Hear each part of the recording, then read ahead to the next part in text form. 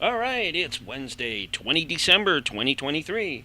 Setting up for the Censorship Sucks Roundtable Radio Show, last radio stream of the year. We may be doing some podcasts in between for those of you who are listening now, so you'll be able to hear and catch those podcasts. But the actual radio show will not come back on the radio side until next year. So, letting you all know that ahead of time. I did post that out, I do believe. Um,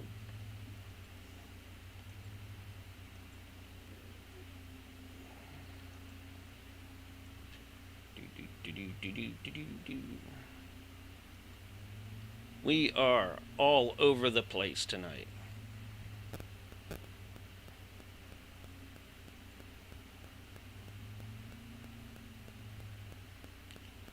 Like I said, we are all over. We are on Facebook, Kick, Twitch, Rumble, Odyssey, Joshu TV, X, YouTube. Miss anything? Probably. Rumble. Did I say Rumble? And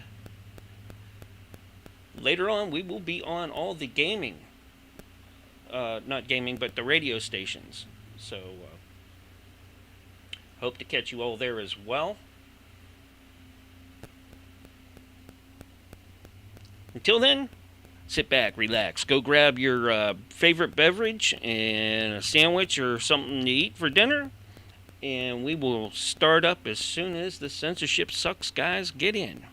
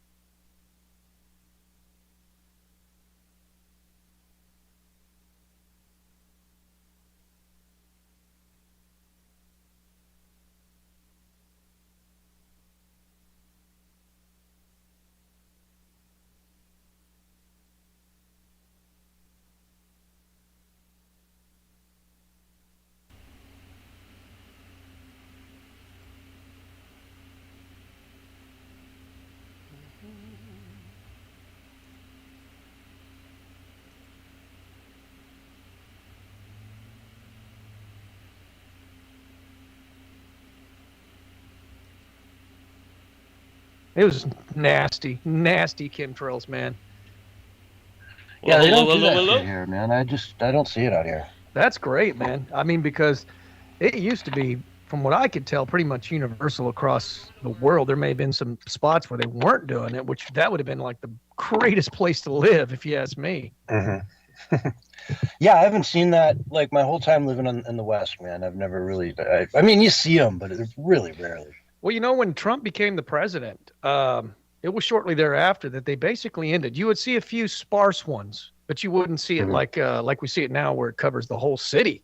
I mean, just the whole city will become a blanket, one blanket by the end of the day. And I reported on that, and then I would go out there and say, "Hey, man, it looks like it's gone." Apparently, some of the jets still were able to do it and did it, but it was like, it wasn't. It was just like you'd see it every now and then, and it was sparse. It was not. It was isolated. So they really weren't doing it. Yeah. And then about 2 weeks before the election was over, they started heavily doing it again. And so I reported on it. I said, it looks like they're back to doing it, And sure enough, ever since then Biden came in, and it's never ended. Never ended, man. And I don't think it's as bad as it was under Obama, though. Yeah. I mean, it was so bad. This is the crazy part. I never even understood this. Like, I would drive from Tulsa to Stillwater, and they weren't just filming over the city. I mean, spraying over the cities. They were spraying over the interstate. So the whole trip from, which is about 65 miles from Tulsa to Stillwater to see family, it was heavy spraying. And I was like, man, that's a lot of money to get those chemicals into, you know what I'm saying? I know it's a multi-billion-dollar a year thing, but I was just like, wow, they're just hitting it everywhere. Now, I can't speak for the rest of the nation, but, you know, everybody else was saying it's heavy in their area. There may have been some places where the states said no, but you never really hear anything about it, you know, from anybody. Yeah. Sorry, let me put my vibrator away here. TMI. I just want to send a quick invite TMI, to chemtrails. Okay. Speaking of chemtrails, did you get my message about Aragmar? No. Okay. Yeah. I said he can't make it tonight, but he's said he can. This is what he told me. He can make it in mid-January. So I told him, well, we'll look forward to it and we'll get back to you. So no Aragmar tonight, but we will see him in January. That's what he says. Okay. Sounds good. And I had a pretty good conversation with him. He can get pretty talkative, so I hadn't talked to him for a while, so I just chatted up with him for a little bit. Yeah, he's a good guy. I didn't know he had such a. I listened to him when you interviewed him. He's got like an Australian accent or something, doesn't he? Or some Romania. Okay, yeah, I loved his accent, whatever it was. It was so cool. I was like, was not expecting it. You know what I mean? Because I didn't know what to expect. I just knew he wasn't from America. Yeah. So, Mark, we're live, I take it. Mark is just, he's here, but he's not, we're live everywhere but the radio stations. All right. And I've got Dan scheduled for the second hour. Come in, and he's a ham radio operator. And I had a really interesting conversation with him a while back about how they use it in case of emergencies and whatnot, and it's pretty interesting. So I thought everyone would get a kick out of learning how that can happen, especially with the threat of cyber attacks looming. Oh yeah, because it's pretty immune. It's very immune from all that. Speaking of that, I've watched the entire "Leave the World Behind" Obama's doom and gloom film, and it's I was like. I have my own worldview and perspective, so none of this really scares me, but I could feel the fear coming off of the screen. It was so heavy. It was the biggest doom and gloom movie because it was all real. That's the thing about it. It was all being portrayed in a real way, not like some science fiction film, but that this is a real scenario, real potential scenario. It was meant, and this is my opinion, meant to terrify those of us who are in the know, and then those who are not in the know, it's to precondition them and prepare them to accept it and just know that you can't do anything about it, and that the shadow cabal has nothing to do with it. That was the big point in the whole movie. The shadow cabal had nothing to do with it, and that nobody's in control of it. And the odd thing about it is it's the cyber pandemic, but it leads to a civil war. So just like the other film that's come out, it's about a civil war. So they're kind of coming to the idea that Trump may win, and if he does, there'll probably be a cyber pandemic and a rebellion from the Democrats to rebel against this evil orange man, and there's going to be a civil war, but they're going to be denied. They're not going to get their hard civil war, but that's not to say they're not going to try. Yeah. And I've said this from day one. You can go back and look and search it on my page. I said 2 things are not going to happen. I said, 1, there will not be, and this is my analysis, I don't know it for a fact, it's just my opinion, there will not be World War III at this time. And 2, there will not be a hard civil war. That much I'm confident in. But everything else is open. Everything else is game. In other words, they can stir it up, make it as chaotic as possible, bait us to go to war with each other, but it could get real close to that. I mean, look at how much we've resisted their bait so far. None of us are taking it. The only people that are taking the bait are the federal agents that they pose as, MAGA. Yeah.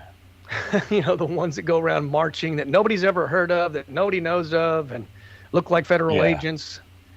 Those are all just fake people. Identical tan pants with the same shirts. Mm-hmm.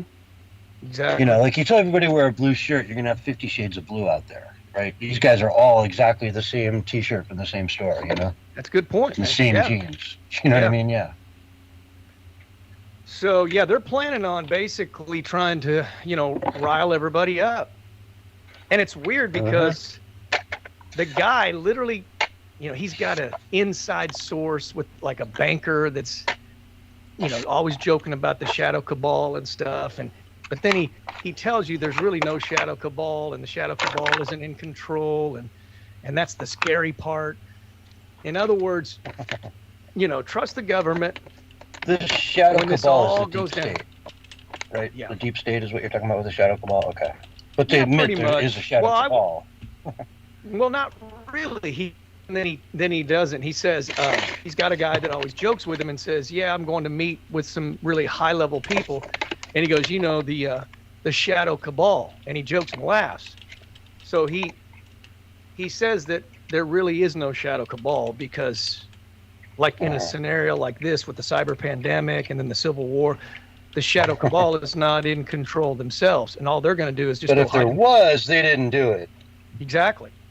That's what they're saying. They're trying to. So Obama's like writing that in the script, so he knows. These people know exactly what we know, and they're trying to get other people to doubt us when we're telling them, it's going to be the shadow cabal that does the cyber pandemic. It's going to be the shadow cabal that incites. And I've never used the word shadow cabal, right? I've never heard that term. I mean, I've heard it, but I don't use it. No, I don't either. But they wanted to make it real eerie sounding in the movie, and then he, it's a really intense scene between him and Julia Roberts, and they're sitting at the table, and she tries to get up, because he's kind of tripping her out, and then he really drops the heavy bomb on her, saying that nobody's in control, and everybody's in it for themselves. And then at the end of the movie, he's talking about Civil War coming, and then there's other nations that have invaded us and they're bombing us. And you can see at the end of the movie, you can see the cityscape behind them, and there's planes and helicopters and stuff flying around and bombs being dropped on the city. So they're basically telling you that we're going to have a foreign invasion, or our own government's going to pose as and bomb us. Who knows exactly what it all means? Yep. Good times are had by all. I recommend everybody watch it. I mean, it's truly, and it's also all doom and gloom. There's remember how I said all dystopian films now are different than they used to be? Before, the good guys always won, we the people always won, and in this one, it's the same thing. We lose, and we lose bad. And the only hope that we get is this little tiny girl who's one of the, she's like maybe 10 or 11, and she's one of the characters in the film. And she gets to watch, at the end of the movie, an episode of Friends, because that makes her happy. I don't want to get into detail about that, but that's a big part of the storyline, is her wanting to see her stupid Hollywood movies, because it made her feel happy and good, and her brother's like giving her a hard time, saying, "Shut up, you might as well just forget about movies. It's over." Blah blah blah. The whole movie is doom and gloom. I mean, it's the most depressing movie you will ever see. There's absolutely zero hope. And then all of the characters are shady. Every single one of them, except for the black character, because they obviously want to make all white people look really bad. So, and he's a likable character. I actually like the guy that starred in the role. The black guy's cool. I like him. He did a great job with the role, but they're definitely trying to demonize white people. And there's even that line in the movie where the little girl says, "Hey, just remember, we can't ever trust white people," as she tells her dad that. And then another thing is, there's pedophilia in it as well. It's just like everything, all the stuff we talk about. Like she's I don't know how of course it's going to have that crap. Well, Netflix can't make anything without it. The white guy that's the father of the kids, the two kids, and the husband of Julia Roberts. He's the weakest wokester of all. I mean, he's the most pathetic man you will ever meet. He's a soy boy woke. Julia Roberts is in this? Yeah. Oh, yeah. Oh Lord, I had no idea. Kevin Bacon's in it. What? Ethan Allen Hawke is in it. Wow. I mean, it's a pretty star cast. So people are going to take this seriously. Without a doubt, man. That's what I'm trying to tell you. Wow. It's designed twofold. One, for the people that are not awake, just to accept it and just, accept your fate, which is doom and gloom. And then for us, it's to terrify us. It's to scare us. But you know what? It's like I said, I made a post about it. I said, hey, I watched the whole film and blah, blah, blah, and they're trying to scare us in specific, but I'm not afraid of the end of the world. Let's bring it on, bro. I am not afraid of the end of the world if it's coming. I've read the book. I know who wins in the end. Yeah. Oh, let's see. I think I'll do a little bit of a monologue. I want to go off on a couple of things I've been through my head, the last couple of days. So when we get started, let me do that, and then I'll introduce you. Probably, I don't know, 5 minutes or however long it takes me. Yeah, do your thing, man. And then we'll obviously let you do the same thing in the third hour. Okay. So don't just, hopefully you got something in mind, and you're not just going to take what I say and try to repeat it word for word and assume it's 2 hours later and no one's going to, know. I can't do that. I can't plagiarize you. Well, dude, you said that like 2 hours ago, man. Who cares? No one's still around. Yeah, we got a new audience now, man. I'm saying the same thing, but differently. Yeah. Every poet is. Who said it better? Then we can run polls to say who said it better. Mm-hmm. Well, of course, everybody listening to you is going to say, "Oh, you, man." Well, that's why they vote. Mm-hmm. Of course, you'd rig the vote. You'd have those semantic machines in there. Dominion. Dominion. Yeah, everyone go to Dominion.com and vote now. Yeah. Free and fair, right? Free and fair. Time for the True North. You ready to pop that for some ASMR? Oh, boy. There you go.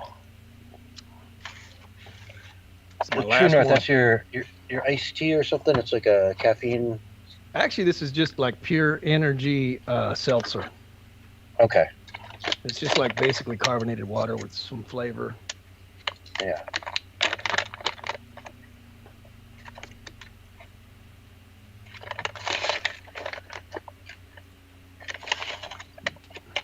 Well, I saved my electricity from being turned off. I made the payment within $4.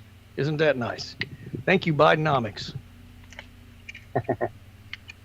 It's been just barely cutting it lately, man. It's like a caffeine. Actually, this is $4. Well, actually, had $1.75 to spare. A little bit more money in the account today than it was yesterday. So, but yeah, my bills are nothing. I mean, I'm like running hardly anything. I'm cooking my own meals, and it's still kind of tough.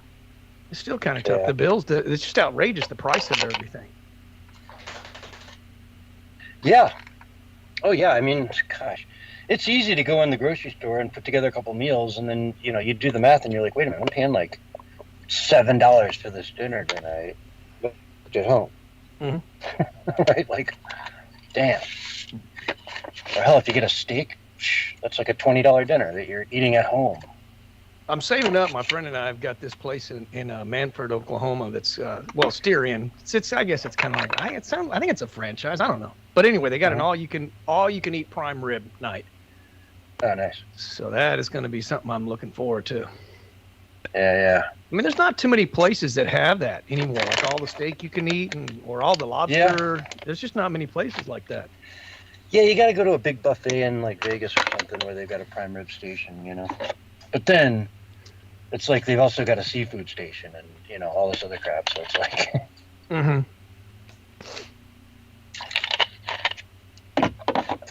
Well, looks like they're trying to stop Trump from being the president. From what I hear, California's working on a similar deal Oh yeah. as well.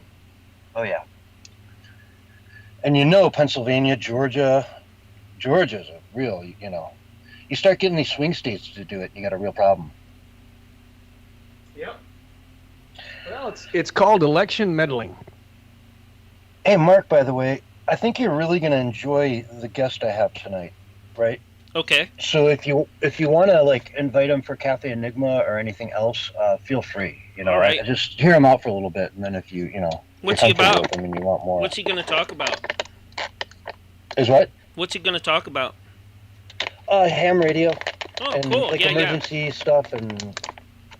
Yeah, Nancy's into that too. So yeah, that would be a good guest for us there later, or even tonight if they want to come on. And he knows about a lot more than just that too. That's just one aspect that I found interesting, and I thought it'd be cool to have him on to talk about. But I mean, you don't have to put him just only in that box, right? Yeah, yeah. I mean, Cafe Enigma's really open to everybody, that wants to talk about what we're talking about. If you don't want to talk about what we're talking about, then don't come on it. You guys are really inclusive and equitable, man. Diverse. We can be.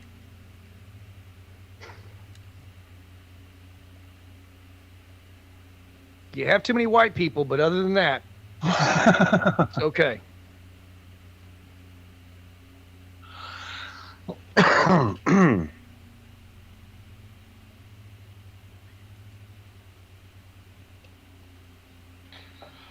La la la la la la. I mean, they're not bluffing, dude. That's the thing. They're not bluffing. It's like we said, and it's just so weird seeing them project everything they're doing to us as if we're the ones that are doing it, as if Trump is doing it. It's the weirdest thing. And then the Holly weirdos were celebrating today, saying, "Oh, the Supreme Court upholding the Constitution." What?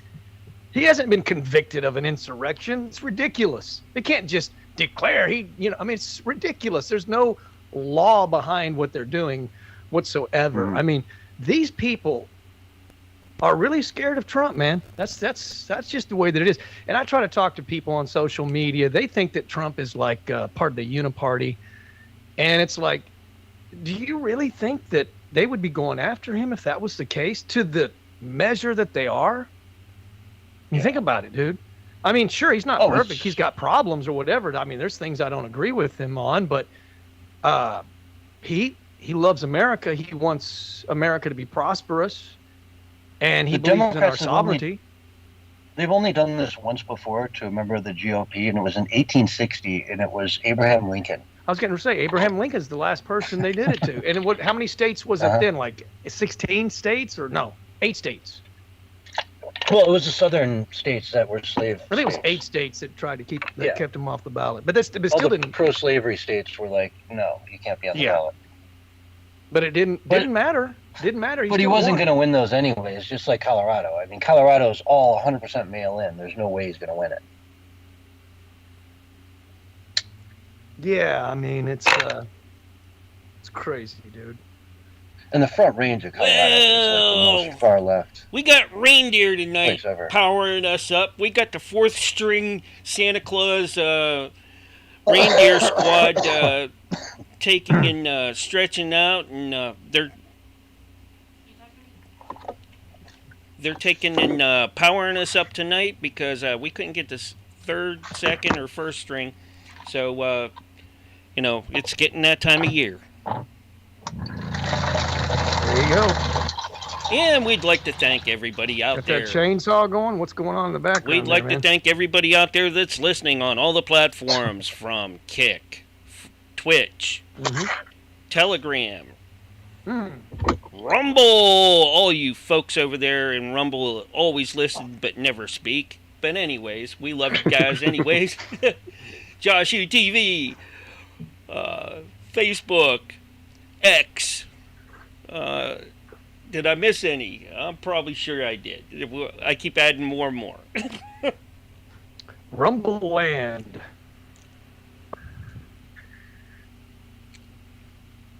Oh, kind of like Odyssey. Disneyland. Rumble Land is a lot like Disneyland. By the way, that was my sink. I was getting water. Wow. Do it again. Let's hear it. Hear it again. One more time. You want to hear it again? Yeah. For everybody else out there listening. Sounds like you're pulling up in a boat. Well, no, I got a. That's not what it sounds like, man. Like, I don't keep my pipes. I think someone better check their pants.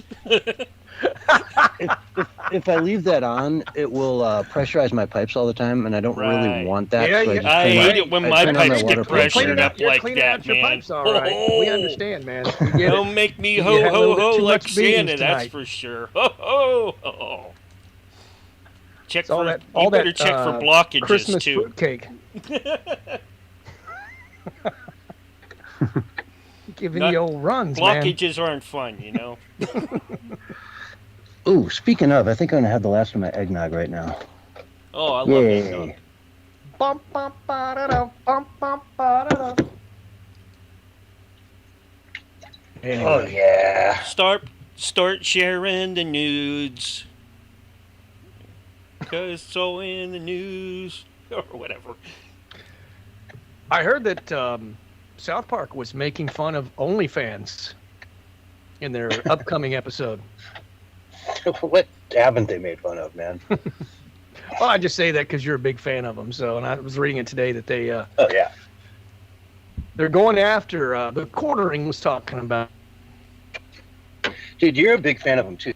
You just don't know yet. Well, making Everyone. fun of OnlyFans, I'd probably, I have to see that one. That would be funny. Everyone is a fan of South Park. They just don't know it. Yeah. Sort of like everyone's gay, they just don't know it. That's what gay people say. No. Anyways, No. tonight we are playing AC/DC for the breaks because AC/DC has lost 2 members this year. Oh, wow. They probably both jab too. Maybe There's only 4 of them, right? 4 or 5. One, you know. And I found out that Celine Dion was in the news today. Her stiff syndrome, stiff something or not, stiff body syndrome or something like that is really bad. So she may never perform again. And I think it's jab related. It happened around that time. So until proven otherwise, that's what I believe. I always. Oh.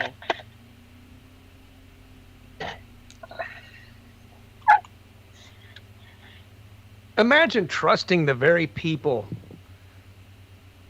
All these Hollywooders, they trusted the establishment, and they betrayed them. Mhm. That ought to tell they you a still- lot right there, man. That ought to tell you a lot about the establishment. They will And- turn on their and they're very not own people. Pissed. You know, they're not pissed about it. Not at too. all. Like, Not at all. I want They're to not see mad Alec at Baldwin. all. If Alec Baldwin came out and said, I am pissed about this. I've been lied to, and I made a fool of myself for listening to these people, and I'm pissed. I would say, wow, man, respect. Yep. Oh, You yeah. know, You 30 can't rare respect for me to because say they're to Alec weak and Baldwin. pathetic. 30 seconds The Hollywooders until are we as weak are and pathetic as live they and on come. the radio side. 30 seconds. Okay. Mm-hmm. Did you do your me? Yeah. Okay. La la la la. And here's the countdown. La, 5, la, la. 4, 3, 2, 1, and you're live and on the radio side right now. Hello, everyone, and welcome to a very special episode of the Censorship Sucks Roundtable Radio Show 2023. This is our last show of the year. So we're going to take a little break for Christmas and New Year's and come on back in the beginning of January strong and ready to go. So thank you for tuning in. Again, this is a very special show. I'm going to break the format a little bit tonight, and we're just going to have a lot of fun and celebrate everything that is this day and age, current year, all of that, 2023. So let me get started. I want to share my thoughts with everybody. I have been reading the news over the last 24 hours, and the Colorado Supreme Court just basically announced that Trump will not be allowed on the ballot. They kicked him off the ballot for his insurrection. First of all, no one, even crazy Jack Smith, is bringing insurrection up as any kind of a appoint, a indictment. The impeachment trials, both of them, none of them ever mentioned incitement. It's a treasonous thing. This law, the 14th Amendment, part of it that was added to it, it was created to stop Southerners after the Civil War from achieving certain levels of office if they were actively involved in the war against America. So that's its origins. That's what it's there for. They're using it against him. They have used lawfare against Donald Trump from day one. Lawfare. It's kind of a term that we didn't grow up with because nobody would stoop to those levels back in the day. But now it's pretty common. If you can't beat them, sue them. Throw the book at them. You show me the man and I'll show you the crime. Right? That's a communist dictate right there. You show me the man and I'll find a crime. We can get him on and put him away. And that's exactly what they've done with Donald Trump since day one. He is the most investigated person in American history for sure.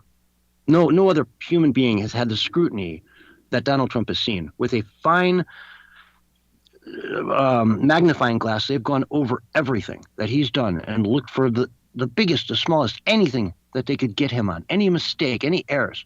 And they came up with nothing. Because he knew, he's been talking about it for years. He wanted to run for office one day, potentially president. If he felt like he needed to do it, he wanted to run for president. And so, you know you're going to get that scrutiny. And every year when you file your taxes, you say, hey, file these taxes like they're going to be scrutinized and audited 100 times. And pretty much they have been through history. He's been audited almost every year. People of that size wealth typically are.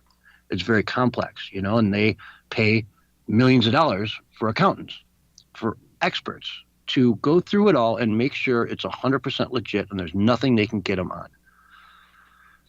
But in New York, they're trying to get him for fraud against Deutsche Bank, looking at closing down all of his businesses, his ability to ever do business in New York City. Over what? Well, he said this asset was worth this when we found it was really worth that. So, and in before the trial even started, the judge came out and said Mar-a-Lago was worth $18 million. Therefore, Trump lied on this form. Therefore, he can't do business in New York anymore. All of his businesses need to go into a receivership and be liquidated. Before the trial even started, the judge did that. That's past tense. That happened. Trump appealed it, lickety split. They looked at it and said, no, stop it. Let's wait, calm down. This trial, though, in New York, he's going to be found guilty. I don't see any way that he is not found guilty, even though the top economists that have come in, one of the accountants that works with the Nobel Peace Prize, said that if Trump was my student, he would get an A on this. He said this is perfectly legal, perfectly legit. There's nothing to see here. The banks themselves came out and said, yeah, we loaned him the money. He paid it all back. What's the problem? Would you loan him money again? Absolutely. He's a great client. We've made millions and millions and millions of dollars off of our loans to Donald Trump and his organization. Yet they're going to try to put him out of business. Every real estate developer in New York City ought to be shaken in their boots right now. Shaken in their boots. And if they ever thought in the back of their mind that, hey, maybe I could run for mayor one day or, city council or whatever in New York City, forget about it. If they do to you what they did to Donald Trump, it's frightening. You shouldn't be doing business in New York City anymore. If you're in real estate, this ought to be frightening. Do you really want to take on $1 billion project to build a new skyscraper when this is hanging over your head? I don't think so. So they've gone after him in every way they possibly can. Now Colorado has ruled that he can't be on the ballot. Of course, there's a million caveats to it, and the Supreme Court will very likely pick this up and overturn it, hopefully unanimously and instantly. When they say they want to hear the case, I hope they just write an opinion and say, we don't need to hear the case. This is it. He's on the ballot, period. And if any other states are thinking about doing this, think twice. It's illegal. It's immoral. It's a gross abuse of power.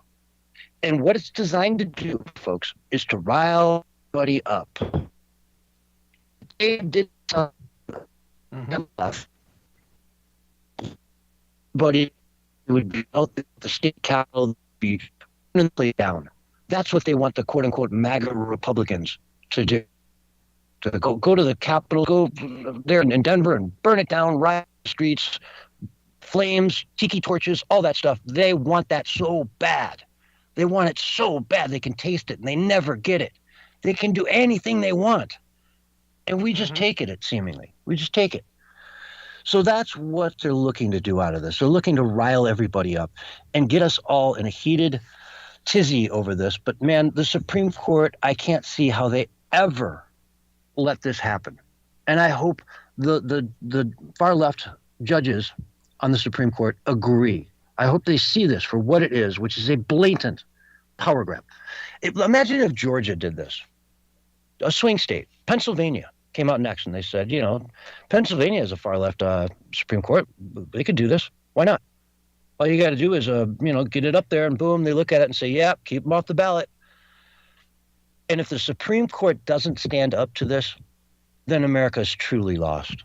America is truly lost. But really, we can't get to that point yet because we haven't got to that point yet, to be succinct about it. But anyway, you hear my partner in crime over there agreeing with us. We've got Bullhorn Barry tonight. How you doing, Barry? Hey, man, pretty good. Wild times, right? Yeah.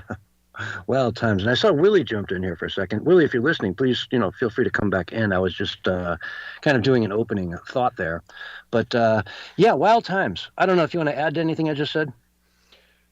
Yeah, I just want to say that Trump has got an incredible mindset. I call it the Trump mindset. And what that is basically whatever they do to him, to harass him, to prosecute him, to persecute him, only makes him not just stronger, but more popular. He has a very unique way of taking negative energy and turning it into positive energy. It's his mindset. It's kind of like when Tucker brought up the assassination possibility with Trump in his famous interview. Trump wouldn't even address it because he has a particular mindset. It's one of faith and one of optimism. And he won't even entertain the negativity because all he sees is his ultimate victory, not just for himself, but for the American people. Mm-hmm. Yeah, pardon me for 1 second. I'm just... Well, I'll just continue a little bit while you do that. Yeah, go ahead. Yeah, he's just... Trump is just one of those guys that he thrives under pressure. And so them coming after him is only making him stronger, only making him more popular. And it's really awakening people to the corruption of the deep state. Eventually, the mainstream media admitted to the deep state, and they said, well, the deep state does exist, but they're good. They're there to save you.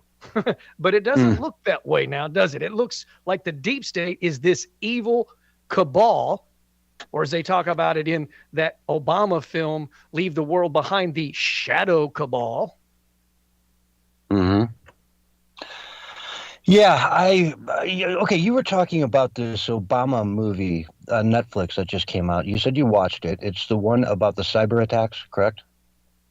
Yeah, it's a lot. It's the cyber attacks. It's being attacked from foreign nations. It's about a civil war. It is about doom and gloom. It is about having no hope or no future, just like the other movie that's coming out called Civil War, where their actual slogan in the film is "All empires fall." So basically, what's the name of this movie? What's the name of it? You're talking about the second one or the first one? Civil War is the other one. You just saw. The one you just saw. Leave the World. I think it's called Leave the World Behind. Okay. Yeah, it's just deep, heavy predictive programming and propaganda that's basically designed for those of us that are in the know to really put fear in us that the shadow cabal is in control, even though in the movie they say the shadow cabal is not in control and it's completely out of everybody's hands and it's just doom and gloom and we're all going to die and it's all just something that everybody's just going to have to deal with and everybody's in it for themselves. It's a horrible movie in every aspect. And Obama's a part of it, but that's who Obama is. That's who Biden is. They're all doom and gloom, just like the globalists. Now, Biden is behind it sort of as a producer. Who's starring in it? Because you named off some pretty big actors. He said Obama's I mean, the yeah, producer, not I Biden. hate to. Oh, I did I hate to say give Biden? the Yeah, Obama's behind it. yeah. I hate to give the film any publicity, but yeah, Julia Roberts is in it. Kevin Bacon, Ethan Allen Hawke, and there's a couple Hmm. other people that are main characters. I don't know who they are, but they're good actors So as big well. budget film. I mean, this is a big budget film that'll be seen by a lot of people. Yeah, and I mean, if you are in the know, if you know what we know and what we've been talking about on this show, you'll watch this show and Hmm. you'll see that these people mean business and that everything we've said about them is true and that they Hmm. plan on basically causing chaos, man. I think they're going to not I think they're going to fail and not succeed, but that doesn't mean that they're not going to cause trouble and problems. That's And for this is certain. predictive programming, right? Predictive programming, meaning that it's designed to get you used to an idea of something that may occur in the future so that it doesn't seem so unplausible when it happens. And these are the types of events that would be made to happen, so to speak. And what do they talk about? The cabal, the deep cabal or something? Yeah, they call it the shadow cabal in this movie, but then they go, Shadow "Oh, the cabal. shadow cabal isn't in control." There really isn't a shadow cabal. It's just, this is Hmm. just something out of everybody's control. And the old cyber pandemic and the invasion from foreign countries and the Civil War just happened all, I guess, accidentally, whatever. But we know that the globalists have been planning this because they've been saying it's coming. They said it's coming in 2023 or 2024 at the latest. And you can't Hmm. know that unless you're behind it. Just like Fauci said in 2018 at Princeton that Trump was going to have a surprise pandemic strike him. How could you possibly know that? How could you possibly? And he said it with the most assuredness of anybody. He was like, he is going to face a a a, a massive pandemic, and how could anybody possibly know that? Nobody was expecting a pandemic. Come on, really? Well, they were no, there were a bunch of the WEF and all their cohorts and all the Well, usual they've been people. Yeah, we're all saying it. talking. Bill Yeah. Gates. Yeah, that's Bill true. Gates was talking about this and the vaccines for a long time, and he put his money where his mouth is, and he made like umpteen billions of dollars off the vaccines. Just like the guy needs more money. Well, all those people are behind it. Fauci was behind the gain of function Hmm. and the Wuhan Well, lab, which is where it most likely came out of. I mean, hey, Deborah Birx admitted it that it probably came out of the Wuhan lab. That is mhm. actually a documented fact, folks. We've talked about that on the show. She did an interview. I watched the interview. I read the transcript. She has admitted that it most likely came out of the Wuhan lab. She said it was an accident, of course, because that exonerates then Fauci and everybody else that was involved in creating it. But it really doesn't, because they shouldn't have been making it in the first place, because it's far too dangerous to be making these kinds of things in these labs. Times aren't even a 5-star security lab. Sometimes they're 2 or 3 Yeah. security, which means if they get out, some of these viruses could wipe out 90% of the 90%. Yep, and they're not even treating them like they're that dangerous. It's shocking. And then in California, that one lab, they're predicting there's thousands of those across the country where they were showing, making rats that could spread COVID. They were messing around with all things in really dirty conditions. No security, no level this or that, just a warehouse kind of where dangerous chemicals and pathogens were being stored openly in like a little fridge in the corner. You open it up and it's full of anthrax and whatnot. Just scary stuff. And we're seeing 10 million, 10 million illegal migrants over Joe Biden's term so far. That's Los Angeles has come in here over the border without anything other than saying, yeah, I'm a refugee. I'm a refugee. I'm a refugee. Well, where are you from? I live in Cancun, Mexico, but, I got a cousin in Miami that wants me to go. I'm a refugee. I live in a penthouse down there. I'm fine.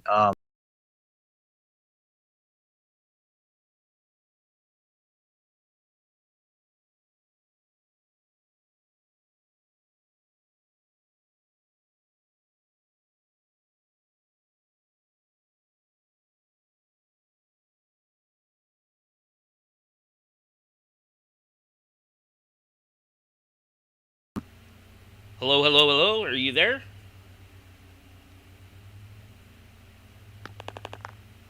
Hello, can you hear me?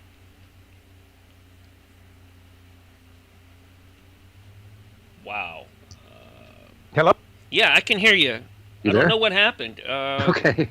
You guys, I mean, it just I don't know. kind of We've been... dropped everything, and I heard this great big hum. Sorry about that. Skype just Okay. dropped out of nowhere. I don't know. Okay, whatever you were talking about, go Have back your for it. raccoons? It's a 3-hour I show, think so your you can fit raccoons it in. were. I'd Your say- raccoons were gnawing on one of your cables. I think. It's a reindeer, man. Get it straight. Come on.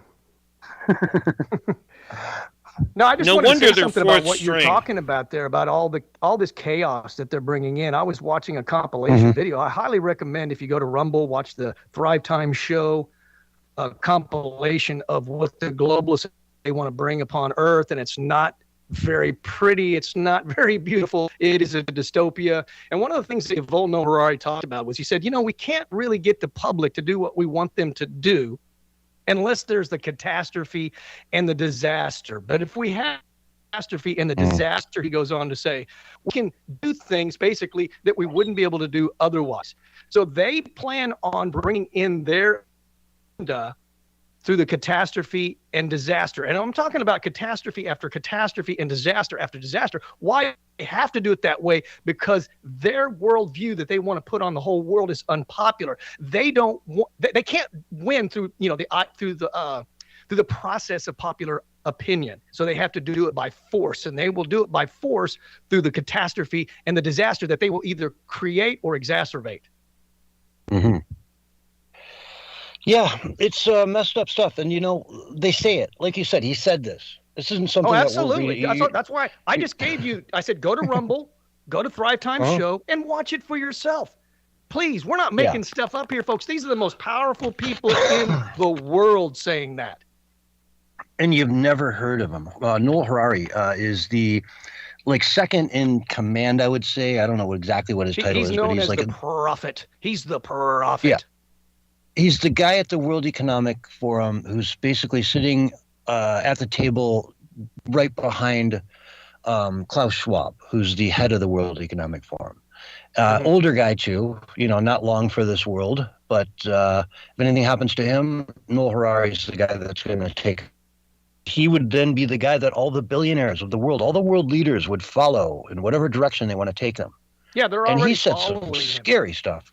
Oh yeah, they're already following him. He's got like New York Times and Amazon bestseller books. Oh, it's Obama's favorite book. It's Zuckerberg's favorite book. He's been on TED Talks. He's been on 60 Minutes. He's all over the place, really. You just don't really see a lot of him, but he does make big appearances. And he's at all these meetings, like at the WEF, the global summits, the Davos, the world government meetings that they have. He's at all of those as well. And now they just televise those. Whereas before they used to keep that kind of stuff secret, but it's out in the open if you so desire to watch it. I do, because they're nuts. And he's not the kind of guy that you could have on, say, Morning Joe, right? Because he's going to say a bunch of stuff, and people are going to be spitting out their coffee from coast to coast, right? Going, what did you just say? Like, what? Yeah, you're going to eat bugs and you're going to like it. They're really delicious. I'm not going to eat them. That's gross, but you guys are going to eat them. You'll love it, You'll live in a pod. You'll own nothing and like it. All those types of things. The whole society where if you need something, you say, I need this, and it comes by drone. It gets dropped off. You can use it for a day and then send it back, and now you don't need it anymore. So why would you want all these things cluttering up your life, right? Why would you want your own, I don't know, drill to drill stuff in? Or your home. Why would you want your own home and backyard and garden? Or a dog or a cat? Because, dogs, they fart. A toolbox. So that's bad. Yeah. I mean, if you're working on your car, why do you need a set of tools? You can just say, hey, I need a wrench. 9/16, I think. And then it'll come out and give you a 9/16. You'll say, no, give me 3/4. It's 3/4. You put it back in the drone, it flies it back, and then brings you a 3/4 wrench, right? Okay, great. Now I need a spark plug. Boom. It's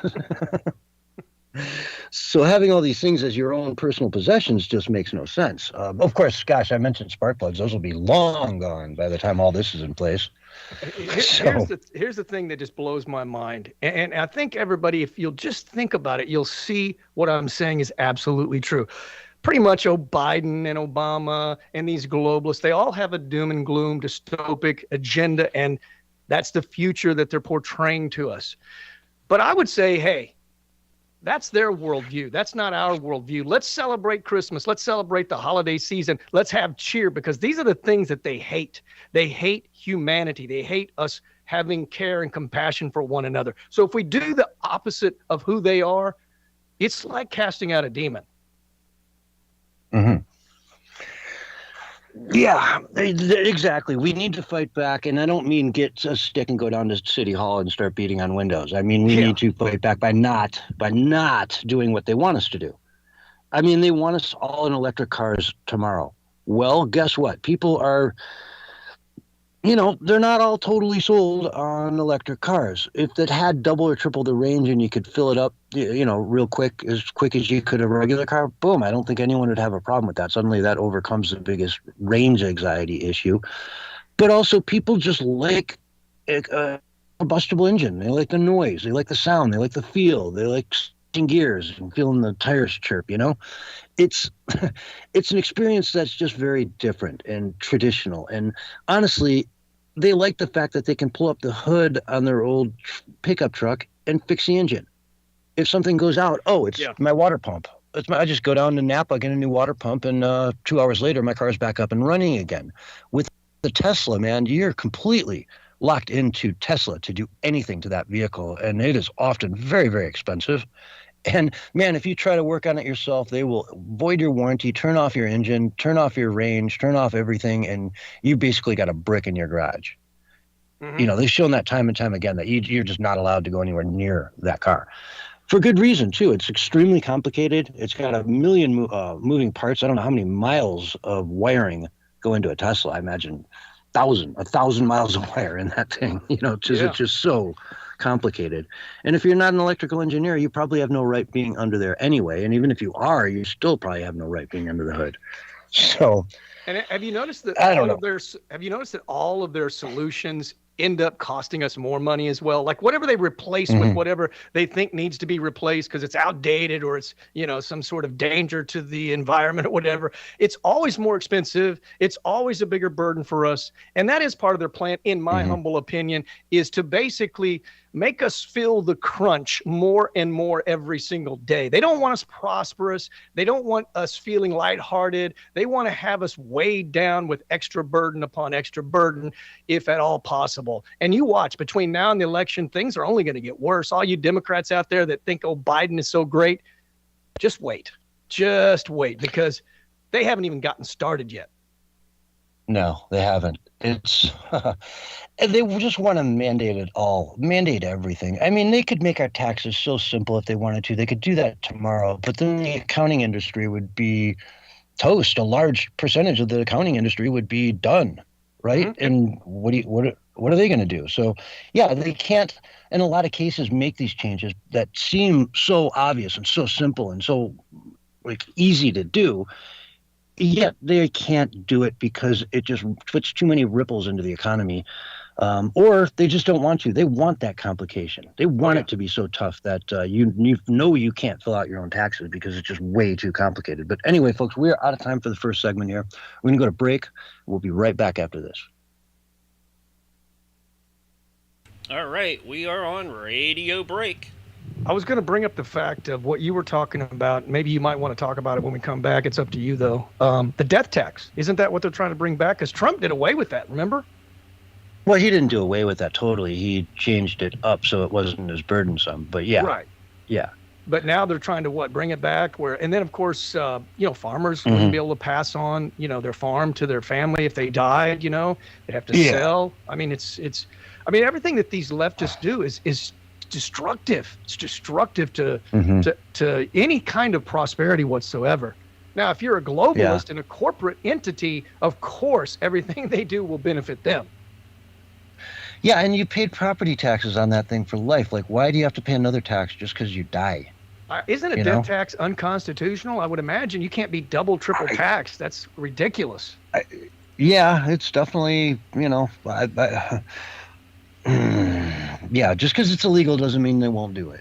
Exactly. And, if they do it, then it's not illegal anymore, is it? They got to reinstate the Constitution. I mean, we've got to and do it in a strict fashion.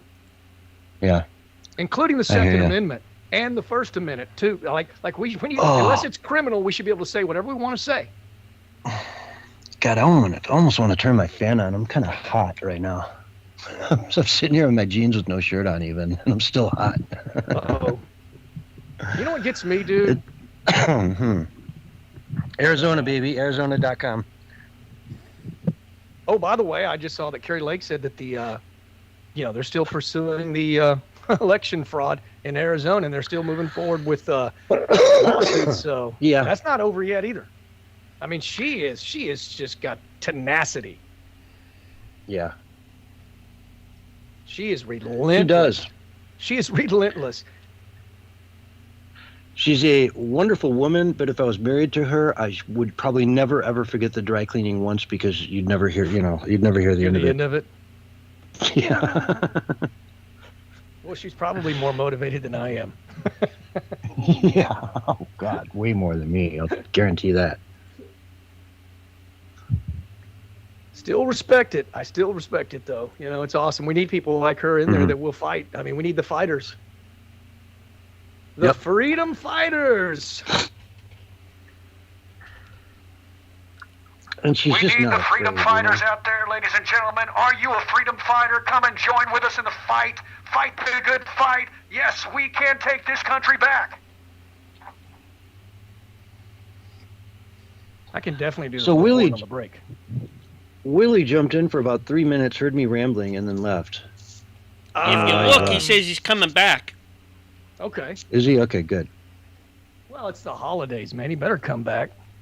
Yeah. Got to get Yo in here. Got to get Willie in here. Everybody. I even invited chemtrails. I don't want to invite chemtrails in, though. You know, it's bad enough that they're outside. I don't want to bring them inside. I can imagine in the future global dystopia, you know, when you go inside, it rains chemtrails as part of their loving, kind compassion that they have for humanity. Oh, don't worry about that. That's just that powdery cake that you see. That's just chemtrails to help you die quicker because we love you. Right. Breathe it in heavily. Take in those chemtrails now, and you can basically reduce the carbon emissions because you'll die soon. You are the carbon emissions. You are the carbon emissions that we want to curb. Yeah, they put that article out last week about breathing being a major contributor to CO2.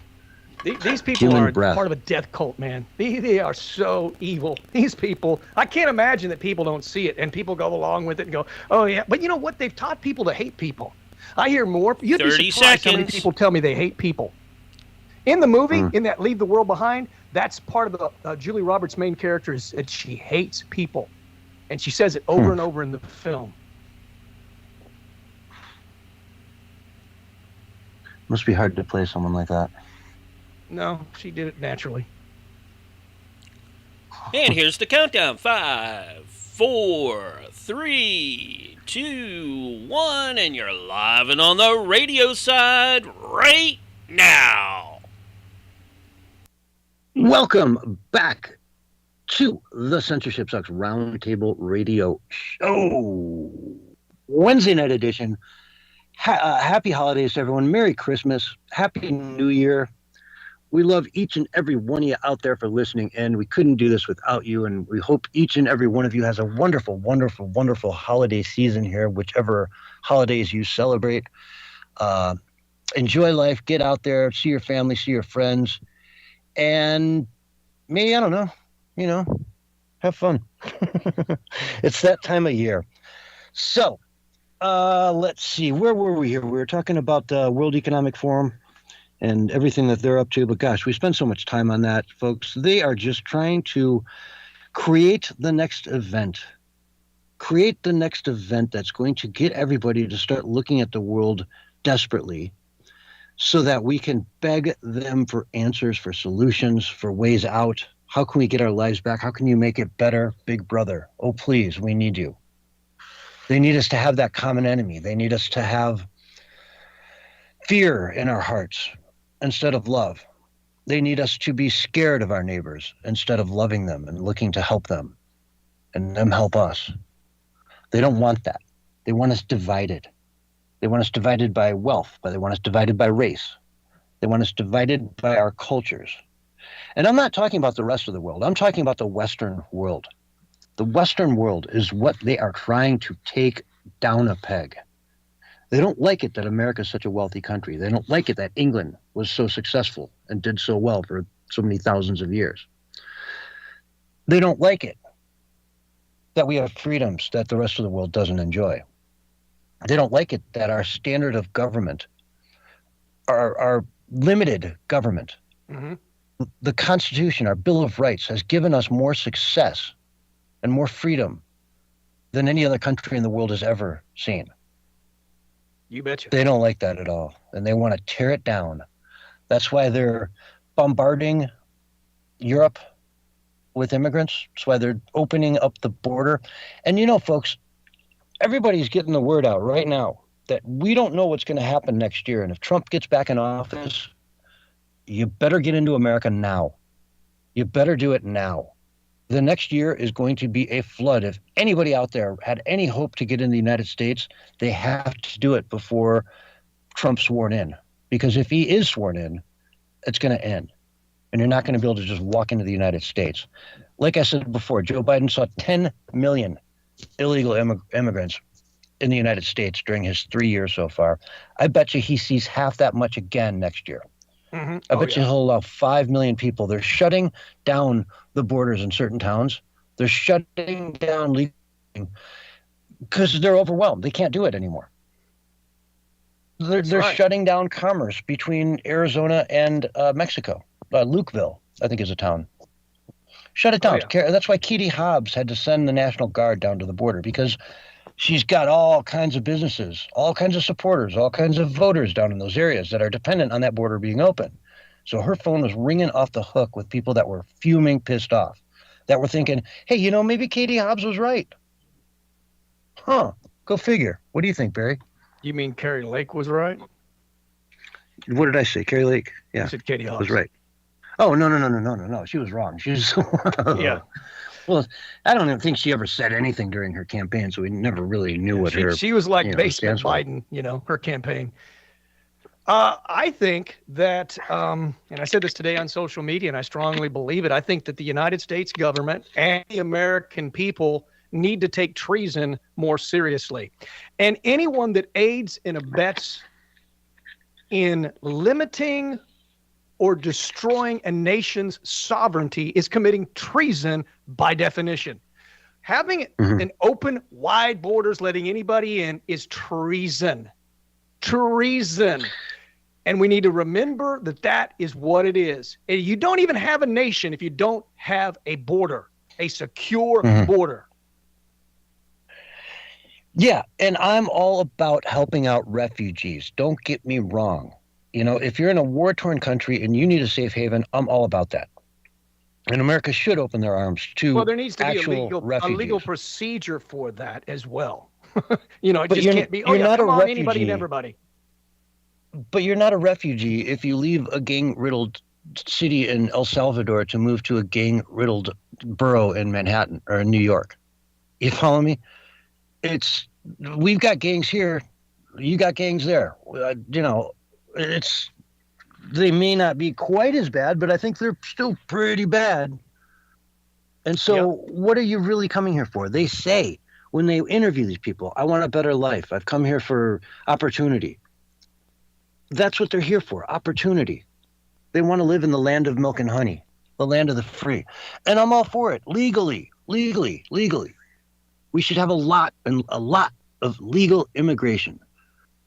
No illegal immigration. But the way they're doing it, man, it's putting a burden on the United States that it is unbelievable. Children are out there begging for food and for money that are refugees. We have that here even in Tulsa, Oklahoma. Refugees out on the streets now begging for some money because, you know, they have no money for food and apparently no place to live. I mean, they're doing this to collapse America, folks. That's what we were talking about earlier, the catastrophes and the disasters.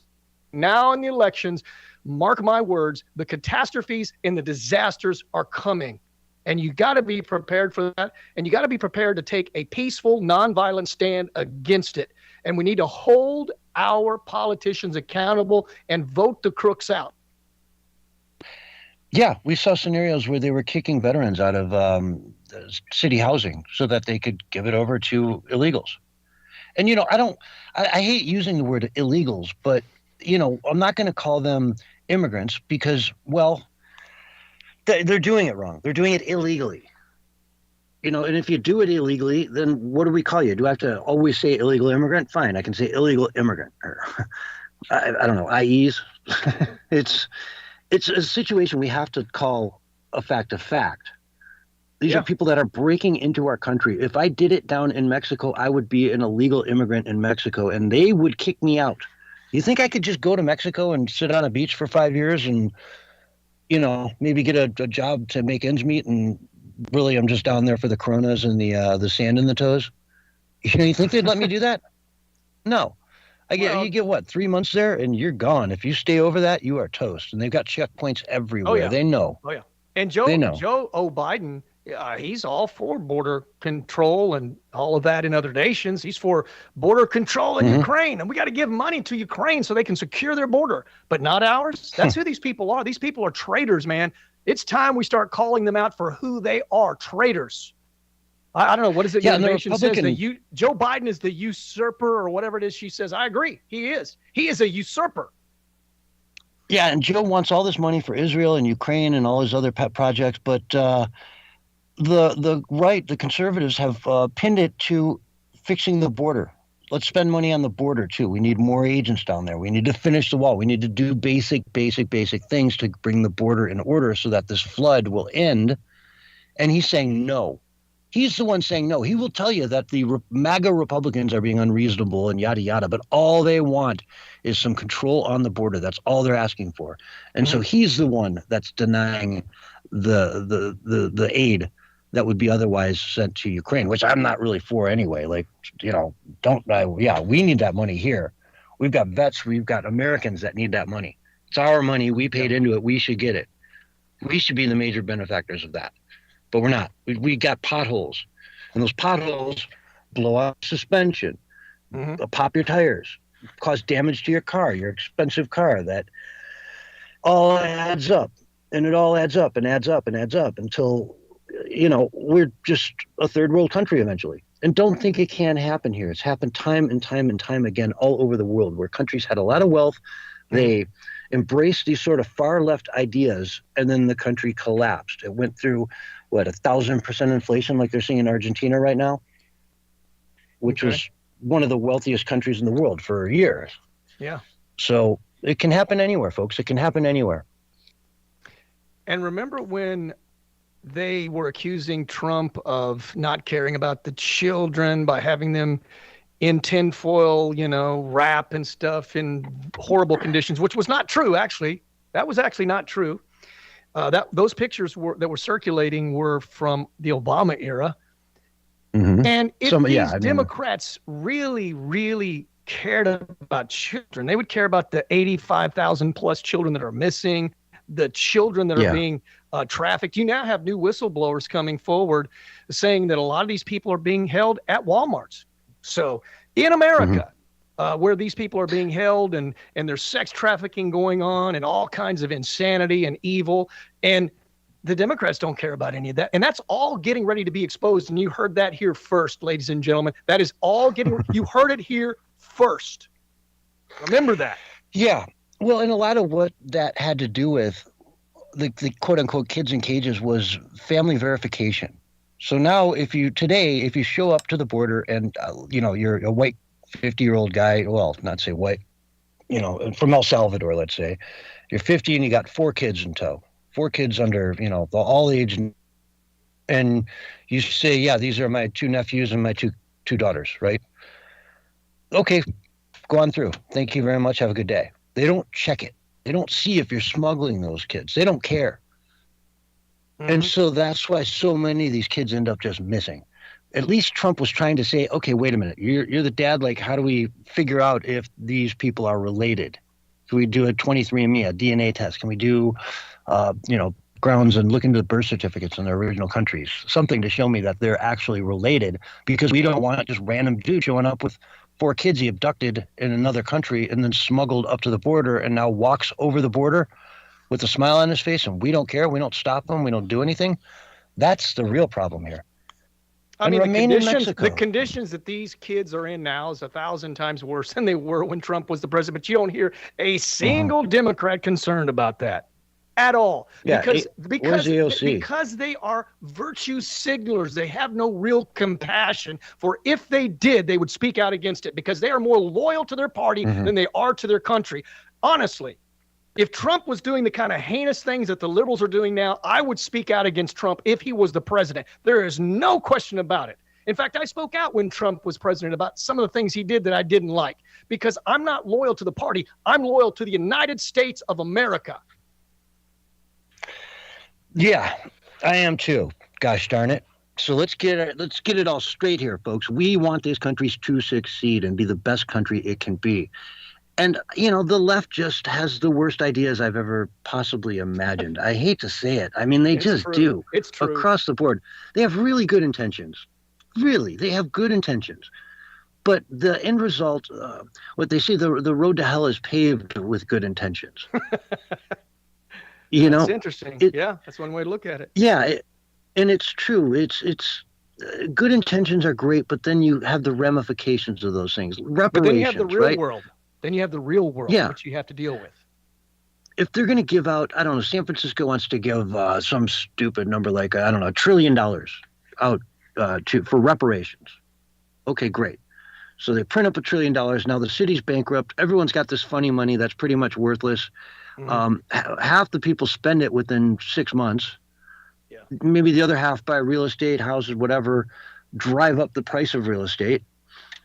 On and on and on. Suddenly, it just ends up being a disaster at the end, and no one's happy. And what do you find yourself in 5 years? You find yourself back in the same boat where they're demanding reparations again. That wasn't enough. That was just a one-time payment. We got to do that every 5 years now. Then we'll be happy. Well, will you? Will you really be happy then? Or are you going to want it every year? Free money never goes over well. I mean, it's usually just wasted. I mean, look at the lottery winners. Like 90+% of them are broke by the time it's all said and done. Yeah. There's some interesting stories out there too. I don't know. I've seen some YouTube channels that go into like the most bizarre lottery winner, stories, and there are some real doozies out there. No doubt. Yeah. Where people were just like, they have no idea. They think they can, fly a private jet every day to a different city, and then they realize that, $5 million is not a lot of money after all when you live in that. And they're like so surprised that they had so many friends that they didn't even know about, right? Oh yeah. Friends down the street, friends over there, friends I didn't even know you were my friend.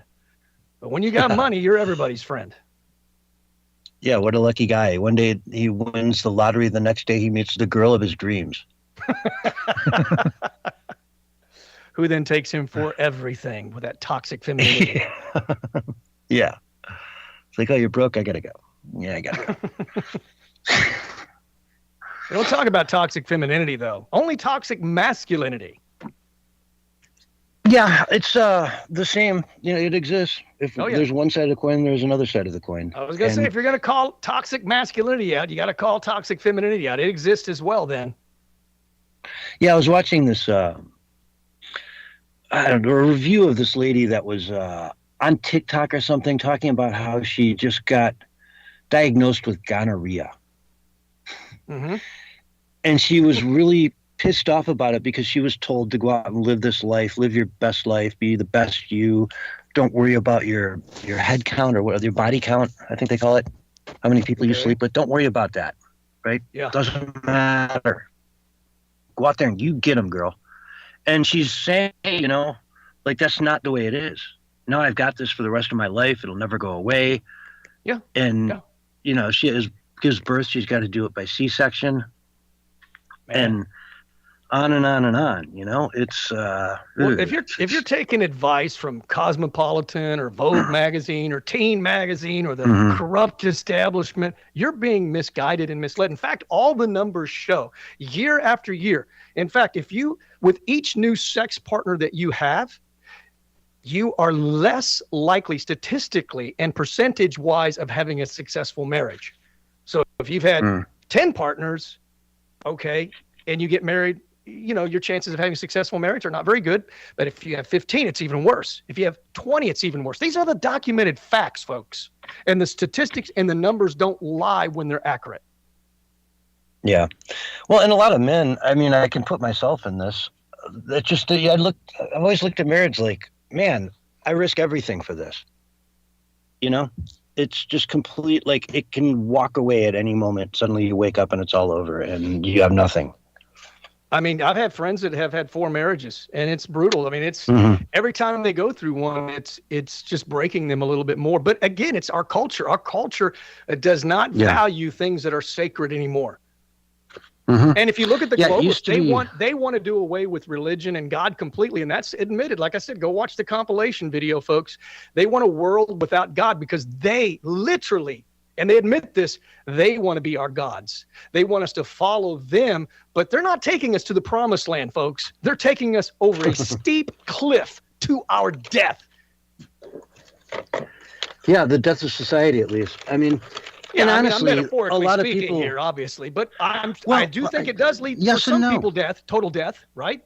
Yes and no. There was a study going around.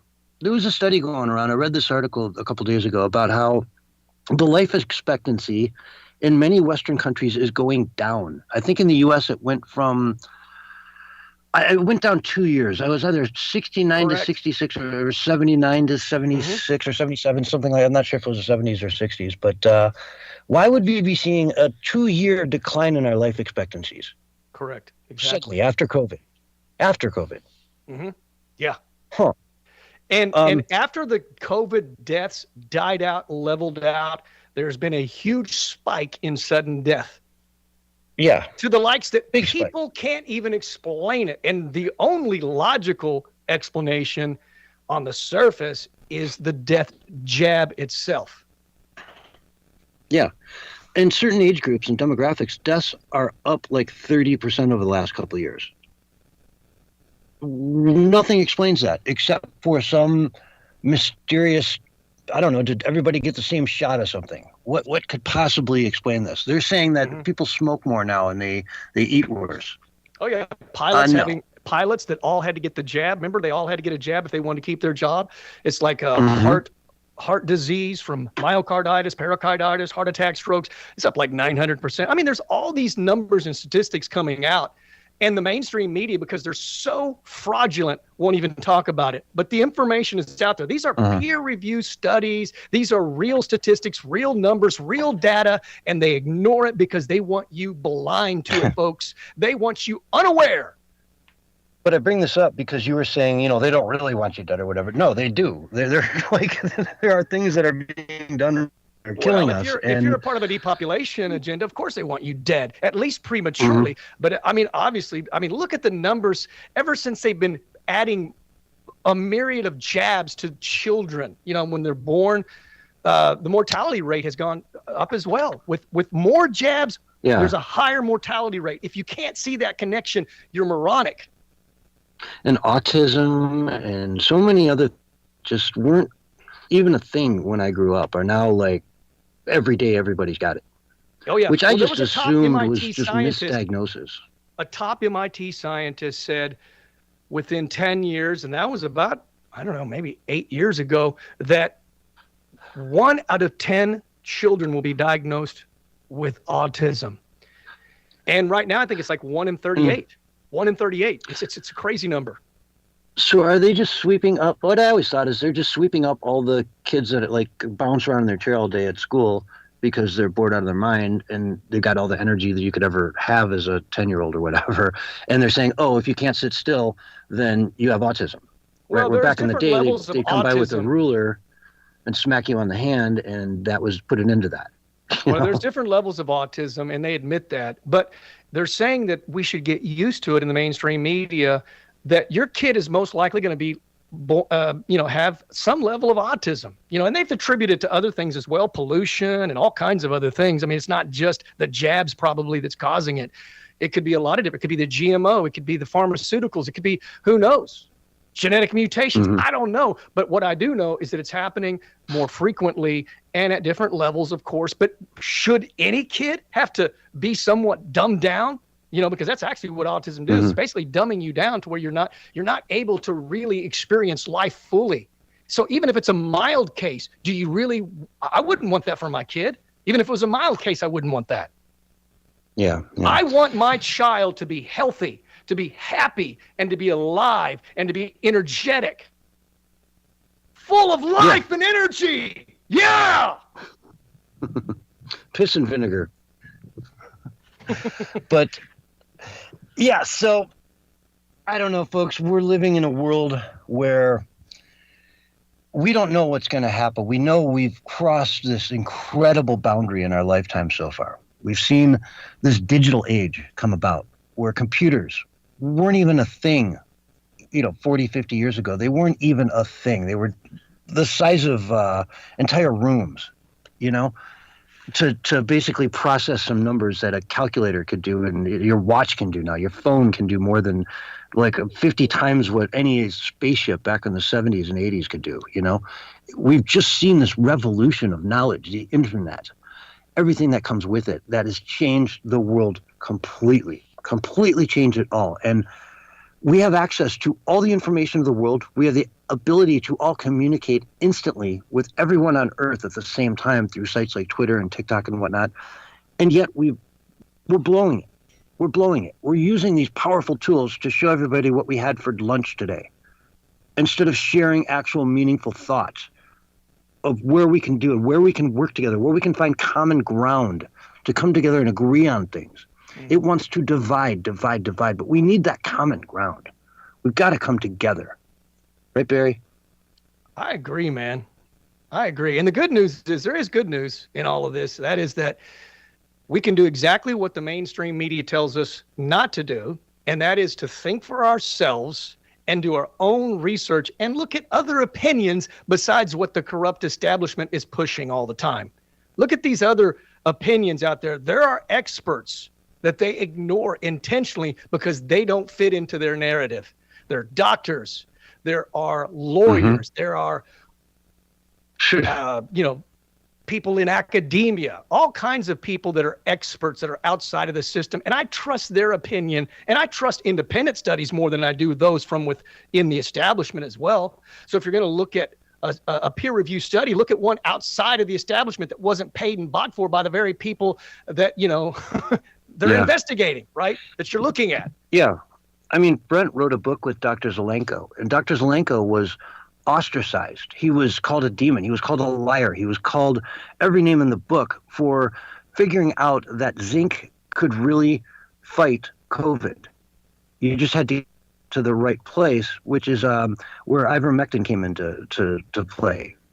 Coupled with zinc early on would get the medicine to where it needed to be so that you didn't have to have these mortality rates that they were seeing. You didn't have to put everybody on ventilators. There were a million other ways that they could go about working to fight it, but they couldn't make money off it. It didn't have to do with a vaccine that would make Bill Gates rich and so on and so forth. So they couldn't do it. But folks, we're about running out of time. We're going to go to break. When I come back, I've got a really interesting guest, Dan, who's going to be joining us for, I don't know, as long as you'd like, but we'll be back and you're going to meet this guy. You're going to love him. We'll see you in a Dan the man.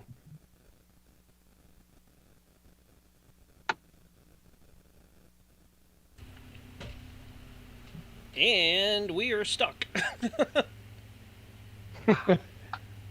Dan the man. And the weather today. The weather today in San Diego will be 74 degrees with a low of 72 degrees. Oh, there we go. And a 5-mile-an-hour wind. Now it decides to take and click over. Okay. I wasn't sure if you were going to keep talking or what, and then it decided to do a little stick. Okay. We're clear, though. Yeah, we're clear. We're on radio break. We got 10 minutes. Okay. No, Dan, how you doing? Doing good. Oh, my nickel is in Kick Chat. Celia Adams is in there. Yahoo. Marco DJ. All the great folks that support us are there again, and we love them. Thank you, guys. Awesome. And gals. Hey, Dan, I'd like you to meet Mark. Mark is my producer. Oh, good evening. Hi, Hey, how Mark. you doing? I'm doing okay. I'm full of Mexican. That's where I just walked in and sat down from. So Mexican food. Sorry. Mexican food? Excellent. Good stuff. Oh yeah. There's a little food truck we found. It only comes around every so often. Oh, it was great. Yeah, I'm gonna have to We find got that quite guy. a few of those food trucks from where I'm at. I'm in Central Texas. Well, I'm in Quartzsite, Arizona, Oh, okay. and this guy comes like twice a week. So you got to hit him right, just right. Mm-hmm. And it was delicious. It was real Mexican, unlike the American Mexican that some of them sell here at a much higher price. And yeah, we loved it. So we'll be catching him next Wednesday. Cool. So you're gonna have to keep asking the questions. I might like nod off with a belly full of good Mexican. All right. Well, what I like to do is obviously give my the microphone when you're on. So I try to talk about 15% of the time, maybe, and let you talk the other 85. All right. So it's an interview, so yeah. no The one other wants to day hear when me. I told you what I would probably do, because I don't want to bore people with a lot of we operate in this mode on this frequencies, and I'm not going to go there. Mhm. But what I'm going to do is kind of like a real high level view of how far I can talk with ham radio, and then zoom it all the way down to what my wife and I do when it comes to emergency preparedness and being able to communicate in a complete grid down situation. And that'll probably take about 8, maybe 10 minutes. And questions And in between are cool, but I suspect most of our audience has heard of ham radio, but doesn't really know what it is. right. You know Right. what I mean? That- So I want to come yeah. in and be very educational about this, because they're going, huh? What is, I've heard of it, but who cares? Isn't that like some nerdy thing only nerds do?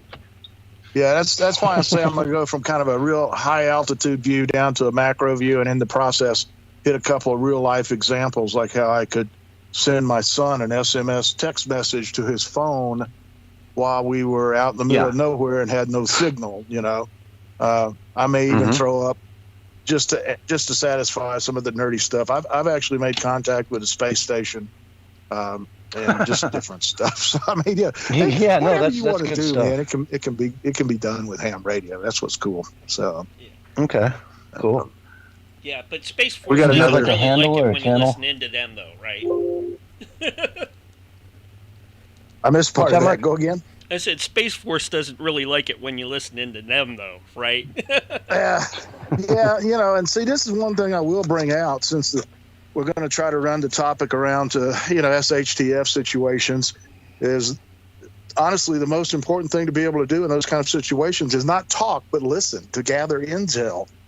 And with ham radio, I can listen to frequencies that no other people hear. Grins and giggles, I monitor some military HF frequencies, so I hear the secret number code messages being transmitted, and so you might want to keep that off there. yeah, I was just saying, I won't lay that one out there, but for you guys, I can listen to any frequency. You guys know a little bit about radio. Your AM radio in your car, that's a real low frequency. And FM. Mm-hmm. I can listen to and talk on any frequencies from there all the way up through past the FM radio in your car. And I don't have the gear, but I'm licensed to use even microwaves. So, that's kind of the nerdy cool stuff. But And the license, too, is of interest to me. Like, how do they even enforce that, well, ham radio, unlike a lot of the other services, unlike CB, which that stands for Citizens Band Radio. Mm-hmm. Not Okay. Children's Band, but it stands for Citizens Band Radio. And so when I talk about bands, you already have an example of what a band is. It's a set of frequencies. And our bands that are allotted to us to use, we self-police. If you think, I can just go rogue, I'll just buy the gear and talk to whoever I want to talk to. Well, you could, but you're probably not going to get more than 2 or 3 answers because as soon as I hear a call sign, I'm looking it up in a server database to see, who is this person? Oh, and where are they located? Because it's kind of cool that they're located 1,000 miles away. You know what I mean? And if I go to look up whatever call you've made up and it ain't legit, I'm going to be like, hey, dude, enjoyed the conversation. I'm out, So that kind of is how it's regulated. We regulate ourselves. We police ourselves, not the government. Now, the government does follow up if we have issues, but the government really leaves the policing to the people that use it, which is a very unique thing in today's world. Yeah, very. So, I doubt my clock is synced, so I don't know how many minutes and when we're about to roll up to the top. We have about 4 more minutes or so, 3 or 4. Okay. Is there any particular area, direction, or topic that you wonder about how to apply ham radio to? Well, I think I haven't thought too much about that. We had a good conversation the other night to sort of prep and all this, and I feel like we covered a lot there, and we should be able to get through that. That should fill up a half hour pretty well. You know what I mean? Yeah. So, okay. I don't know. I mean, there probably is. I just don't know what I don't know. Yeah. I got you. Okay. And we'll figure that. You'll be welcome to join the next show, which starts at 9:30 Eastern Time, which would be 8:30 our time here in Central Time. Or you're Mountain Time, right? Yeah. Are you Mountain Time or are you Central? Okay, we're Mountain. Okay, if you're Mountain, then it's 7:30. Anyways, we do everything from paranormal to conspiracy on there, and we bring in all sorts of guests. If you're willing to come in and just listen or even share your points of view, you're most welcome to come in. I'll let you think about it while you during this. And it has a different host. And what I'll do, too, is you let me know, and then I'd add you into that call. All right. Okay. And that'd be 7:30 our time. Yeah, 7:30 your time. Yeah, I might listen in and just kind of see where it's going. I don't know that I have any. After you hit me with a total different subject, and off the top of my head, I don't really know that I've got a lot of answers. But my wife was used to be involved with paranormal investigations in Texas. So wow, that's great. It's definitely something we've talked about. Yeah. And it's, that invitation, I'm sure would be open to her as well if she's more interested in doing that. You know what I mean? Yeah, absolutely. She's also very articulate and has a good radio voice and all that. Yeah, I think so. But I'm prejudiced, And she is a licensed ham, so that throws into the mix of anybody can get a license, and it just takes a small amount of study to get a license. And I'll go into why I recommend people getting licenses here in another minute or two, I guess. Do you still have to build your own equipment as part of the test? I build antennas. I don't build radios and such anymore. There's not a lot of people that do that anymore. You can buy kits, but everything is miniaturized, and but there's a lot of people that build amplifiers, and I build antennas. I've got an antenna that will fit in an Altoids tin, and that antenna will talk all over the country when it's put up right. So cool. I saw a Mr. Beast episode the other day where he was trying to this couple, this guy and this girl, had to sit in a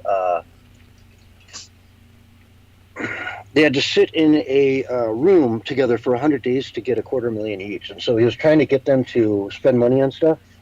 Like for $10,000, I'll give you a TV and all these videos, right? And they said no, we don't want it. We'd rather have the $10,000. So he leaves the TV to 30 seconds.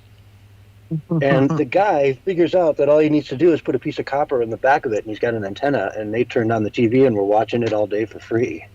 Oh yeah. And like I said, I listen to a lot of things also. I hear news from all parts of the world. Dan, because I listen to live shortwave. And here's your countdown. Be called Dan? 5. Yeah, Dan's fine. 4, 3, 2, 1, and you're live and on the radio side right now. Hello, everyone, and welcome to hour 2 of the Censorship Sucks Roundtable Radio Show Wednesday night edition, a very special Christmas edition of the Censorship Sucks Roundtable Radio Show. Folks, we're going to be taking off next week. We've got Christmas Eve coming up. We got New Year's Eve coming up. And, both of those are Sunday nights. So our Sunday night show is not going to be on for the next couple weeks because we're going to be with friends and family, having the old Yuletide and good times by the fire. In the meantime, though, we are live tonight for 3 hours, and we're only into hour 2 now. So tonight I've got with me, as I said before the break, a very special guest, my friend Dan, who I've met on the road in our travels. He is, where are you currently located? I am currently located in the southwestern United States in the edge of the Sonoran Desert. Okay, sounds good. And Yes, it's an undisclosed location at this point, so there you go. you live kind of a nomadic life. In fact, weren't you part of that movie that came out a while back called, was it Nomadland? Oh, my 30 Seconds of Fame. Yes, indeed. My wife and I both, we were part of the, I guess they call it Arizona set, where they filmed the recreation of the RTR and all that kind of stuff in Nomad. And it just happens, Linda, who was one of the main characters, she's been a friend of ours for years. We've camped together and just really sweet person. But yeah, it was kind of cool to see movie making from the backside, I mean, it was interesting. Mm-hmm. It was a lot of fun. I bet. So yeah, they talked to you guys. I think your van was even in it. Yeah, my van probably made more money on the deal than we did. Yeah, it's famous. You can say, you're really going to laugh. You're really going to laugh at this because I had to sign a model release for my van. How about that? Oh, really? Yeah. So they could make like a Matchbox version of it one day if it came famous? Oh, I don't know. It's just, they used it in the movie, so it had to be released. But yeah. Hey, if Hot Wheels wants to make a reproduction of it, like I'd love it. I'd buy one too. Oh yeah. I appreciate that. All right. So if I recall correctly, on your van it says something like FM 40 something or another 4052 or you've got a call sign on there. Yes, FM 428. I spent many years I spent many years in the fire service as a firefighter, EMT. I did search rescue and even as far as to being able to manage and set up searches. And so my kind of universal call in public service on public service radios was Fireman 428, got shortened, of course, to FM 428. So that's what that is. People that see it around the country that have been in public service, they recognize kind of things like that. So, yeah, and we had an interesting conversation a while back, and I wanted to kind of bring you on the show so you could explain to everybody the way you explained to me what you do with your ham radio. You have a ham radio license, and I knew it existed. I wasn't even sure what ham radio really was. So let's walk everybody kind of through this whole system because you showed me, you kind of blew my mind with what you do with it. Well, I think the easiest way to do that without getting into technical stuff and jargon, because, if you're not into it, it doesn't make sense. But I think the most understandable and relatable way is for you to hear how I use it and to organize that in a fashion that's easy to digest. I think what I'm going to do is I'm going to start like a really high altitude view of the hobby and the distances that I communicate over. And step it down to a bird's eye view, and then we'll get all the way down to something that my wife and I do that plays very much into the SHTF scenarios. I'm all about emergency preparedness. My whole life has been dedicated to that kind of thing, either as an occupation, a vocation, and ham radio plays a role in that even. And I'll share with you what my wife and I do. And but to start with. I have I have the highest ham radio license. That's extra class. There are different classes of license, and each class gives you privileges to operate on certain frequencies. Now, people might ask, well, what does that really truly mean? And I can relate it. I guess easiest is old CB radio. You know, that really stands for Citizens Band. Way back in the 40s and 50s, people had two-way radios. Were public servants. You know, policemen, firemen. Those were the ones that had two-way radios. So as the need arose in business, they said, hey, we need to create a band of frequencies for citizens' use in their businesses, you know, taxis, that sort of thing, wreckers. That's where CB got its original start, way back then. Today, it's just kind of the wild, wild west. They don't even issue a CB license anymore. You buy a radio, you buy an antenna, you put them together, and you start talking. You create some name for yourself, like, you know, Johnny Low Shooter or something, and there's your handle, and you go. Smokey and the Bandit. That's all well and good.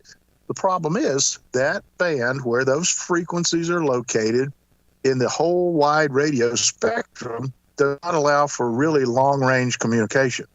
It's kind of, line of sight, straight line communication.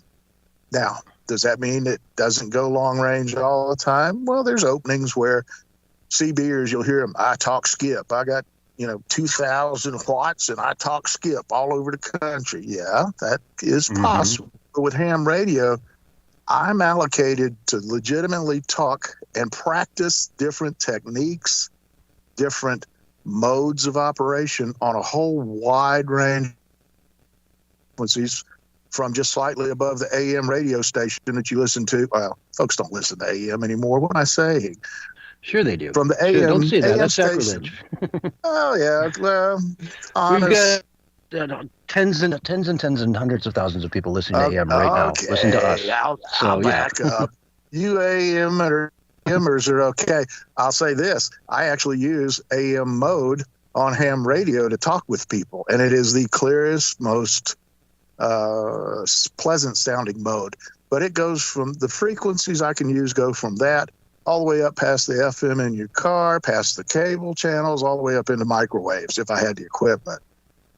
Station is simple. I have one radio, transmit a bunch of frequencies. Note this footnote here. More importantly, it's able to listen to any frequency. Let me say it again, any frequency from way down there in the low end to up, well, just below CB. So that means anything that's broadcast on the shortwave bands, I can still hear. I get my news direct from places in Germany, the UK, Australia. I don't listen to the highly censored and filtered news medias here in the U.S. In fact, when I hear a story, that's what I usually do is go check it out on shortwave. So to give you an idea of how well this works, I have like I said, a radio, and I have this little wire antenna that I made. It's not way up on a tower somewhere. Frankly, it's only about 25 feet off the ground at the highest point.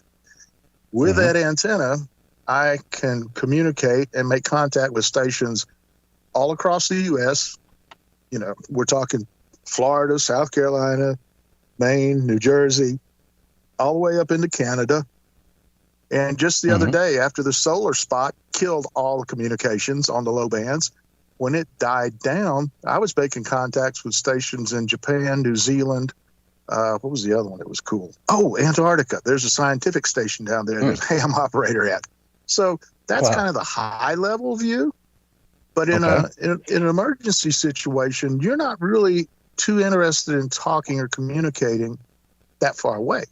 You want to know what's going on in your state, or maybe your and before region. we move to sort of maybe a middle-level view of it, I want to touch on something. You talked about the band. So you've got AM at the bottom, FM somewhere above that, and you said CB was all the way at the top? No, CB is down below FM. AM is, just to throw round numbers at it, AM's 500 kilohertz to about 1100. And then you get up to CB is in like 27 megahertz. And then your FM in your car, the numbers mean megahertz, 88, 108, 105.5. That should ring a bell. Those are the frequency numbers. Well, I can operate all across that area, including up into, with the radios I have now, including up into the 460 megahertz range. And that means I can use shorter antennas, and I can access things called repeaters that pick up the little itty bitty signal off my walkie-talkie on a mountaintop repeater. It retransmits it. So now my walkie-talkie can not only talk line of sight, a mile and a half, but going through the repeater, I can talk across the entire county with no problem. Mm-hmm. Which brings us to the next drop. On Sunday mornings, we have a net, we have a gathering that is an emergency preparedness group called RACES, and we check in. We have what we call a controlled net. There's somebody that's the control station. Because if you could imagine 100, 200 people all over the state trying to talk at once, that's just bedlam. It would never work. So we have a control operator. He'll go down a list and he'll issue your call. And then, my call is KD4 blank, blank, blank. When I hear my call, I check in and go, yes, I'm here. And I have a piece of information or traffic for the net, and I relay it. The next step down is Thursday nights, we run a net. It's more of a county thing. We all check into the local repeater, and then that allows us to talk to each other across the county. The reason we do these nets is so that I can test my radios and gear, make sure they still work. I can validate the fact that they will cover the range that I expect them to cover.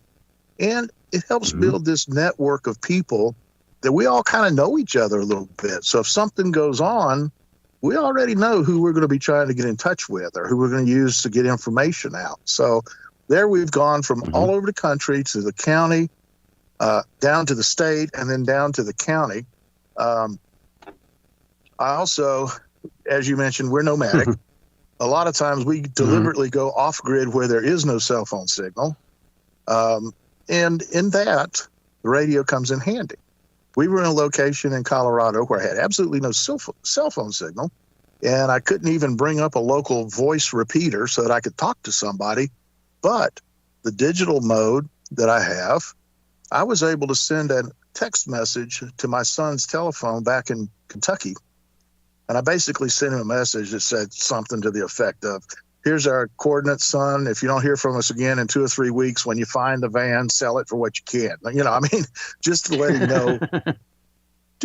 know, where we were at, and don't panic if you don't hear from us. So that's a day-to-day use of those things. And I could list off a bunch, but we're rolling down, so I got just a few minutes left. So I want to tell you what my wife and I do. I have an antenna above my place right now that I made. And it's tied to a radio that my wife and we can talk with each other. This easily cover a 5-mile radius, easy. Well, that's the limit of my daily travels. So if I'm not at our current home and something happens, all of a sudden the internet goes down, or who knows, we see the big flash in the sky, whatever, we can talk with each other. And it's prearranged. This is what is important about emergency communications and all forms of emergency preparedness, is you got to have a plan. There's so many scenarios out there, you'll make yourself nuts trying to figure out what to do. So you develop a generalized plan. I call it the if-then loop. It's like programming.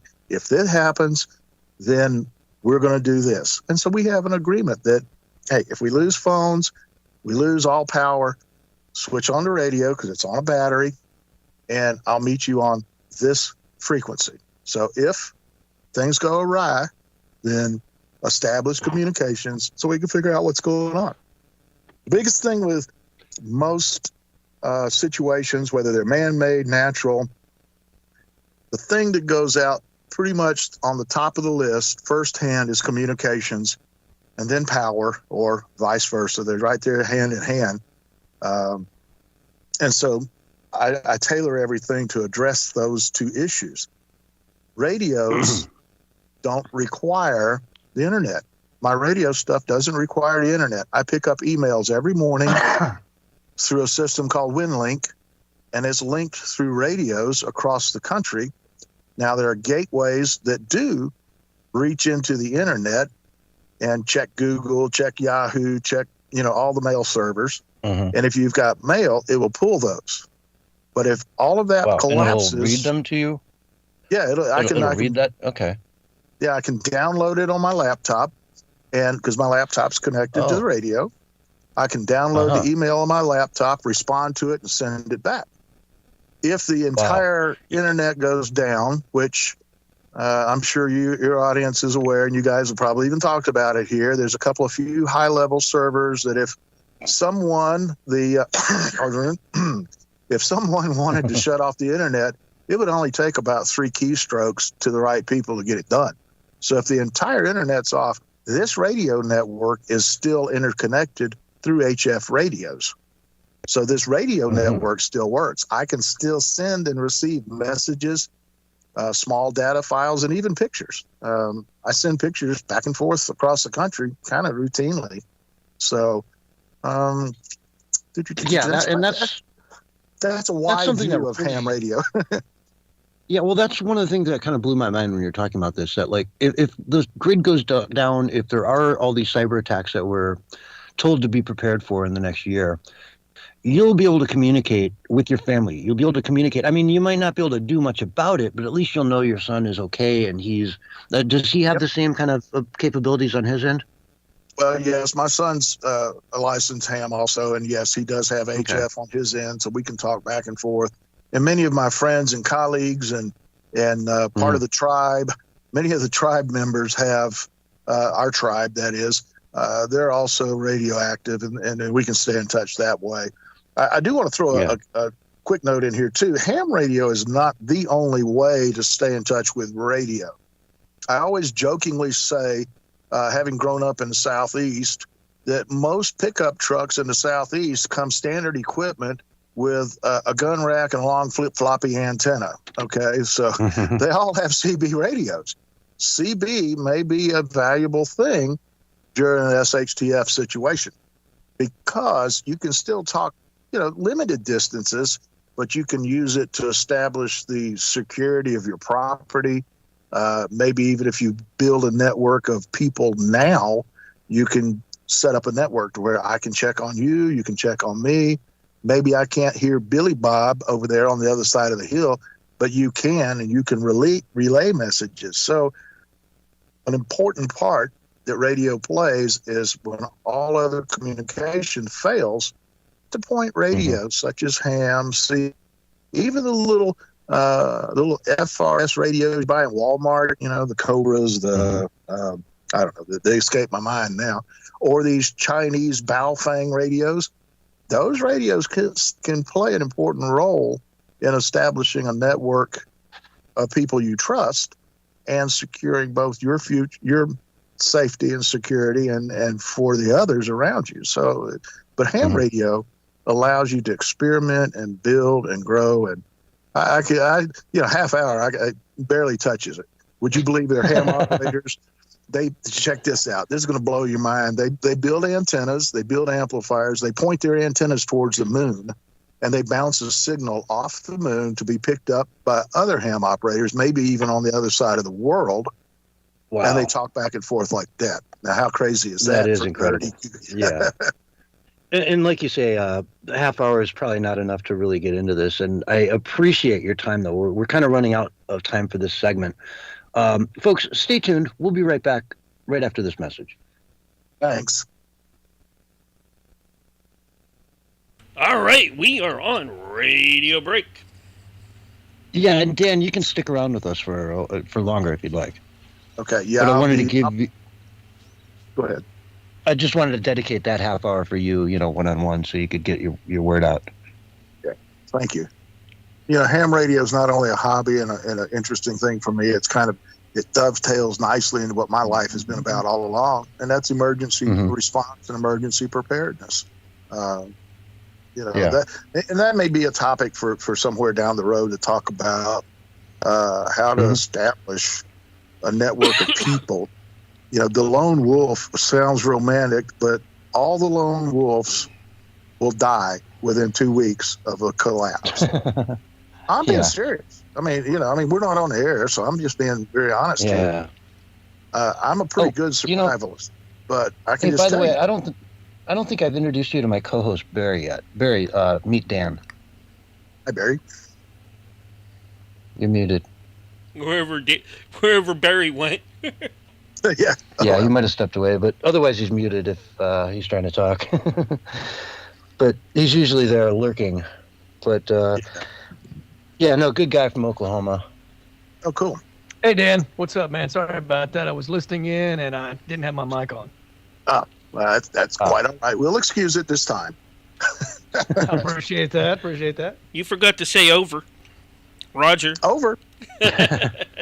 So, by the way, if you do want to stick around, we'll come back in just another 2 minutes, and we'll do, up to the end of the hour, we'll just talk about more stuff. You know what I mean? Just what's going on in the world, politics, news, the WEF, how they want to kill you. I can hang around till about 10 minutes to 6 our local time, and then I got to clear out because Okay. I do have a net that I have to check into. So Okay, we take our next break at 5 minutes to 6, so you can scoot out right after, right there. That'll work. Okay, perfect. Yeah. Okay, that way you and Barry get to talk more. I love the hobby. There's so much you can get into, and it's whatever your interest is. Somebody in ham radio is doing it and or perfecting it in some manner. I mean, it's crazy. And you asked a question earlier about building gear. My deal is building antennas. I build wire antennas to hang up in trees or balconies or whatever. And I've got a little stealth antenna that I built, and it will absolutely, the whole antenna, fit in an Altoids fin. And with it, I have talked halfway across the country with 10 watts, which means I can run on a battery. I don't have to be plugged into the wall. So, yeah, I mean, it's 10 watts is nothing. cool stuff. No. That's it's a solar panel about the size of a dinner plate. Yep. Yeah. In fact, my actual Go setup, Go bag, Go kit, whatever you want to call it, is the radio, a motorcycle battery, a solar panel, and that's pretty much it. A couple of wire antennas. Mhm. I can go anywhere. I can go anywhere and be in touch. That's the key. Yeah. So Barry, I'll let you come back in here, and I'm going to ask you what you thought of that, and I'm going to ask Dan. Sure. Okay. I want to Man, know I was hoping for a really good sunset tonight. How can I broadcast my own show out of my house? Mm-hmm. That's what I want to know. Legally? Yeah, legally. Okay. I mean, I gotta ask. I mean, come on. I hear you.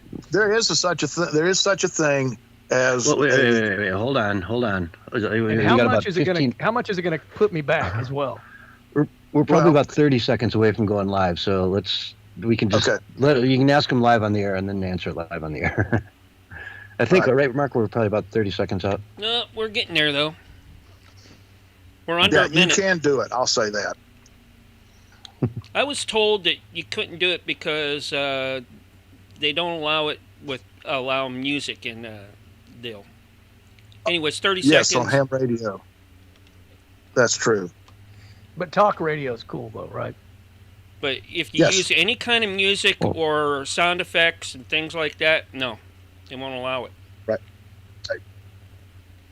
Then you'll have to get yourself a broadcaster license for FM or AM. Anyways, Or here's the local countdown. music. Look out. 5, 4, 3, 2, 1, and you're live and on the radio side right now. Hello, everyone, and welcome back to Hour 2 of the Censorship Sucks Roundtable Radio Show, Wednesday night edition, special holiday edition. Folks, we hope you had a fantastic 2023, and we hope your 2024 is the best year of your lives. We thank you all so much for listening each and every week, twice a week, every Wednesday night at 6 p.m. Eastern Time, and every Sunday night at 9 p.m. Eastern Time, right here on this channel. Don't touch that dial. We're back. We've got Dan, and we've also got Barry this time around. Barry, I wanted to get your opinion of what you thought about the conversation I just had with Dan, and ask you if you had any questions for him as well. Yeah, sure. It was fascinating, and I've always had this fascination with ham radio ever since I saw the film Pump Up the Volume. And I've had this crazy idea. Wouldn't it be cool to be able to just broadcast out of my house to the entire city of Tulsa, Oklahoma? And is that something that's possible? Is that something that, if it is possible, would it set you back a whole bunch of money? I've always heard that if you want to broadcast any distance, you kind of have to have like boosters and so forth. I don't know how all that works, but give me a little analysis of that possibility. Yeah, and who would be able to listen to it? Okay. Yeah, would it be AM radio? Is that where it would show up? Well, there's a couple of ways of doing it, and to do it, wink, wink, legally, of course. Right. The FCC actually does have a local broadcast license that's kind of like low power FM. You can do that, but it's not going to cover the entire city. Using ham radio, while you could make some type of a talk format thing, ham radio is not really, you don't really do one-way broadcasting with it. It's considered to be a communications mode. However, there are several radio news programs that get broadcast on a regular basis, and they even get broadcast over the local repeater where anybody with a ham radio can listen to it. Now, who could be your audience? Well, anybody that can dial up, whether on a scanner or a ham radio, that would be your audience. The other thing is, I believe there's still low power AM stations that'll give you a little bit of room, but I'm just going to tell you, they got a lock. They're not going to let you address a large populace without having some element of control. And I'm hesitating, speaking hopefully cryptically enough, you'll understand what I'm saying. The government's not going to let you do that, all right, without having some kind of license at risk, something that they can say, okay, hey, that's it, buddy. You stepped over the line. We're snatching your life. Again, we're going to fine you megabucks and put you in jail.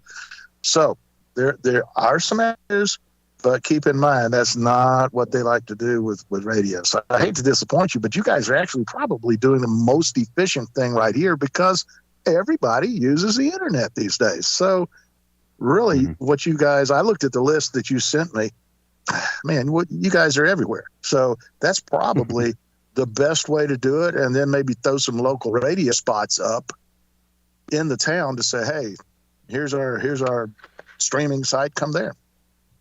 Go ahead. Gotcha. Over. Yeah. Well, usually what happens with that is wouldn't want everybody to have their voice. That just is shocking to me, Dan. I'm just shocked. Mark, what were you saying? I was going to say, I'm sorry. a lot of times what happens is the local stations, if they're independent, will take and buy content off the internet stations like we go through. And then we get on them. That's how, it's relayed. Gotcha. That's probably the most efficient way and cost-effective way of doing it. And I want to kind of switch up the gears and talk about the news, but I have one last question for you, which is the licensing. How difficult is that? It sounds like the equipment is pretty achievable, a few $100 and you're good to go. Or an Altoid can and some copper wire and you're good to go. But what about the licensing? How hard is that? It is not hard at all because the FCC did away with the requirement to learn the did-I Morse code years and years ago. So now there are many online locations, sites that you can go take a practice test. And I've told people, hey, hit one of those sites and take the test over and over 3 or 4 times. At the end of each one of those tests, they review which questions you got right and wrong. Well, what you do is you go download the questions, the pool of questions, and you study just the right question and answer. There are some clubs. There's a club that I know of that they teach what they call license in half day, that in a half a day, you go sit in a classroom, and yes, you are training to the test. I'll draw a lot of fire from ham operators on that, but you are training to the test. Immediately after the class, you take the test, and if you pass, you get your license. The cost of getting a license is not that much either, so anybody can do it. And you got to renew your license. Depending on the license class, I think they usually renew every 3 years. I need to check. Mine right? just renewed a year ago, so I know I'm still good. But hey, the thing about taking the license, that allows you to talk with other operators that are going to talk back to you, because as soon as I make a distant contact, first thing I do is I look up in the database, not so much to see if they're legit. Okay.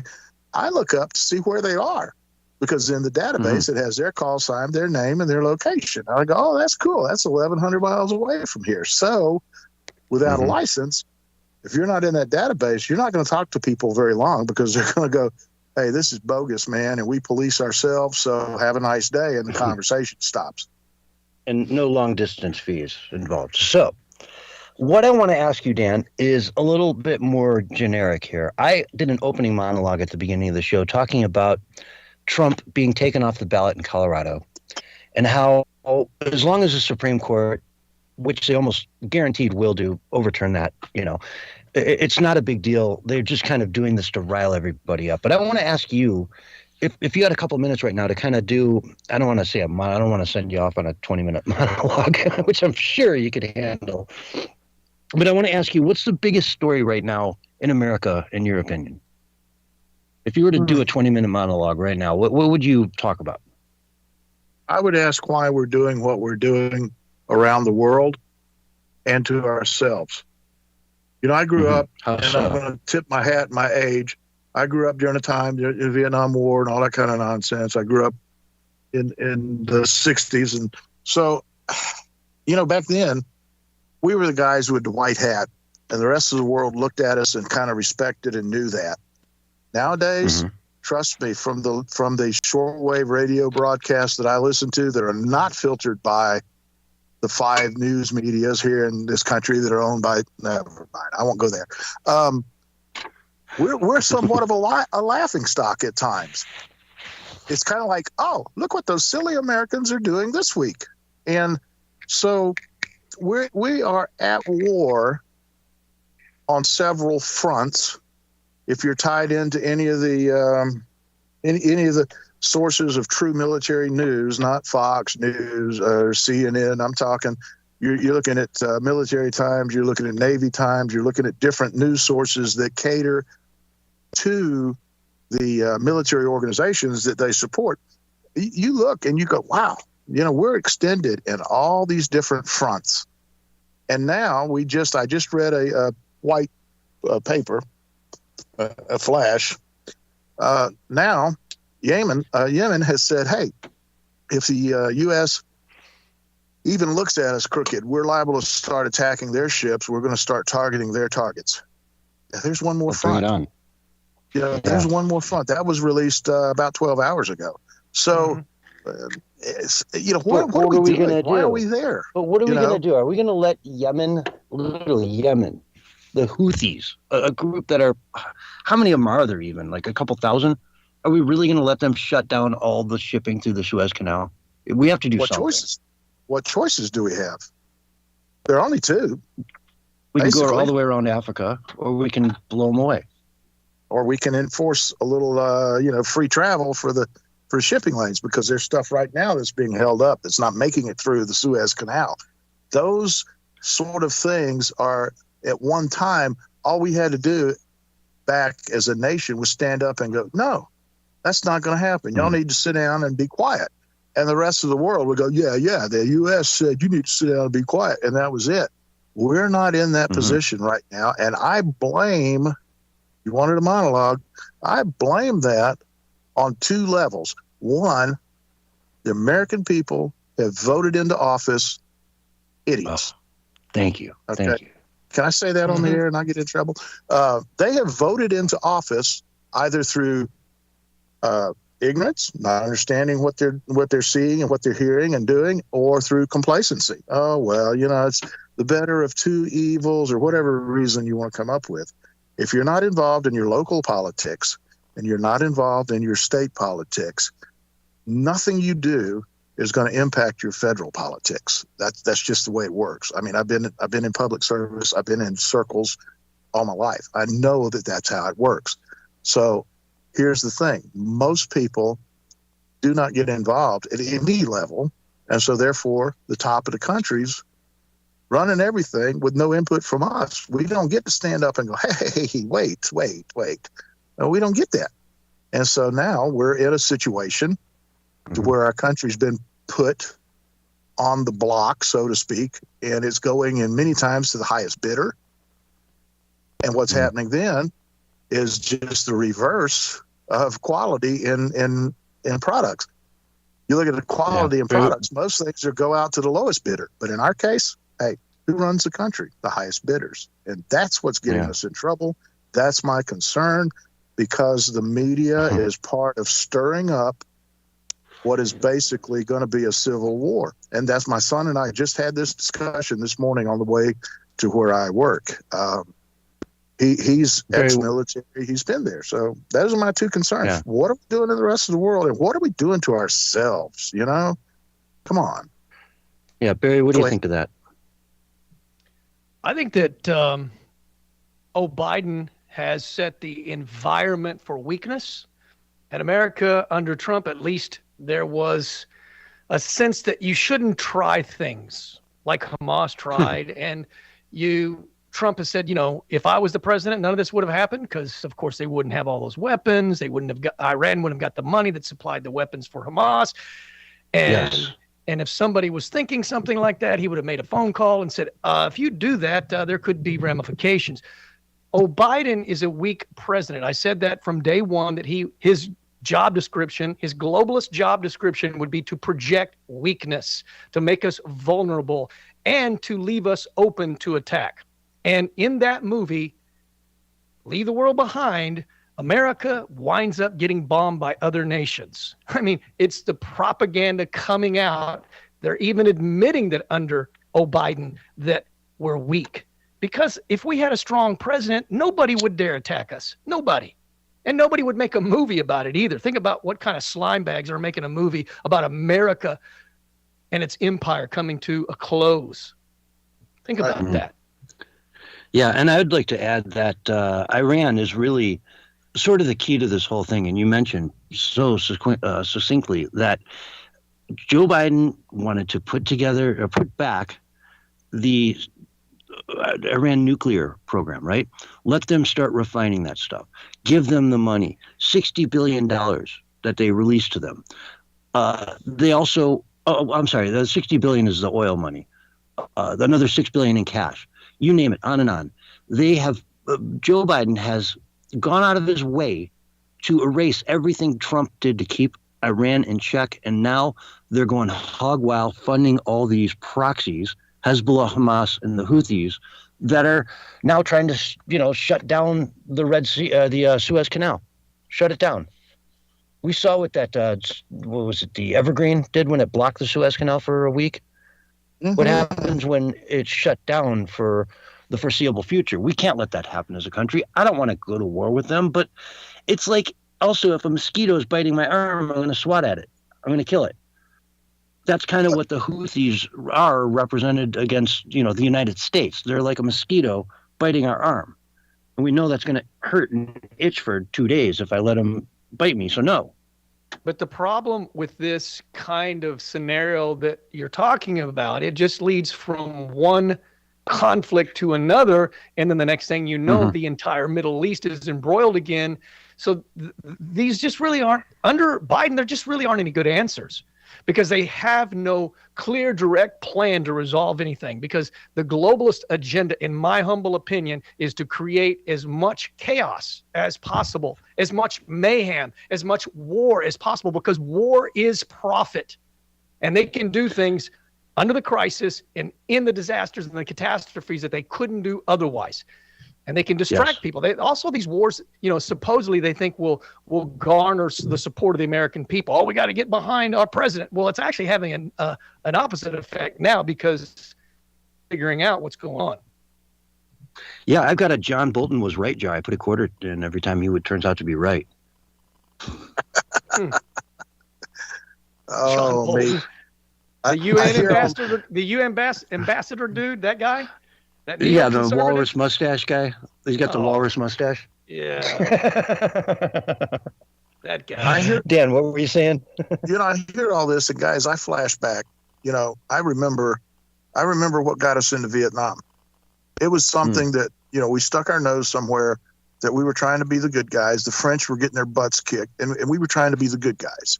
And so we went in there, and it was sold as we have to protect ourselves against this communist influence that's taking place right now. And it escalated, and it escalated, and it escalated. The Trilateral Commission made a small fortune. No, they made a huge fortune. All because, like you said, war makes money. War makes money. And so far as spreading the confusion, what are we doing here in the U.S. right now? We've got so many different factions and groups fighting against each other and trying to say, you're okay, you're not okay, you're okay, you got to accept me because I'm okay.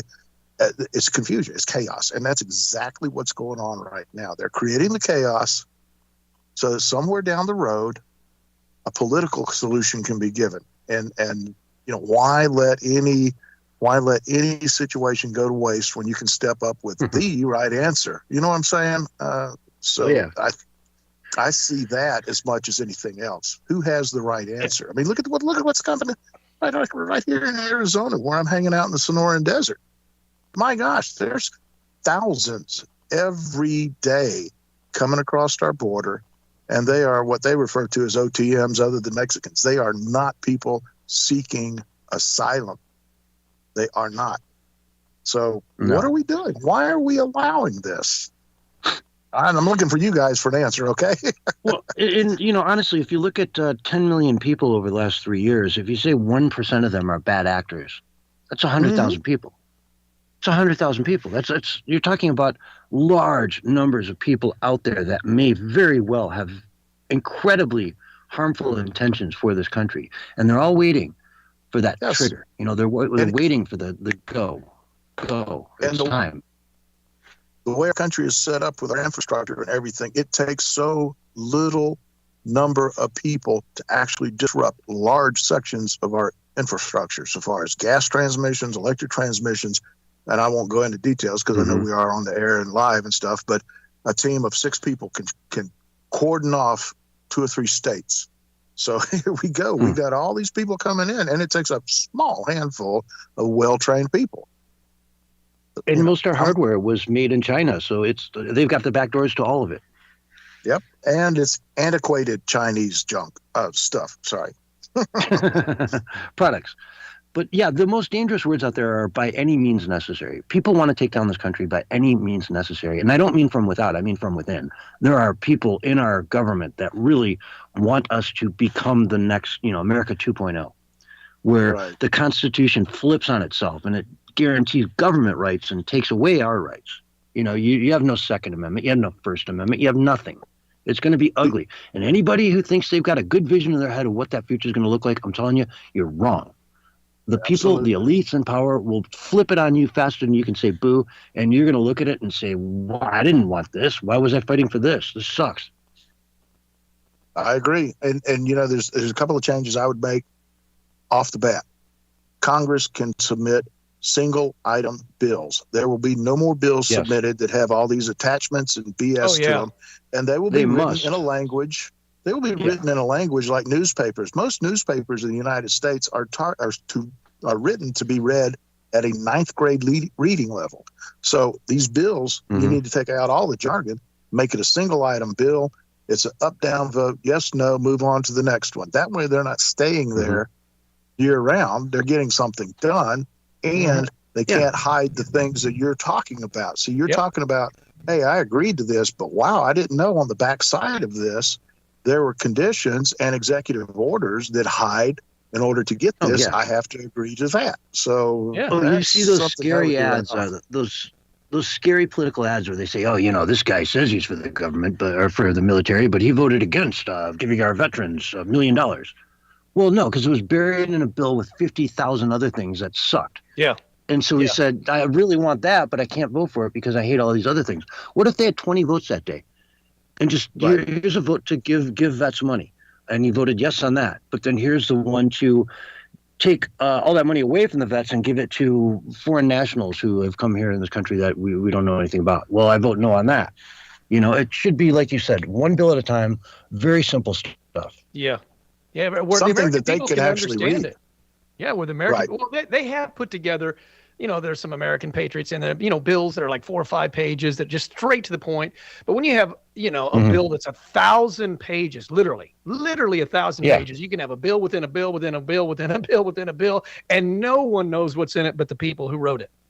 And the pages. You have to that read pass it to find out what's in it. You have to pass it to What find out what's in liberal it. Nancy Pelosi said, right? I mean, they literally Yep. just speak the truth, Yeah. knowing that the masses are pretty much somewhat dumbed down, which is kind of our fault. We've got to Yeah. snap out of that and be involved and active. Everybody. I mean, if you're listening to this on the radio and you're thinking to yourself, man, I'm not a politician at all. Well, you better start paying attention because they're going to take everything away from you. Well, that was about the Affordable Health Care Act, right? And I can tell you from a personal standpoint, I went from paying about $250 a month for insurance before that was passed to it being like $800-900 a month after it was passed. Oh, I couldn't even qualify. When I Really? was still working. I was not retired yet. I was still working. I went online and kind of looked it up and put my scenario. I couldn't even qualify because of the money I made and the plans they were going to put me in. I just couldn't. Hey guys, I got to run. I appreciate you letting me come on and be part of the show and everything else. But yes, I'm supposed to say we're out of time and I got to let you go, okay? Because it's my show. So we're out of time, Dan. I'd love to keep you on, but we're out of time. I got to let you go. Thanks for coming on. It's been an absolute pleasure, and we can't wait to have you back. Peace all out. right. Dan, Thank you very much. Yes, you too. All right, take care. Hey, Mark, can you edit that part out later when Maybe. Anyway, folks, this is live radio, so you get to see it as it happens. We're making sausage here. We love it. But Dan, man, what a great guy to have on. Barry, what'd you think of that? Well, I mean, he's on target. It sounds like, right? Very much so. And I've met him, a few times now, and have had the chance to kind of kick it, but with at a campfire and talk. Awesome. With him, but I've never really got into politics. Okay. So you had no idea where he was going to be coming from, right? Exactly. Yeah. And it goes to show that a lot of people, when you start getting into the political aspects of it, they get it too. They get it. They see it very much like you see it. Yeah. Well, he's a smart guy, and most smart people do a little bit of investigating. And if you do a little bit of investigating, you find out that the mainstream media is not telling you really much of anything except for lies and deception. Yeah, exactly. Lies and deception, and in your face. They're in your face about it. They can tell you that January 6th was the biggest insurrection of all time and nothing has ever come close to that. Yet where were the guns? Where was the battle? I've seen, pictures of battlefields. We've heard stories of Gettysburg and all these actual battles in American history. There were dead bodies everywhere. It was a massacre. It was a carnage. That's not what January 6th was. It wasn't even close. You think the people fighting in the revolution would have seen footage of January 6th and said, wow, that's an insurrection. That's the worst thing that happened to America. They would look at that and say, that's nothing. That's nothing. Mm-hmm. It's an absolute based on joke. some of the congressmen that are out there and they're doing some investigations, it may be there could be 100 or more agent provocateurs that were out there on the that day. We'll find that out soon enough. Yeah, and the TSA saying, they're spending all their time focusing on the people that were at January 6th. They're not even looking at airplanes. All these agencies are totally focused on that because they need the press. They need that fake news to tell them their fake story. But anyway, folks, we're out of time for hour 2. Stay tuned. We'll be right back after this.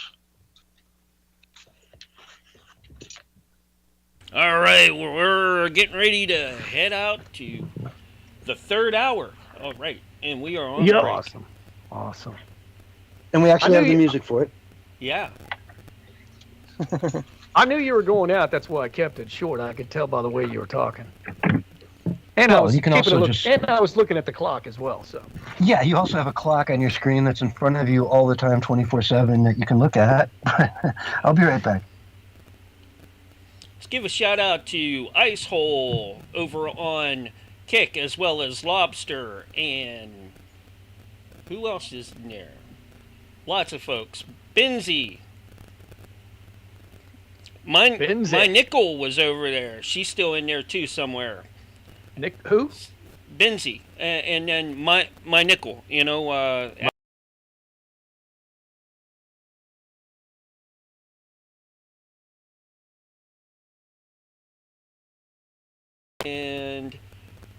Marco DJ. Yep.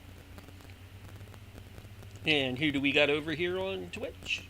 No one listening to me. Well, the people who are listening to us aren't talking. Just like the people. I remember the first. Just like the people over on Rumble. We love you guys over on Rumble. Hey, just hey, I got some emotes that are kind of cool. Use those if you don't want to talk. I got some cool stuff. Mm-hmm. I got to interview Minecow a couple years, back, and I called her my incel. When I introduced her. Your incel? And I'm like, if you're my incel, doesn't that make it my fault you're an incel? I don't get it. It's funny though. I don't think she saw that coming. I got to, it's hard to get one off on that crew. Yeah. Really well, is. All they do is make memes all day long and stuff like that, So.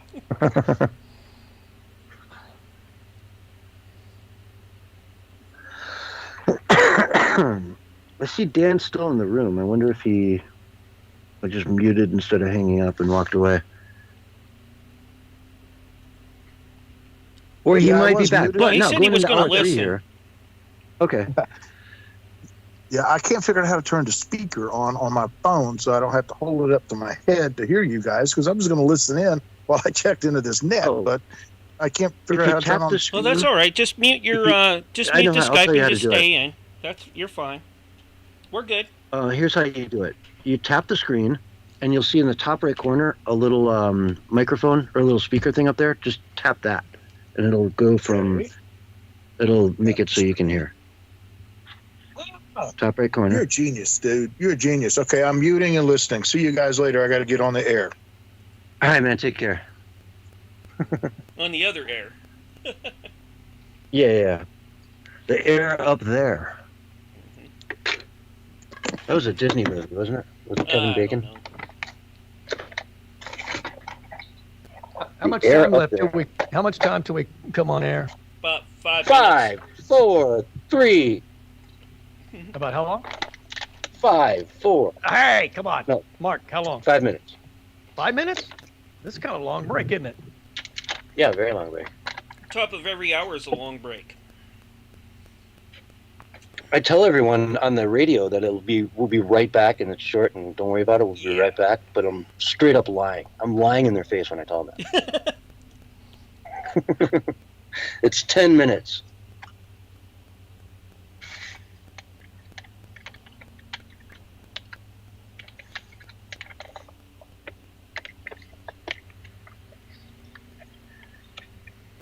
Mark, we need to do those things like Mark Levin does, where you come back for like 30 seconds, a minute, and we're back, and we're out again. We gotta go. Yeah. Get off the air, you jerk. Like you. Yeah, we all love that. I love that. You schmuck. You schmuck. Get off the air.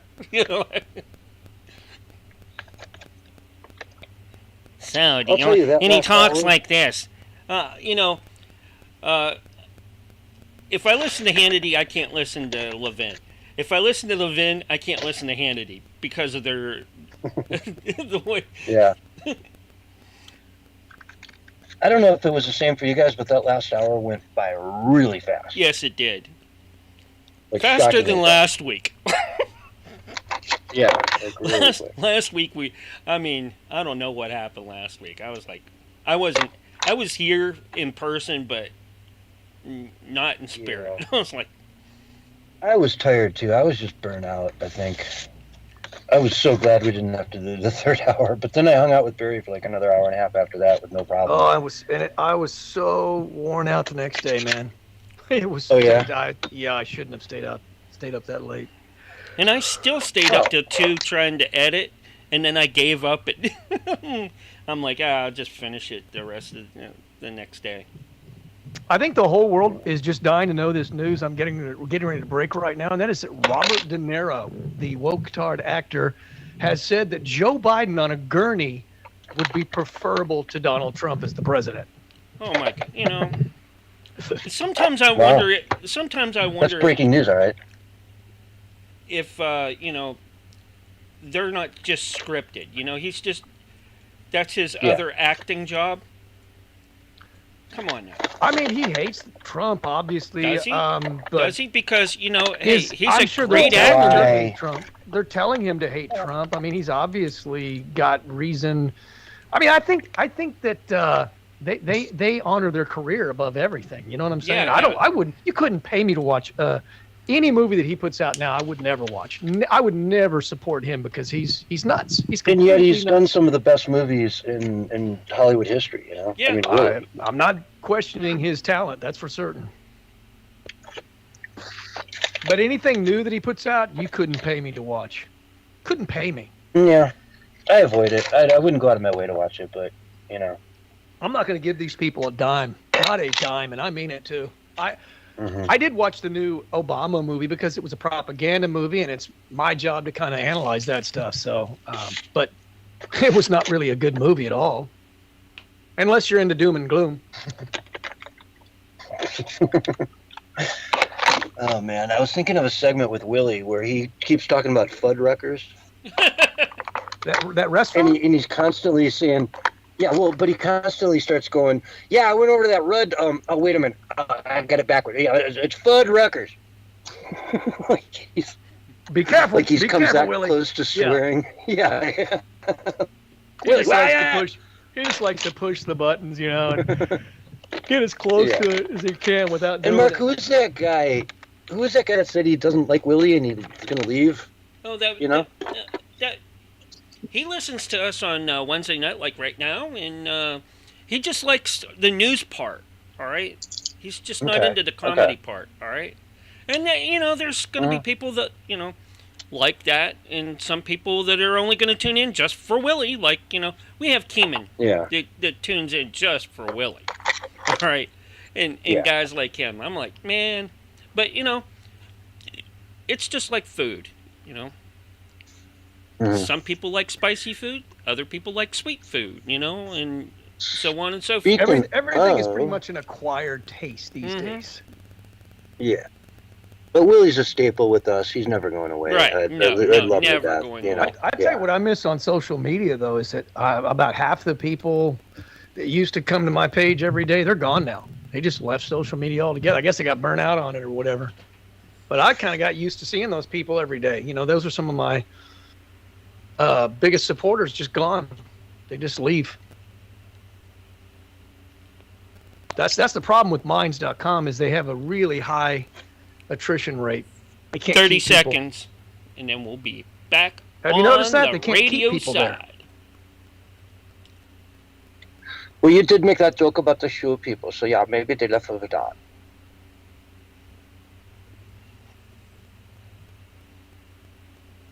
Man, I miss David Hogg, Me too. Here's your countdown. really. 5, 4, 3, 2, 1, and you're live and on the radio side right now. Hello and welcome to hour 3 of the Censorship Sucks Round Table Radio Show Wednesday night edition, a special holiday version tonight. Getting in that Christmas spirit. I had a chance to start the first hour with a little bit of a monologue. Barry, Bullhorn Barry, the man with the mic. What do you got to say to us, man? I want you to take that mic. I want you to run with it. I want you to get your message out. I want you to get inspired. I want you to break out the bullhorn. I want you to tell the people what they need to know. Well, all right, man. These are interesting days, as we all know. And I think over the next year, we're going to see a massive increase in propaganda.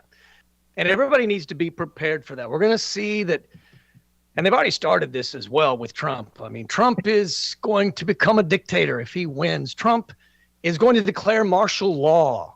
And we have these movies coming out where it's a scenario where Trump is the president and there's a massive liberal rebellion and Trump is bombing innocent civilians. I mean, they're really pushing this insane, wild conspiracy theory propaganda / predictive programming like I've never seen before.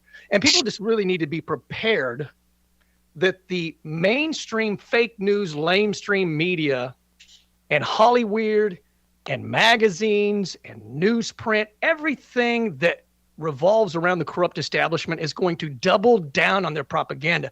You know, propaganda began with Edward Bernays' America, to where these elitists believed that we couldn't think for ourselves, right? Where we needed to be told what to do, what to buy, and how to think.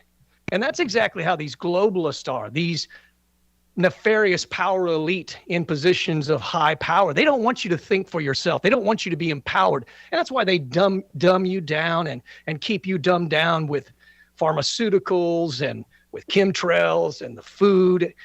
And that's why we have an obesity epidemic here in America. In fact, since the shamdemic, obesity has increased by like 30% in the 18, I believe, to 24-year age. So everything that they're doing is an attack on humanity. There is this massive dehumanization agenda, and they want to bring in their Great Reset. And the only way they can do that is by stopping Trump. So you're going to see propaganda coming out that Trump is bad and the MAGA people are bad, and they're going to blow things up. And it's all doom and gloom if Trump becomes the president. And that is just not the case. I mean, think about it. We've got a couple of movies coming out. There's more coming out that are similar. You have one called Civil War.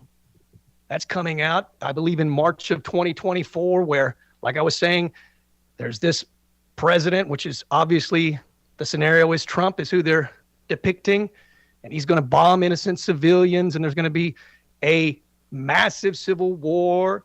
And then there's that film by Obama where he's the producer of it, Leave the World Behind, and it's a civil war that takes place and a cyber pandemic, and it's all doom and gloom, and there's no saving America. In fact, in the Civil War trailer, the slogan is all empires must fall. So they're preparing you. Like I said, this is propaganda. They're preparing you for the fall of America so that they can bring in their Great Reset. And like we said earlier in the show, that's what Yuval Noah Harari was talking about, having all these catastrophes so they can do things that they couldn't do otherwise. And what is it that they want to do over there at the World Economic Forum? They want to have global governance and full spectrum dominance and control over the masses. And so we're going to see this increase in propaganda like we've never seen before. Don't buy it. Think for yourself and understand that these people are wild conspiracy theorists making stuff up as they go along. Were you saying something, CS? No, I think Dan has his mic open. He had to go, but I think he's listening to us, but he's not muted. Oh, so, okay. Dan, if you're listening, hit that mute button. But go ahead.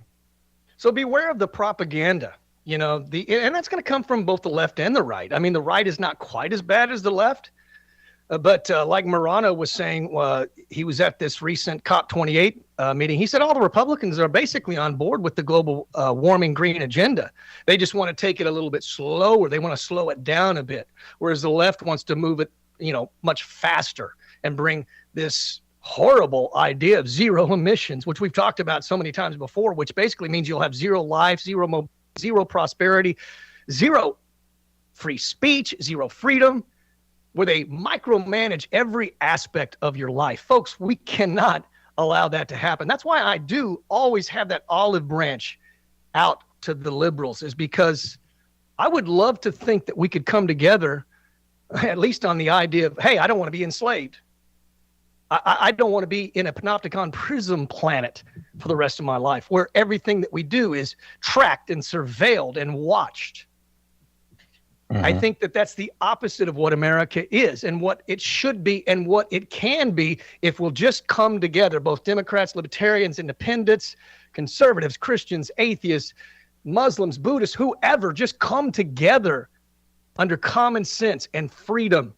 And of course, under our Constitution. We definitely need to reinstate our Constitution, because the Constitution is the power of the people. Without the Constitution, we the people have no power. That's why the liberals are always trying to say, oh, it's a breathing thing. It breathes. It can be interpreted, and quite broadly and loosely, might I add. And eventually it has no weight. It's not even a paperweight on a table because it's lost its power. So we need to reinstate the Constitution. so that we, the people, have the power. Remember what Trump said when he came into the presidency? He said, I'm bringing the power back to you, the people. And when he comes back, we need to hold his feet to the fire so that he will do just that. But I can promise you, Barack Joe Biden is not going to bring us freedom. He is not going to bring us prosperity. Everything that you see now is only going to worsen between now and the 2024 elections. Now, right before the election, they might try to do a few good things, pretend like they're going to, fix the borders. That's all election nonsense, so that they look, not quite as they actually are. But between now and then, you're going to see that things are only going to get worse. It's everything is heightening, if you haven't noticed, and we should expect that. And then the propaganda, even though they're the ones doing it, they're going to say, oh no, it's Trump doing it. Oh no, it's MAGA supporters doing it. And they are going to, blow things up and kill people. And they want No, we don't want civil war. We want peace. And there was a couple things that I said when Biden became the president. I said, we're not going to have World War III and we're not going to have civil war, but we may have everything that leads up to that. But that doesn't mean that they don't want World War III, and that doesn't mean that they don't want civil war. I bet the Republicans are too smart. We're not taking their bait. We're not violent, first of all. So we're not going to go along with that. And that's really about all I have to say. Just don't buy the propaganda. Think for yourselves. Yeah, I just want to hear you say, don't buy the propaganda. Think for yourselves through the bullhorn. I just want people to think for themselves, draw their own conclusions. I want people to come together under the banner of freedom and under the banner of the United States of America. The time to come together is now, not later, but now, because they are only going to get more insane, and they dig their heels in deeper. We are going to have to unite. Our united front will soon become our united stand. We must do this, and we must do it now. How's that? Excellent. That was perfect. That's what we need. That's the highlights for the show. It'll be all over TikTok tomorrow, and you name it. Yeah, that's going viral. So good. That was the final summation of what's going on. And I agree with you that we really need to start finding ways to reach across and convince people. Open your eyes, folks. Look at what's happening. How, we have this radio show. We have this big platform, this giant platform where we can get the word out.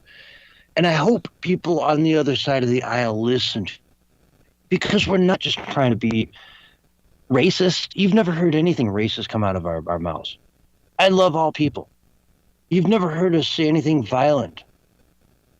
We're pacifists. America back. We want it to get on the right trajectory here. We're 33 trillion in debt, and that number is going to faster than you can shake a stick. It's going up $1 trillion every month now. It's gross. And 10-year bonds are at 4%. They've still got all this inflation money sitting around, or the inflation money, the Inflation Reduction Act money, which I just call inflation money. They got it still. It's primed up. It's ready to go. There's so much more of it. They're going to spend their way into the destruction of the United States. And we need to push back. We need to stop, man. If you're just getting, your the food stamps assistance like that, and you don't really need it, you got to, you don't really need it. It's just to have. Stop taking it. Stop taking the money, folks. You're just destroying our country one check out at a time. Really, we can't afford it. We have to reform America, or we're going to just self-destruct. Inflation is not going to be 4%. It's going to be 10, 15, 20%. And then it's over. If inflation hits 10%, if the 10-year bonds in America are 10%, okay, we've got 34 trillion in debt. 10% of that is 3.4 trillion. We take in about $4.5 trillion a year, so we would be paying 3.4 trillion of our 4.5 trillion. That leaves us with 1 trillion to run the entire government. Today, we spend 6 trillion. So we would have to cut out $5 trillion in spending just to be able to service our debt, so we don't go more into bankruptcy and debt. It's a disaster. It's like if you're making 40 grand a year and the interest on your credit cards alone, the minimum payments are 30,000. That's where America's heading. If you had a child that was 30 years old and you knew they were 400,000 in debt and they were making 40,000 a year, you would shake them by their neck and say, stop it. Stop spending. You're killing your future. But we as America, we don't do that. We don't seem to care that our country is going down that path. That's right. And don't be afraid to say Merry Christmas and Happy New Year. Yeah, I want to spend, in a few minutes, we'll be coming up to about 5 minutes left, and I want to really dive into that at that point. I want to even give you a special opportunity to do something I think you're going to like. But yeah, no, folks, America is in a dire place, and we just really need to wake everybody up and get on the same page, find that common ground, do the math. If America was a person, they'd be making about $45,000 a year. They would currently have a minimum payment on their credit card of around $10,000 a year. Mm-hmm. They would be spending $65,000 a year, and they would have $350,000 in debt on a credit card, not a mortgage or something like that. A credit card where it's just money you spent in the past that you didn't want to pay for as you went through your annual budgets for the last, say, in our case, let's just call it like the last 10 years. Let's compare this to someone who's, say, 30 years old, because those numbers probably relate well to that. And most of that debt did come in the last, 10 years. So yeah, and if you think things are bad now, just give it time. I mean, I think it was the Washington Post that was just saying the other day, expect for taxes to massively increase, as if we can afford that, right? I mean, folks. Well, yeah, you can't tax your way out of this. No, I'm just saying they want to put a burden on us, as many burdens as they possibly can. They'll make it as hard on us as they can possibly make it, man. I mean, I have adapted, I have strategized, I have improvised, I have adapted ever since the shamdemic began, because I knew that they were going to make things difficult on us, because I knew that's what the agenda of the Biden administration was. And even having done that, I'm still struggling, man. And if I hadn't have done that, I wouldn't even be in my house right now. I wouldn't be able to make the mortgage payment. I wouldn't be able to put food on my table. But because I made drastic changes, and folks, that's what you're going to have to do, because the next year is going to get really rough, man. Who knows what's coming? Who knows what's coming? The shamdemic will pale in comparison if something really horrible happens. 2024 is going to be the most insane year in human history. That's my prediction. Most insane year ever. Yeah. I was also, it's funny here, a little totally different subject, but I was trying to think of the some things we could come up with for tonight to do, like, top 10 this or whatever from 2023. They always do those types of things. Maybe when we come back from the break, we'll do some of that. And I mean the Christmas break. But one thing that shot to me really big, as big as zero to hero. So somebody went from zero to hero status. John Fetterman. Yeah. That guy, if you put him up against, I don't know, Mitch McConnell. Yeah, you know what I mean? Yeah. He's got my vote at this point. The guy's actually saying stuff that makes sense. He was all over Twitter today. Go ahead. Talking about the U.S. Steel takeover from China. And he's like, I'm in Pittsburgh. They bought this. What are we doing? Yes, but go ahead. I mean, he's come out and said he's not a progressive. And of course, he did run on being a progressive, but now he's saying, I'm not a progressive, which is great, because progressivism is really all about taking us backwards and destroying everything. And so, I mean, the very fact that he actually cares about the worker, that's something new for a Democrat. Democrats no longer care about the worker. Even the mainstream media has repeatedly said that the Democrats are missing the mark because they're not focusing in on the working American. And that's why Trump had such great success, is because he actually cares about everyone. Look, the Democrats are into the green agenda, dehumanization, the global government, all that nonsense. They have nothing to offer you. And if you believe that they do, you're just deceived, period. Yeah. And you say he ran on being, I think he ran on being a potato. That was the thing, is I'm a potato, vote for me, right? And it almost makes you wonder if like he knew he could never get elected if he actually spoke up and said what he felt and thought. So maybe he just pretended to be completely paralyzed from the neck up. I mean, I've never seen a recovery so fast, man. I mean, literally, like one day he was barely able to put together a sentence, and then a week later, he was like talking like he was like coherent. I was like, what kind of drugs do they have this guy on to where he can actually, speak? And apparently he's having some kind of a miraculous recovery. Exactly. So anyway, I said we'd definitely get around to the Christmas stuff. So what message do you have for everybody? Well, just say Merry Christmas to everybody, man. I mean, I've been trying it out, and so far I haven't had anybody try to stone me and kill me and murder me and yell at me. So that's a good thing. Most everybody, when I tell them Merry Christmas sincerely, they return the gesture and say the same. I haven't had anybody upset about it. And it's odd because before I would say Merry Christmas, say through the lines at, the grocery store, or some retail store, and they would not say anything back. They weren't offended by it, but they were told not to say it back, right? But now they're all saying it back, which is showing that we basically won the battle, the war on Christmas. We need to, keep digging our heels in with that, And in Times Square, I think it was about a week ago, they had this big, massive nativity that was being, showing on all the big screens. It was beautiful. It was wonderful. And that's coming out of the anti-Christian, woke New York City for them to allow that. But I think someone paid for it, and that's probably why they allowed it. But certainly wasn't something that the city did. But anyway, Christmas is making a comeback. And we just need to enjoy the joy of the Christmas, whether you're a believer in God or not. Enjoy the beauty of Christmas, the giving nature of Christmas, the kindness, the compassion, and all the good things that come from Christmas. Yeah, I would say the same. Enjoy this period. This is where we all sort of get to breathe in, I remember back in the day I was in sales and everyone would be, I'm so busy. Yeah, it's the holidays. So busy. Yeah, no, they weren't. They weren't busy. If you're so busy this time of year, no. Clear your schedule. Sit at home with your family.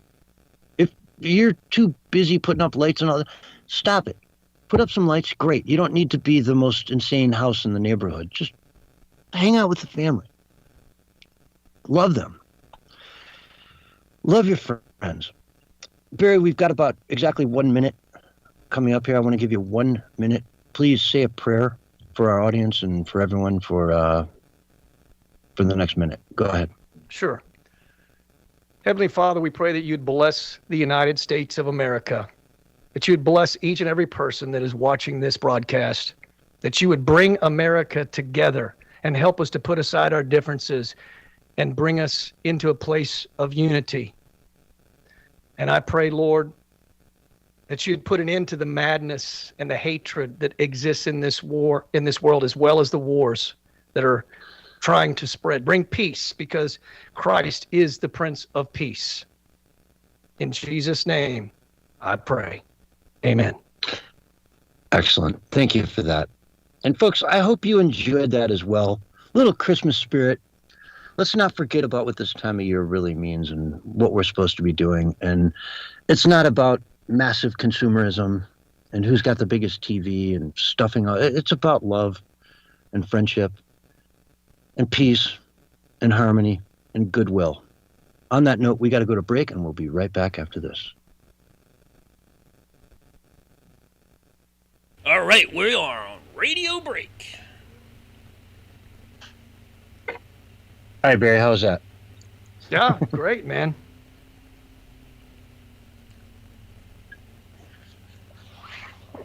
I'm ready to kick back with some hot cocoa and some Christmas music, but I know you don't like Christmas music. No, I don't mind it. It's just I hate it nonstop, wall to wall for 3 months. That's what drives me crazy about it. Yeah, when they started playing it in September, oh my God, really?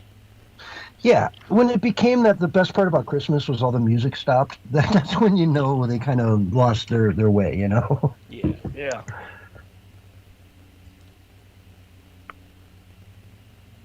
Well, it's like you said, it's all become consumerized, so it's kind of lost its appeal, I think, to a lot of people, because when you hear it, you think crowds rushing, making purchases, and all the wrong things that we really shouldn't care that much about.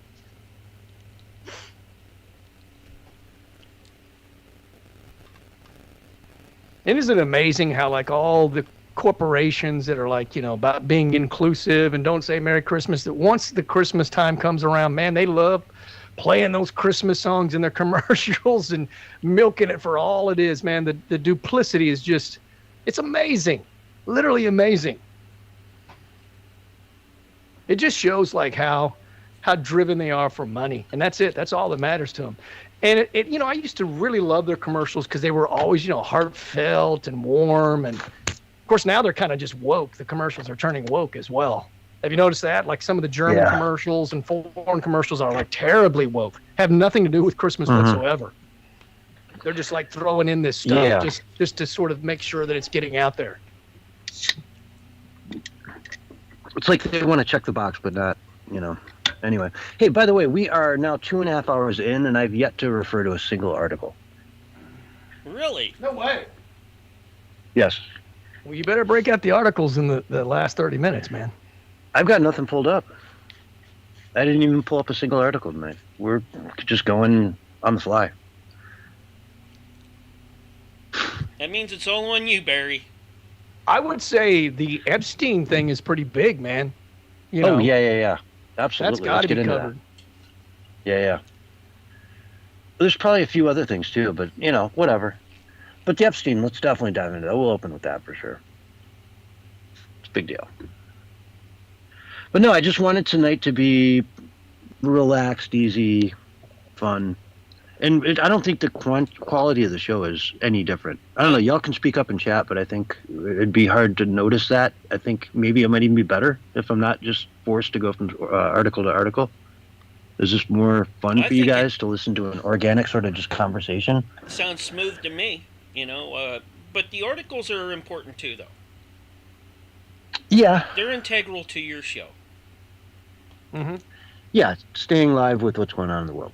Mm-hmm. But I got that, when Xi came to San Francisco, he told China Joe that he's definitely taken over Taiwan. It's just a matter of when. It's a good article. Wow. Yeah. Judge refuses to dismiss defamation lawsuit against Kari Lake over 2022 election comments. It's unreal, man. California wants Trump off the ballot now that Colorado did it. Oh yeah. Yep. They're being emboldened by that move, right? That they think, oh yeah. But well, and like I say, it doesn't matter how much if California does it. Trump's not going to carry California, but if Pennsylvania Georgia does it, then now you're getting into swing states. Now it changes everything. Yeah. Hell, Michigan could do this tomorrow. I think as the world basically burns, we're going to be having victory after victory. It's still going to be happening. I mean, this is a real war. All right, get ready for the countdown. 5, 4, 3, 2, 1, and you're live and on the radio side right now. Hello and welcome back to hour 3 of the Censorship Sucks Roundtable Radio Show. You guys are legendary. All you people listening out there, and we've got them all over the interwebs. We've got them on the radio. We've got them on the AM and the FM dial. We've got you all over the world. We love all you guys. You're hanging here with us for 3 hours, and it's nonstop fun. I mean, we're just having a good old time. Merry Christmas, Happy New Year, Happy Hanukkah, Happy, whatever. Happy everything to everybody. Happy, happy, joy, joy, as the old song goes. You know that song, Barry? That's right. Well, yeah. Happy, happy, joy, joy. Happy, joy. I love it. Yeah. Ren and Stimpy. Ren and Stimpy. Look it up, folks. You'll love it. It's a real classic. Absolutely. But we were talking during the break about some big news coming out. The Epstein log, the flight log, is starting to, that log's going to float to the surface here soon. No pun intended. And I'm hearing 100 names here, 175 names over there. I've seen some different, but we're going to start getting the evidence out of who was there. And people are going to be shocked You know, look at my shocked face. Ooh, I'm shocked. On who's going to be on those logs. Care to gather any guesses? Because we don't know at this point. But I'll think them out. Let's see. Bill Gates. Yeah, I agree. He got divorced recently, and apparently this was a big part of that. Allegedly. Maybe. And so that's one. There are all people, the heads of different investment banking firms. Obviously, Epstein was running money through his quote unquote big money, big money. He was in with some big people. We all know that. What was it? Victoria's Secret? Is it? I actually go there. I'm going to stay away from speculating about who's going to be on these lists. They're coming out. We're going to start knowing what's up there. I don't know, Barry. Big deal? Not a big deal? Big deal. And I would say, without saying any names, anybody who is screaming the loudest would that Trump cannot be president, I would say they might actually be on the list. Just a guess. Names, but those screaming and yelling the loudest, yeah, makes you wonder why they don't want him coming back, because you know that he will get to the bottom of it this time around. This time around, why didn't he do it last time? You know, I don't know that he was in a position to do it. I really don't. I think he did a lot considering the amount of pressure that he was under. We, of course, wanted him to do much more, but we can't that shouldn't undermine the good that he did do. And I think that he's a different man now that he's seen how evil the deep state actually is and how dirty these people will play, because they play as dirty as they come. And the good news is that, you know, a federal judge has ruled that, and the court documents will be unsealed in early of 2024. And so this is a big deal, man. I think there's around 170 associates possibly on that list, like you were talking about. And as the world burns and as the deep state tries to bring America down, there is going to be, as far as the white hats go, that's just anybody that's in this fight trying to restore America. That's you, that's me, that's people in government, that's, you know, just anybody who's fighting the good fight peacefully and nonviolently. I don't know where I was going to go with that. I had a brain freeze there for a second. I almost saw my screen flash for a second there, right when you stopped talking. It was like, bam, like something hit you there. You don't do that. But no, yeah, people can go. Thanks. By any means necessary. I was talking about that earlier. We've heard that from Ron Emanuel, was it, that brought that term up, one of the Clinton guys? By any means necessary. When they say that, it means get rid of Trump by any means necessary. It means throw the book at him, prosecute him in 6 different states, 95 different charges. Let's try to put him in jail for 1,000 years and fine him $1 billion trillion, as Joe Biden would put it. You know, it's by any means necessary. I figured out what I was trying to say. I was just trying to say we're going to have our victories during all this chaotic time. I mean, it's not going to be all doom and gloom. And this is a huge victory. Expect more victories to come, because we are finally fighting back peacefully and nonviolently. And we are going to take this nation back. It's just not going to be pretty, because the people we're fighting against play dirty, and the people that we're fighting against are relentless, just like we are. But as long as we don't capitulate, we will win this war for America, the very soul of America. Sorry about that brain freeze. It was the 3rd hour, man, and I just froze up. No, I sure hope we win this, though. I really do. We need to win it. We have to win it. It's a fight for the freedom. What little freedom is left in the world is here in the United States. Canada is gone, folks. It's gone. I mean, they've got a little bit of hope because Pierre Poilievre is looking to smash Trudeau in the next election, whenever Trudeau actually calls one, which I guess he has to in the next year or two. But it's over, and he knows it. He sees the writing on the walls. He simply has to call an election there, which I don't get how that works. But once it's, I don't know, Canada has a little bit of a chance to come back, but not much. Where they stand right now is disgusting. Where Canada is right now is a country where you really can't even speak your opinion, get into the things that are necessary, to do the things that you want to do. All your rights are gone. And yet there they are, our neighbor to the north. Everyone, thinks that they're just as free as we are, but they're not. They had one of the Palestinian protesters went up to a cop the other day and said, "I will kill you. I will bury you 6 feet deep." Right? In hidden his face, sunglasses, and not a hijab, but the scarves, those black and white scarves covering his whole face. Yeah. Screaming in an angry crowd of angry people that were very dangerous looking and sounding. You're like, whoa, I don't want to mess with these guys. They mean business.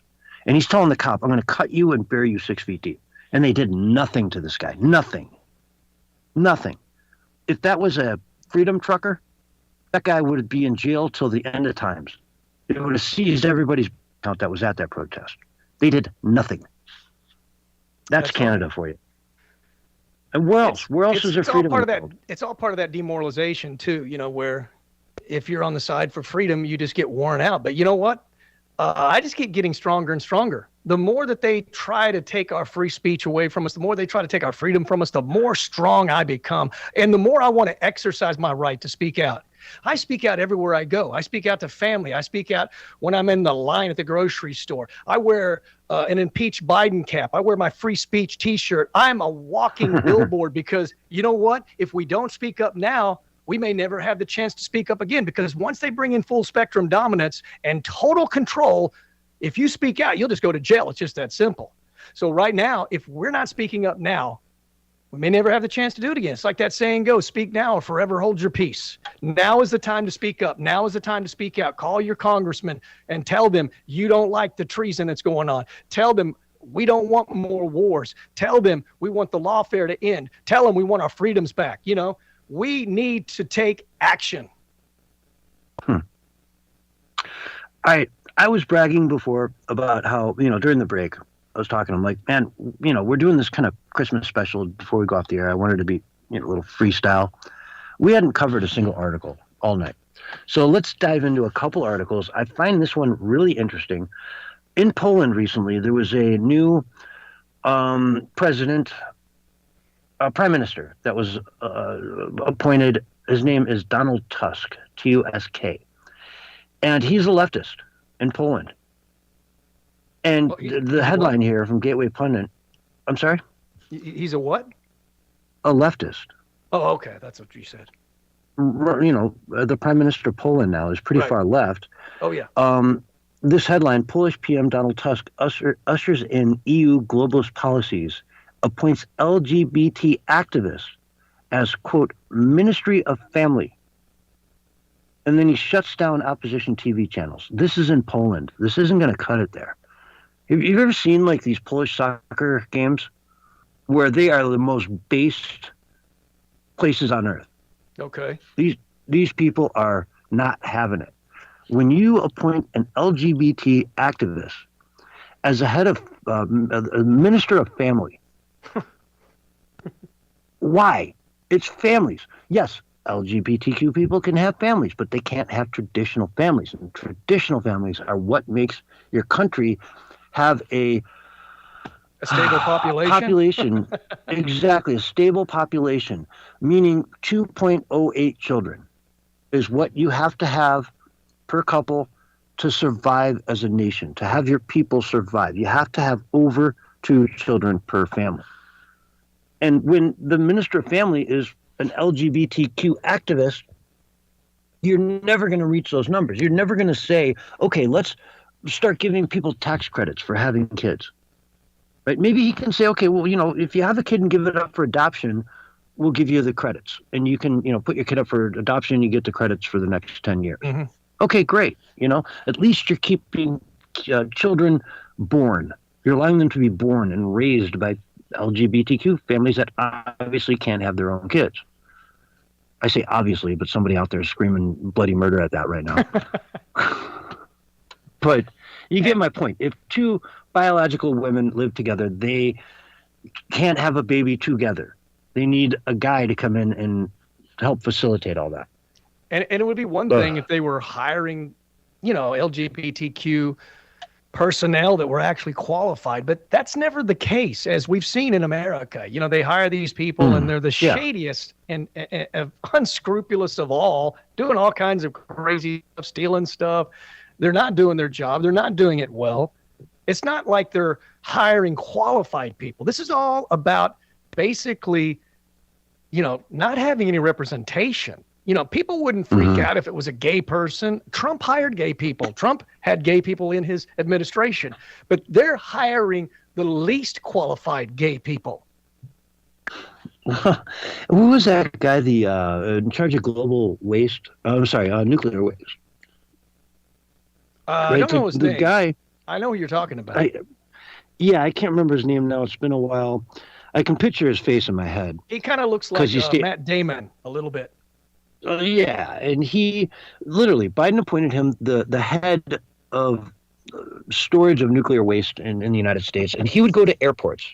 Okay, now I'm not alleging this. He's convicted for it. He did it. He was found guilty, and he would just pick a very expensive woman's luggage off the rack and walk out with it. Then he would find all these beautiful dresses in there, and he would wear them out to galas and you name it. You know. Fine. Okay, that's fine.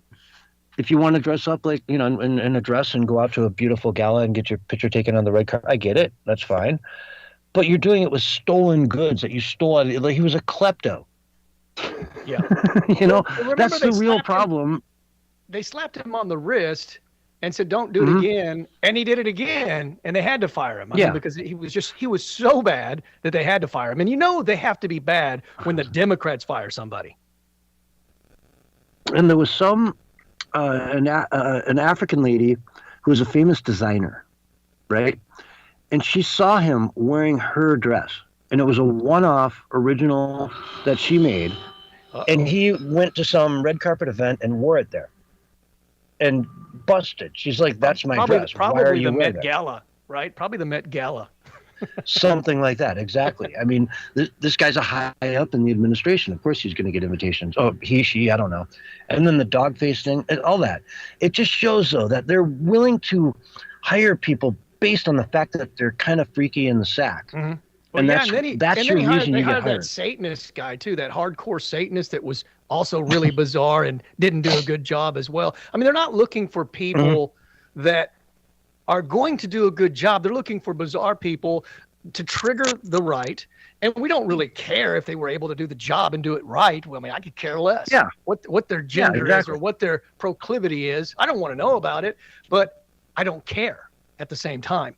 But they're hiring this. It's all done to trigger the right. It's all done so that they don't have to, basically do the job right, and we can constantly have a crisis. I mean, if you put the right people in, things get done. If you put the wrong people in, nothing gets done, and that's pretty much the Biden administration. Nothing has gotten done. Trump was saying it the other day at his rally. He goes, "What has Biden done?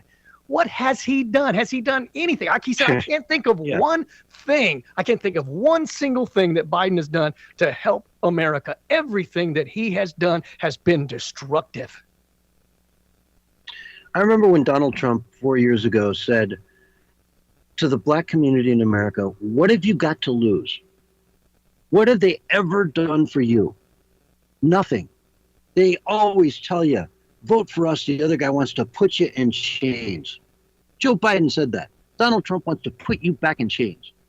What a disgusting insult. And Trump came out and said, "What do you got to lose? What do you got to lose? Vote for me." And I think the black community in America is waking up. I think a lot of minority communities in America are waking up, Hispanics especially the Cubans down in Florida. They love Trump. I remember, what was it, Joe or Hillary or someone showed up at some Cuban restaurant down in Miami, and we're like, "Hey, they're going to love us here." And the guy's like, "Get out, get out, get out. No bueno. Adios, amigos." Right? And they thought they'd walk in there like they always have been able to for years and years and years and be loved and embraced. But no. These communities, especially the Cuban community in Miami, understands what socialism and communism looks like. And they do not want it. They didn't come here so they could live under that. The last thing they want is for America to be the biggest communist dictator in the Western world, making Cuba look free. They don't want that. They don't want to flee back to Cuba and live under Castro and say, wow, at least it's better than America. Yeah. And a lot of those breakthrough things that Trump did for minorities and black people and women, and a lot of those statistics that rose because of his presidency. Now that Biden's the president, they've all tanked. I mean, look, the proof is in the pudding, folks. The proof is in the pudding. Stop believing this virtue signaling nonsense. You can say you love everybody. You can say you want to save America. But if you're destroying it inch by inch, day by day, your words mean nothing. At least, I mean, hey, I don't care what Trump said. All I care about, and I tell people this over and over again, is what he did. That's all I care about at the end of the day. I want a man of action or a woman of action or whoever is the president. I want them to take action for the American people. And the proof is in the pudding. Exactly. And I'll tell you, this whole Supreme Court thing, I'm kind of, as you're talking, I'm scanning through some headlines to see if, again, we've gone 90% of the way through the show without covering many headlines, but it's kind of our thing that we cover the news. And this whole Colorado thing, everybody just keeps saying, as long as the Supreme Court overturns this, we're good. But I see a headline here from Tucker saying if they don't, it's devastating. It's the end of democracy in America if this state is allowed to stand. Because let's say DeSantis gets in there. And, he's about to run again in, 2028? Mm-hmm. And no. He controls everything. Now, let's get his opponent off the ballot. Let's say it's Gavin Newsom. Boom. Off the ballot, off the ballot, off the ballot. You flip this around. Lawfare. We don't want to get into lawfare, a state of warfare, using law to take people down. Some people have it coming. If you've done illegal things and you've treason against this country, I get it. You have it coming.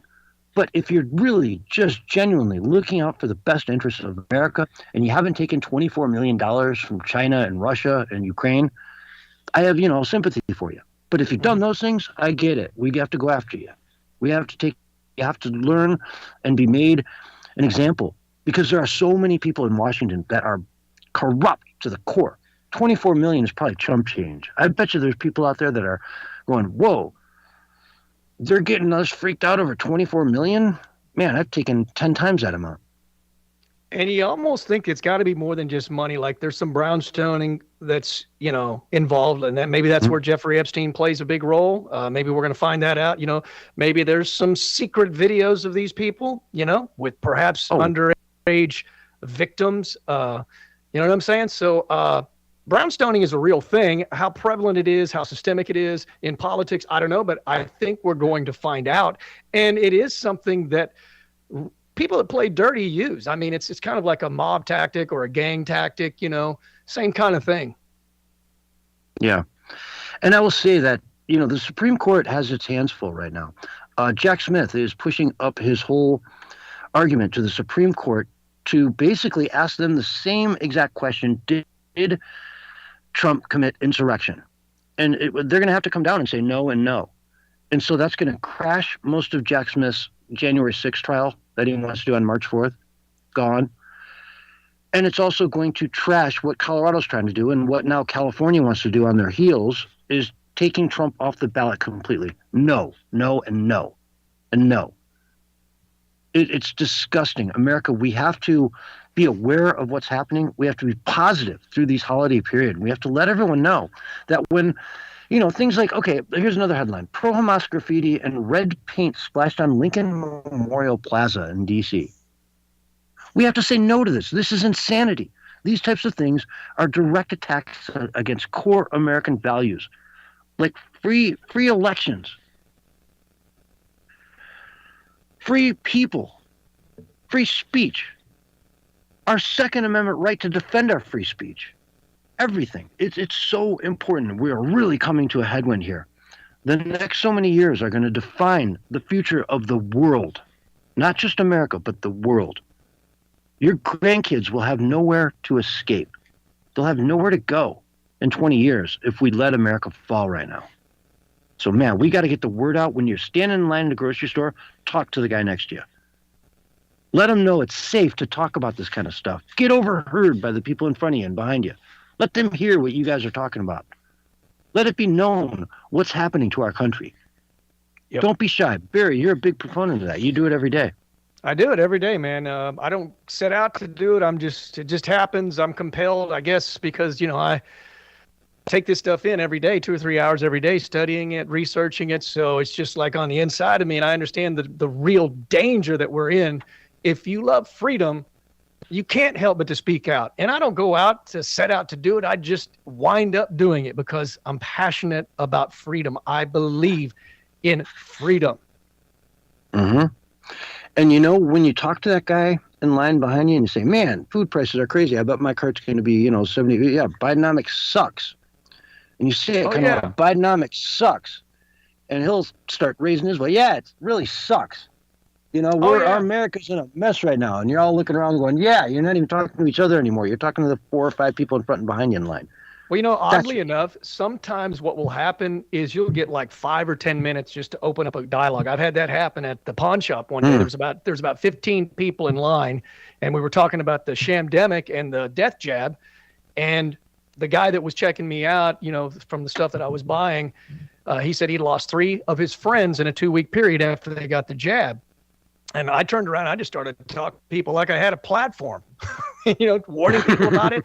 And then people started chiming in. There were those that were sort of the normies that were dumbed down, that had no clue. And they were just like, sort of zombified, looking at me like, what's this guy doing? But then the guy in the back goes, it's a depopulation plan, man. I'm telling you, Bill Gates is behind it. And speaking of Bill Gates, I wanted to, you said that he might be one of these shady characters, just speculating, of course, no evidence. No known proof positive evidence, I should say. It was in the Breitbart article that Bill Gates has continued to downplay his connections to the convicted sex trafficker, particularly amid the latest bombshell report in the Wall Street Journal revealing that Gates was pictured in 2014 with a victim of Jeffrey Epstein's. Now, go and figure that out, right? I mean, maybe there's something there. I mean, why is he with one of Epstein's victims in 2014, and why is he photographed with one of his victims? And he never stopped the sex trafficking. According to a new report, Jeffrey Epstein allegedly never stopped trafficking women. So after he got arrested that first time, right? Remember that? He got arrested. Trafficking women, though, that's prostitution at some level. Yeah, it's illegal to fly them to the Bahamas, but, you're a billionaire, you got your private jet, it's a prostitute. Like, I'm not really going to want to come down on that so hard. It's the underage, it's the, things like that, the really creepy stuff that I'm worried about. Oh, right? Absolutely. That's definitely a big concern. Anyway, we're down to our last minute here, so I want to read Joe Biden's response. Trump being taken off the election, from Joe Biden's X account. Trump poses many threats to our country: the right to choose, civil rights, voting rights, and America's standing in the world. But the greatest threat he poses is to our democracy. If we lose that, we lose everything. Joe, what are you talking about? What in the name of Sam Hill are you talking about right now? He does not pose any threat to our democracy. You do. You do, Joe Biden. You're the threat. He is not a threat in any way. He had the office for 4 years, and he only made America better. You have made it suck. I mean, not suck. America's awesome. But you made it worse. You made it so a Big Mac combo is $18 in New Hampshire. It's ridiculous. Bidenomics sucks. True that. On that note, Barry, Merry Christmas to you. Thank you, my brother. Merry Christmas to all out there, and a happy, happy New Year. Happy New Year, everyone. We're going to wrap it up here. Thanks for listening, and stay tuned for an all-new Cafe Enigma radio show later on tonight from Mark at DREAGUS Productions. So stay tuned for that. We're going to leave here. Have a great night, a Merry Christmas, and a Happy New Year. All right, we are free and clear. Thanks, guys. All right. Appreciate it. Great show. Mark is always happy to hear me plug another one of his shows, especially when I say it all right. Yeah. Welcome to. I loved your start today, man. I heard a little bit of Saul Good come out of there. Oh yeah. Welcome. I'm gonna have a good impersonation of you eventually. I'll get it down, man. All right, I can't wait to hear it. You ever heard of and you, X-22? Mark's probably got about 5-10 Yep. minutes before we have to cut this off, and he goes to his next stream. I'm getting ready to do that right now. So everyone listening out there in the interweb world, we love you guys. Thank you so much for listening. Especially all you people that have stuck with us through the whole year, who've been around for everything. Man, we love you guys. Can't wait to see you even more in 2024. I'm a poet and I didn't even know it. But yeah, we love you guys. Thanks for listening. Make sure to like, subscribe, remind, share, all that good stuff. All right. Okay. And with that, I am going to start setting up for the other show and get us over there. All right? Hashtag fastest 3 hours of radio. That's right. Mark, happy New Year, Merry Christmas, all that good stuff. Yeah. Are we going to do anything in between Merry Christmas. For podcasts? I think next Wednesday we're all going to podcast. So, Okay. Yeah, folks. Sunday night we're not going to be around because that is Christmas Eve, and the next Sunday night is New Year's Eve. So next Wednesday, though, the 27th, I think we're all going to try to maybe meet up and do a podcast only. We won't be on the radio, but we can say the F word. So join in, and maybe you'll hear it. Maybe A very special Christmas F word.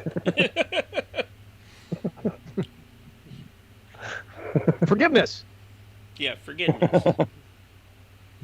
Forgiveness. All right. Well, you guys take care, and I'll talk to you later on then. All right? All right, man. All right. Merry Christmas, Mark. All right. Merry Christmas. Yes. We're going to switch over here and start getting ready for the all-new Cafe Enigma. Yeah.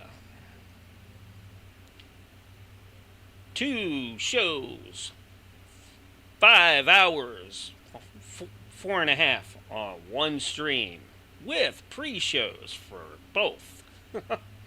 You won't get that any other place from where you're listening right now.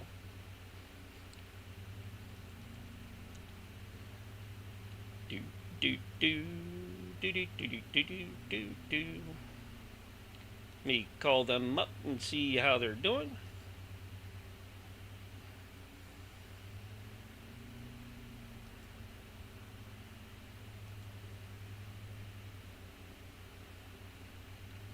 Do do do.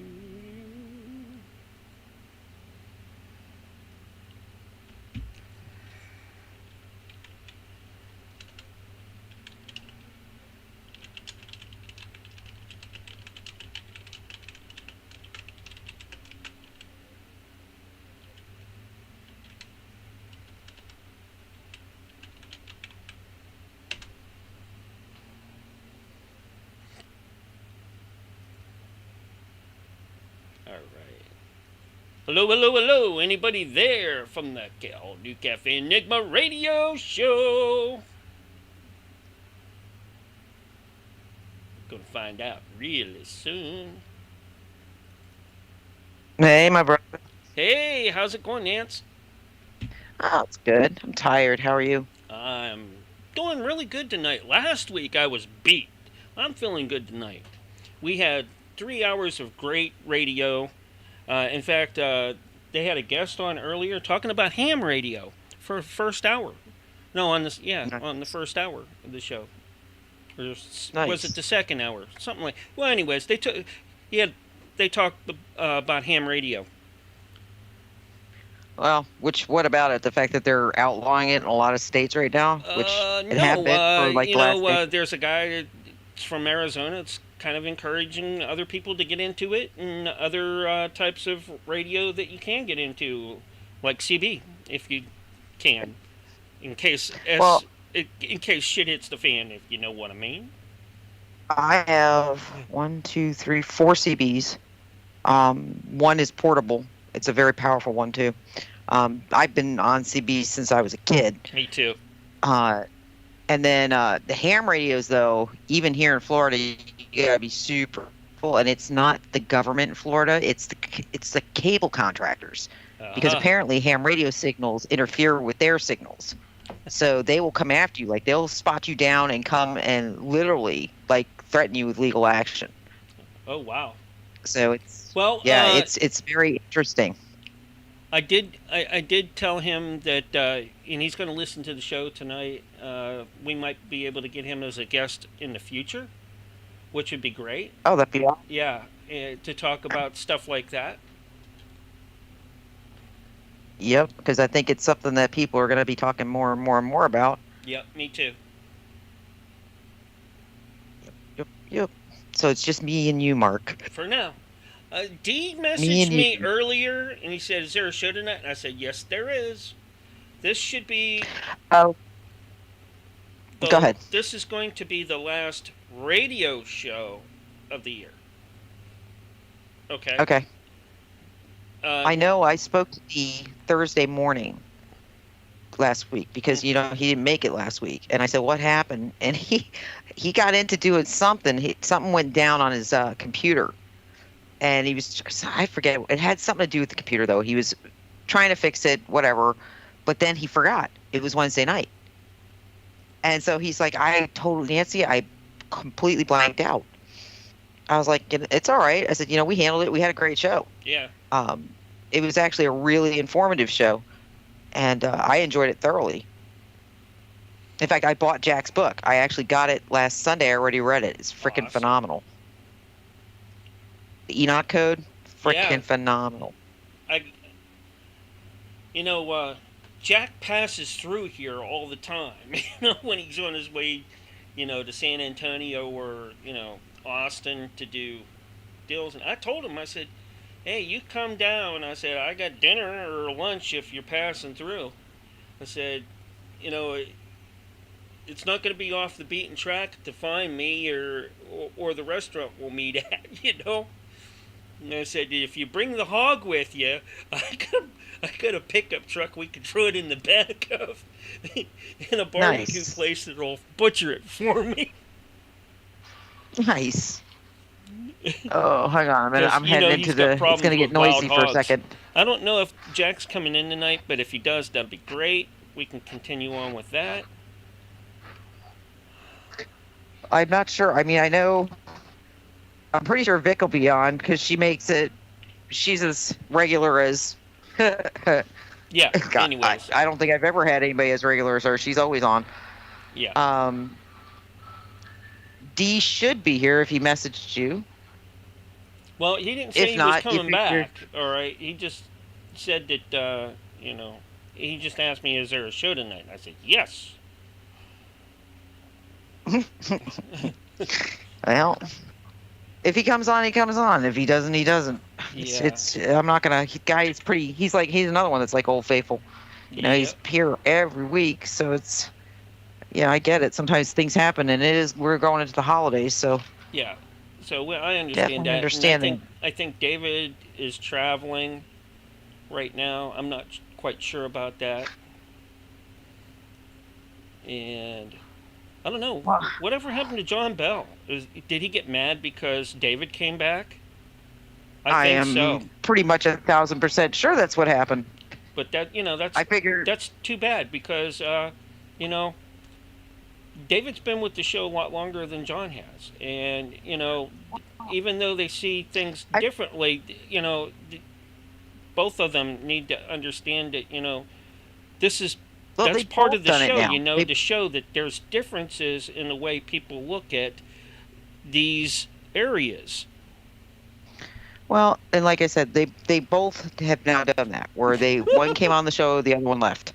Yeah. And it's like, and I give Dave big kudos. I was very happy to see Dave back. Me too. I will never make Dave feel comfortable. I love the man.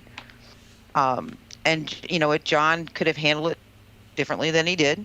But I still love John. In fact, I told Dee and I were talking about that on Thursday, and I said I'm going to reach out to him after the show this week and see if he's all right. And I haven't done that yet because, again, you want to make a statement, that's fine. You make your statement, but, that's behaving like a child. Like, I'm going to take all my toys and go home. Yeah. I mean, it just drives the point in about, my idea, my opinion is only right. And, that's not what the show ever was about, or even your show, The Vixen's Vault, was ever about, No. So that, No. they always like, I took a lot from your show before, to, incorporate it with, and a lot of your guests came on too, so, it was supportive both ways. And, I just took it more from a history, and now we're looking at it as a now to there. Yep. Well, the thing is like I said, how I think. To me, learning is about multiple voices giving input. It's not about a singular voice. If you're listening to a singular voice, then you're only learning one perception. Right. And a lot of truth is based on perception. And what I like about all our shows, and it's been this way from the very beginning, we aren't like begging for money and asking for people to, to subscribe in order to talk into chat, or, to, people, if you want to be heard, you say something in chat. As soon as I see it, I always relay it back as quick as I can. Sometimes my computer doesn't work as good or as quick as that, but, you'd like. And sometimes it just doesn't fit where the hosts and the stories and that are going. But that's just how it is. Though I do want to get the hosts more involved in chats here in the near future, because I am just... I'm taxing my system. I think to do it, though, because I think a lot of us run off our phones. Yeah. So we're mobile, so we can move around while we're on the air. And so you're not just scrunched into one place. But, I mean, I can always go up on my system while we're on the air. Doing it on a phone is damn near impossible. Right. I got to tell you. To try to watch the chat, pay attention to what you're doing. And when you can't multi-focus on different things. It's like, I can't call up 5 different blocks and leave it on the phone at the same time. Yeah. The computer, I can do that. I think maybe we can talk to Vicky when she comes in to see because she plays more of a support role with us anyways.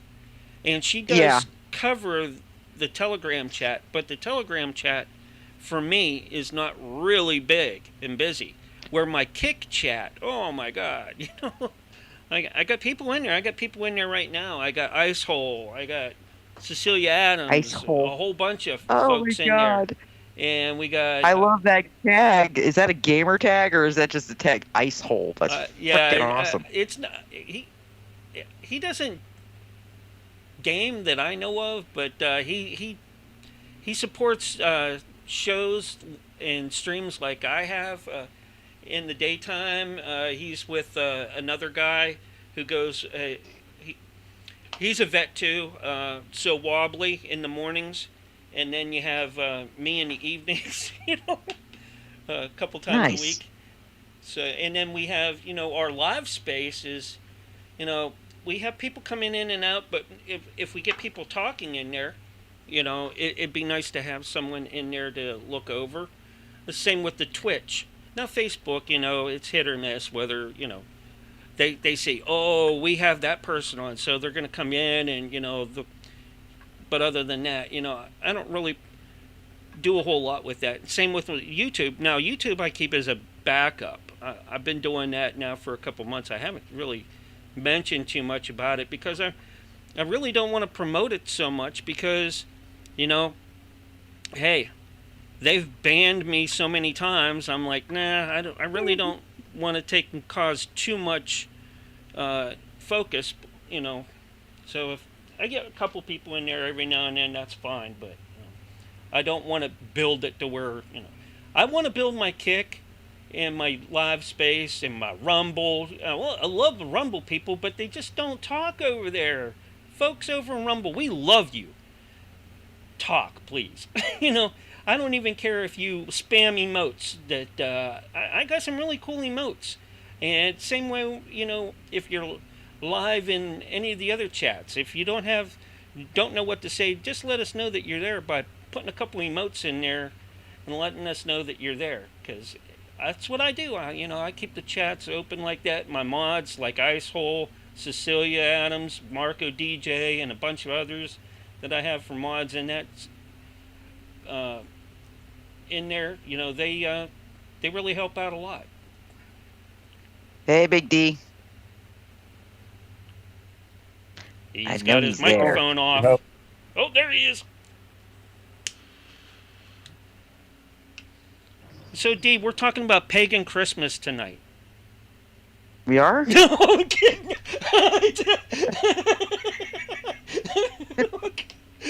What? That's a new one on me. I just wanted to see if you gave the reaction over him. Oh, shoot. D left. Okay, he'll be back. There he is. He's back. Nope, there's Vic. Hey. There's D.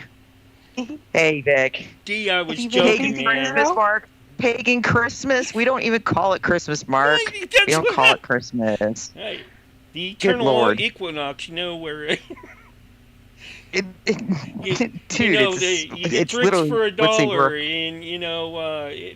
and some lucky guy will have sex with a goat at the end of the night, or It's something no, like that. that's the spring. That's Ostara. Oh, that's the We're spring. going. It's Yule. We worship dead people. God. I'm teasing, by the way. Well, I have that old that spoof commercial for that. It just popped in my head. I was like, no, D, we're not going to do that. I'm just messing with you. I could go really Wicked Witch on you right now, Mark. I know you could, but actually, I'm just the solstice fooling is around. tomorrow, so we're starting the solstice about I think it starts at about 2 tomorrow morning, and then the solstice will run through the 22nd. Yeah. Well, And that it's is too the cold holiday here for to us. even It's run the around 21st, dancing 22nd. naked in the moonlight. But anyways, Do you go out and do the Outlander thing? No, that's okay. You guys, I don't know why they do this. That's Beltane and Ostara. Those are the spring festivals. The spring festivals are all about new life, reproduction.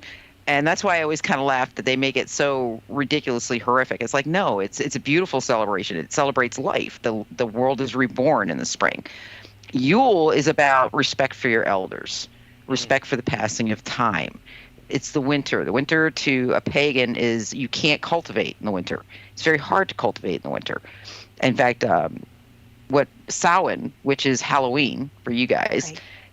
it's a major Sabbath for us. And people think it's about worshiping the dead. It's not. It's about getting a final cultivation of crops. It's the final harvest, and basically storing those foods so you can make it through the darkness of winter. Because again, the people in the time period you're talking about, they didn't have refrigeration. They didn't have any of that. If they were refrigerating, they were digging a hole in the ground pretty deep and putting their food or their storages into that ground and just hoping and praying an animal didn't find it. Literally, it's a very common sense thing. And I always say that people are so afraid of it. No, it's common sense. Okay, it's based on the cycles of the sun and the moon. Have you seen the Outlander dance that they do? Samhain? Oh yes, that would be. Okay. That's not Samhain though. That is actually Beltane, Okay. which is it's the celebration of fire, which is May. It's in May. Okay. And So like I they said- did it wrong. no, well they did, but they didn't. You could use it for Samhain, but Samhain was more if you had candles lit on Samhain, just like at Christmas time people light candles in their windows for lost travelers. It's at Samhain, it was so that the dead, your relatives, would know where to go for safety because the veil is thin. Oh. And okay. literally, they would put pumpkins, they would do gourds out front to scare away people the dead that shouldn't be there. So, like I said, there's a lot of reasons behind some of the traditions that we see currently that were very simple things, simple-minded things, but in a way maybe not. There was something to it. Like I said, they used to bring all the cattle and the sheep and the goats down from the mountains at Samhain because it was too cold. It was starting to get way too cold for them to be out pasturing in the mountains. So they'd bring them down and they'd store them. And literally, it was all about making it through the winter and surviving. And Yule was kind of like the halfway point. That's why you had the Yule log for warmth. So again, and it's the darkest night of the year. So it's funny how, I always say that a lot of this was incorporated into other religions. In fact, I had the great pleasure of reading Jack's book, as I was telling Mark, the Enoch Code. And I'm very much into the Book of Enoch. I think it's very, very interesting that they left that out of the Bible. Because I'm like, yeah, there's a lot of stuff in the Book of Enoch that just doesn't play well with the rest of the Bible. But it gives the history of the Jewish race. And I've said it. Vic, how many times have you seen me say it? When people start getting into it, I'm like, I don't understand where y'all are seeing the problem because they're all Canaanites. All of them. The Jews and the Arabs, they're Canaanites. They stem out of one group, okay? One. Same bloodlines. Well, Esau, the Arabs come from his line. It was two sons. Yep, two sons. Yeah. One went one direction, one went the other. Yeah. But Jack makes great points in his book about when the Jews were in Egypt. They were enslaved and how they changed and adapted their views and then crossed the desert and then they amalgamated their, I guess you could say I want to say monogamous, and I know that's the wrong word, but they took their view of the one God and they amalgamated it with the beliefs of the Canaanites, which was really, it's very interesting. And I've always said that. I said, and not only that, if you look at Solomon, I said, you have King Solomon, one of the greatest kings in the Bible, but he was married to his number one wife. He had 1,000 wives. His number one primary consort wife was, her tribe worshipped Moloch. Mm-hmm. And she was the mother to the heir who followed in both belief systems, his mother's and his father's. Mm-hmm. So again, there's so many. It was problematic. Yeah, well, and I've always, it really was. Jack kind of said he was explaining the origins of the name Lucifer, and it's Canaanite. And I said, I knew that. I'm like, yeah, it's funny how we do that, how we let leaders take one belief and completely model it into something it's not. Now, it came to represent something that it was not meant to represent. He was literally the light bringer. He would be considered, I guess, our modern equivalent. His mother would be considered the modern equivalent of like Ishtar. And she's the fertilization goddess, so she brings life. He was the son.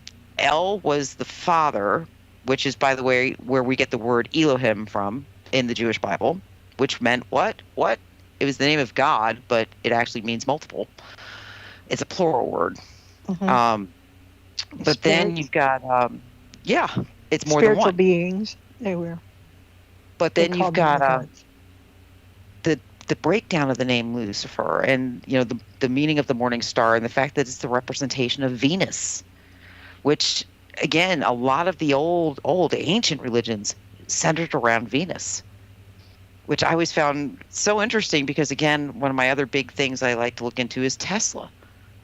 And Nikola Tesla was very much about the planet Venus. I always found that very, very interesting, a very interesting connection, especially given what ancient religions worshipped, what they believed, and what they knew. And I think that's what really gets me, their knowledge base. And I always tell people, I think that's why they tried so very hard to vilify them. They really did. I said, world organized religions have tried desperately hard to vilify very ancient beliefs. And I don't understand it because they were earth friendly. They were spiritually sacred. I mean, they had a beautiful view of spirituality. It's like the Native Americans. I never understood why they insisted on trying to Christianize them, because. Hello? Hello? Hello, hello, hello? Nance, are you there? Hello? Can you hear me? I can hear you now. Nance left for a minute. I can hear you now. I better internet went out. We're supposedly having some kind of solar problem. Yeah. Oh, that's not good. Nancy, get your butt back in here. See, my voice transcends internet. I like that. Let's see. On the solstice too. It's now there's is mine working? There's a lot. It's like so many other things though. And I was going to say this as soon as Nancy got done talking. The book of Enoch is I don't know why it was left out of the Bible, but there's a theological group out now that's trying to claim that the book of Enoch can disprove so much stuff in the Bible. Well, that's not can't be true. Huh? Do you agree with that? No, I don't. I think it was left out because it takes the focus off of Jesus. Well, it also talks a lot about some of the other religions in relation. Who was it? Sargon and Gilgamesh, I think, are both. Sargon and Gilgamesh are both mentioned in it, I believe. Sargon the second. Yeah. Well, again, I think a lot of times what I'm finding is that, like the book of Enoch, King James Bible, all this, people tend to cherry pick what they want. Mm-hmm. Okay? Mm-hmm. I can only tell people I go by the King James Version. Now, is this other stuff interesting? Yes. But I go by King James Version. And I'm going to tell you right now, this is the only way I can put it. How many coincidences before it's not a coincidence? You know what I'm saying? Yeah. My life is so quiet right now. It's so peaceful right now. So, you just, it's... I just when it all comes down to it, oh, here's one for you, Vic. The feminists like talk about this. Oh, well, the Bible says that women are supposed to bow down and be ruled by men. It says the submission. It's a chain of command. Yeah, it says, but the word submission, the wife should submit to the husband. That's what keeps them all in a hackle. That's because they don't understand. It's a chain of command thing, and if you trust the person in charge, it's not a problem. But but see, they read that one section. They didn't read the next three that specifically says, however, the man better be giving the woman a reason to do it. Do what? We were talking about how feminists use a section out of the Bible that women should submit to men.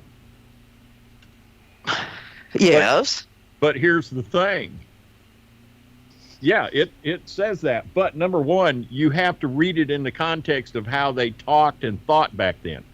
And secondly, if you read the next three verses, it specifically says, yeah, as long as the man gives them a proper reason, he better earn it.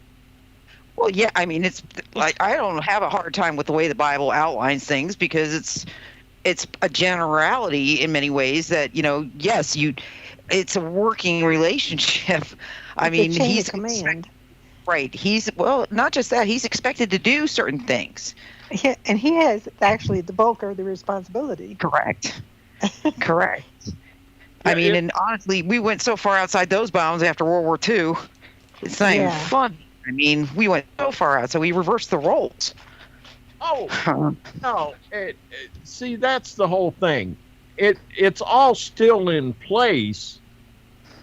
It's just some people choose to fight it. Yeah. Well, here we go. You know? Anyways, the reindeer are out there prancing along. I got Squad 4 from Santa on loan to power tonight. All of the internet that I have here, as well as the shows, and they're doing pretty good, you know. But it's Squad 4. It's not, you know, the A team. Look, I think it's time. We've all talked about it, Mark. If you want in on the show, go ahead and start it. We're already doing the show, so. No, we can't just start when we want to, you know. Just whenever you want to start and let it out to the world, go ahead. We're going to keep doing it. Did you not get the memo? Yeah. I did from the owners, and they say on time is good time. Hey, boy, that one just Nancy, it'll come back around and hit him in a minute. I heard a good one today. Uh-oh. When you're sitting behind the wheel of your car, yelling and screaming at the squirrel who's panicking in front of you, so that you don't kill him with your tire. That was the one that escaped from my house that powered the internet before, D. I hope it got hit. You're hollering and squirt at the squirrel not to get hit by the tire on your car. Do you ever stop and think that maybe most of the time that's the way God sees us? Yeah. No doubt. Or he was like, well, damn it, I created them in my image and they're idiots. What happened? They're supposed to be able to think their way through these situations. Yeah. Fortunately, we're no surprise to God. Yeah. He just go, oh, I didn't know I made her like that. Oh. Man told God they wanted free will. God reached over and nudged Jesus and went, this is going to be a hoot. Oh, boy. I truly believe God has a sense of humor. Yeah. I don't know if that sense of humor, to me, like I said, I think the creator right now is just kind of sitting back going, oh, boy. Baby, he's already seen it. He's already written the book. Okay? He knows the ending to the movie. Oh, that I agree with. I think he knows the ending, but I think he's letting us write our own chapters in a lot of ways. That's the free will. Yeah, it's called. It's a TV show called Fork in the Road. It's which side are you going to take? Which direction you going to go? Yep, I don't disagree with that. And I think my thing is I think people get very put off in many ways because they think that means that they have to make a choice of a belief system, and it's like no. Have you heard about that? I'm sorry, go ahead. No, to me it's a choice to live life correctly and with respect. I mean, respect for life, respect for others, respect for nature, respect for the universe, respect. Which we don't seem to see very often anymore. Well, other parts of the Bible would say that the choice is, for salvation, because we can't get it. So we have to accept the free gift if you go by the Bible, if you go by what God says.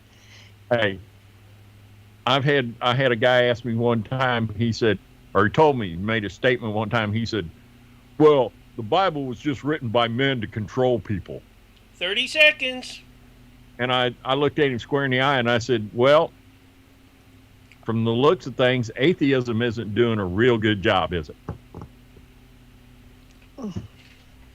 And you are live and on the air right now. All right, it's time for an all-new Cafe Enigma. Yes, Merry Christmas, Happy Hanukkah, whatever you want. Monday is the big day. All right. Monday? Huh? Yeah. Wow. It is 9:30 here on the East Coast, 8:30 in the Central Time Zone, 7:30 in the Mountain Time Zone, and on the far left coast, we don't care. In other parts of the world, we have no idea what time it is right now. So, actually, that's not true. I can tell you, in the UK, it is 2:30 in the morning. So, for any who are interested, it's the 20th day of December, and let me, before I get to the introductions, our producer Mark, who's out in the wastelands of Texas. Yes, if you had a camera up, you can see the tumbleweed rolling of the tumbleweed. Mark, I don't think so. Mark, I don't live in the desert. Mark, Yeah, I'm right are here. you listening? I have a question for you. Yeah. And for our viewing audience. After tonight, when will the next show be? The next radio show will be next year. Okay, so But we're we not going to we will be coming back Wednesday for a podcast. Just sit around, talk, and kind of hash out what we're going to do next year. Okay, so next Wednesday is not a normal show. It's just going to be a bunch of us just sitting around chewing the fat, whatever. Yeah, on the not on the radio side. Now, on the radio side, they're going to hear one of our old encores, or probably one of the ones that I did a long time ago. Okay, so we'll be back January the 3rd to kick off a new year. We'll have all kinds of new stuff, and I will have my absolute world's favorite co-host, the woman who has more brain cells than Tesla. Woohoo. I don't Get him know easy. about that. Well, Tesla has no brain cells now. He's dead. Okay.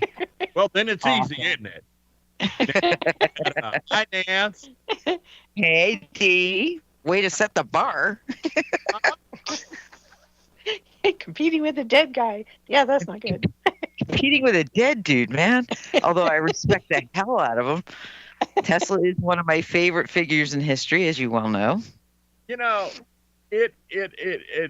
well, before we go on, and our other hostess tonight, the ever pop, bubbly, vivacious, I hear her voice, and the only thing I can picture is a little pixie.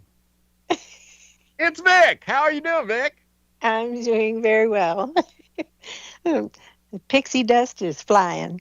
Doing well tonight. Thank you. Dust is flying. Tinker Bell is in the room. Hmm. I mean, she just, Nancy, I'm sorry. I love you to death. She's just got that voice that just makes, I'm probably not the only guy that listens to her and goes, ooh, ooh. Oh, I know she does. She's got, and she's so gentle. You can tell by her voice. She's she's just a very gentle person who tries to avoid upset, anger, stress. You can hear it in her. Listen, guys, she has soft eyes, pouty lips. I understand she cooks.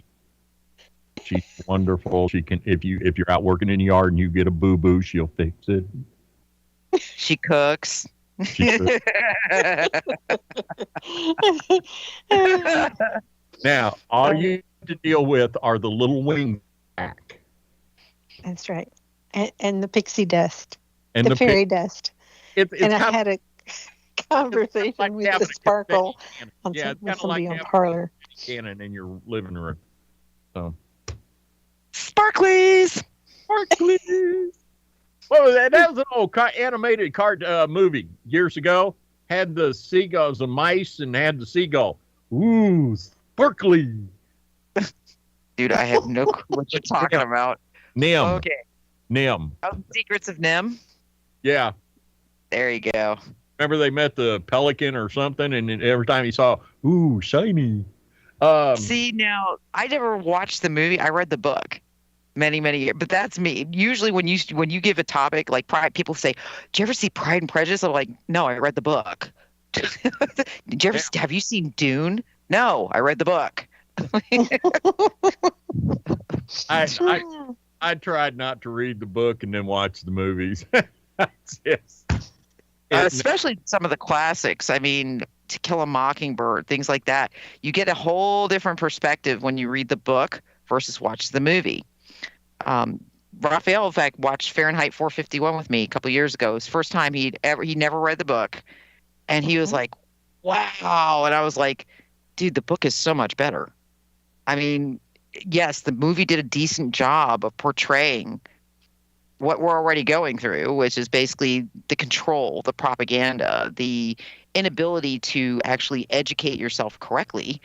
We're already seeing that occurring. So when he watched it, we were already in the throes of this, and he was just like, somebody actually wrote a book about that? I was like, Ray Bradbury wrote it a long time ago. Oh, I mean, that was required reading for me. You know, Ray Bradbury wrote so many things. Mm-hmm. It's like Tesla. Who was talking to him? You're just going to keep pushing this Tesla thing, man. Nikolai Tesla. I was to say, since it's Christmas, we're going to kind of lighten things up. And I want to tell you about some of the people I work with. Okay, most of you that have heard me, you know, I'm 55 plus. That's where we leave it. I have experience, 55 and experience. But what you don't know is, see, Tina Turner was not, you know, Tina was 70, and she's still wearing 4-inch heels and doing her own stunts. I mean, this woman was hot at 70, but she's not the only one. I mean, Nance, let me tell you, she'd give Tina a run for her money, guys. Touch with her on Twitter. Okay. Now you're just buttering. Wonder Woman. Nah. Oh, I think so. I just don't like taking things at face value. That's all.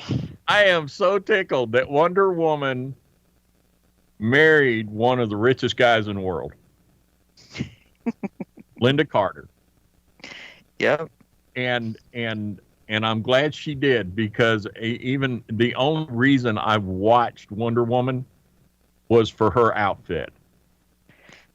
You watched it for her measurements. Forget the outfit. That woman had banging curves, man. I will be the first one. I am a female who I have no problem at all looking at another woman and saying, wow. I do not have, there's no insecurity there. I mean, to me, that woman had incredible dimensions. I mean, she just almost like Barbie. A genetic celebrity. Holy crow, man. Yeah, let me tell you what, she was photographed by a popular men's magazine when she was 52? Mm-hmm. And she put a lot of these younger women today to shame. That was like Sophia Loren. All the way up into her 80s, man. I'm going to tell you another one. What's her name? Jenny, married to Wahlberg. Anybody know who I'm talking about? She does the mask. McCarthy? You're not. Jenny McCarthy, I think. She's not married to Wahlberg, though. No, it's the Jenny that's married to Wahlberg that does The Masked Singer. The what? The Masked Singer. One of the most popular shows on TV today. You've not heard of it? Oh, okay. Masked Singer. Okay. And she's the woman that's married to Wahlberg. Anyway, she's I think in her early 50s. It's Jenny McCarthy. It's Jenny McCarthy. That's what I was thinking, Jenny, and you said no, and I thought, well, I didn't think she was married to Wahlberg unless she is. She is. She's married. Yep. But she was married to Carrie, right? Jim Carrey at one time. I think so. Hold Yeah, on. so Well- I'm just behind the times. Well, I'm going to tell you anyway, you should see her. So if you're a young aspiring actress, girls, go back to the 70s and the 80s when spandex was popular. In the 1950s, here's another tidbit about women. In the 1950s and early 60s, Zsa Zsa Gabor had you convinced that all space alien queens ran around in sand in 4-inch heels. Yep. Yep. Her, let's see, Bo Derek in the 70s. I mean, I can name off a bunch of them. And then we went into that real twee era where Yeah. everybody thought they had to be completely like stick thin. And now we're actually at a point where I kind of look at them like, because they don't like to, they call it body shaming. But I don't know. As somebody who's in the medical field, I have issue when you are celebrating women who are incredibly overweight Right. and, you know, telling them they're beautiful. Well, no, their personalities are beautiful, but that's not healthy. That is not healthy in any way, shape, or form. And so to encourage it is tough. But see, I have issues. 20 minutes down the road, Nance, we have a college. Okay. Yeah. You should see about, I would say easily about 40% of the women down there, young women, are a little, they're somewhere between athletic and chunky. Well, okay. I always grew up, I guess I can put it to you this way. Maybe it's the Italian in me. I always grew up with that thought process of always keep a 5-pound buffer. That was kind of a rule of thumb. You know, you maintain a decent weight for your height, for your muscle capacity and your bone structure, but always keep a 5-pound buffer, because if you get sick, you're not going to end up in a really bad place. You'll have that 5-pound buffer, and it always worked for me. You know, it works for Italians. Yeah, it does, and it's funny because people have this. I think they have this stereotype where they think of a lot of Italian women as, you know, short, chunky, and we're not. A lot of us are just, we're short. There's no getting away from that. Oh, but no, I don't have any women in my family. My sister's heavier, but that choice. But the rest of us, no, we're not one of us is overweight, or, you know, we'll have a little chunkiness here or there, but not normally. And I'm sorry, the only people advocating overweight women or men as sexy, the only people advocating this is overweight men and women. Okay? Normal. Well, I mean, look, I'm the first to admit I'm overweight. But I'm 6'2". Yep. Okay. I carry an extra 60 pounds. Like most people only carry 20 pounds.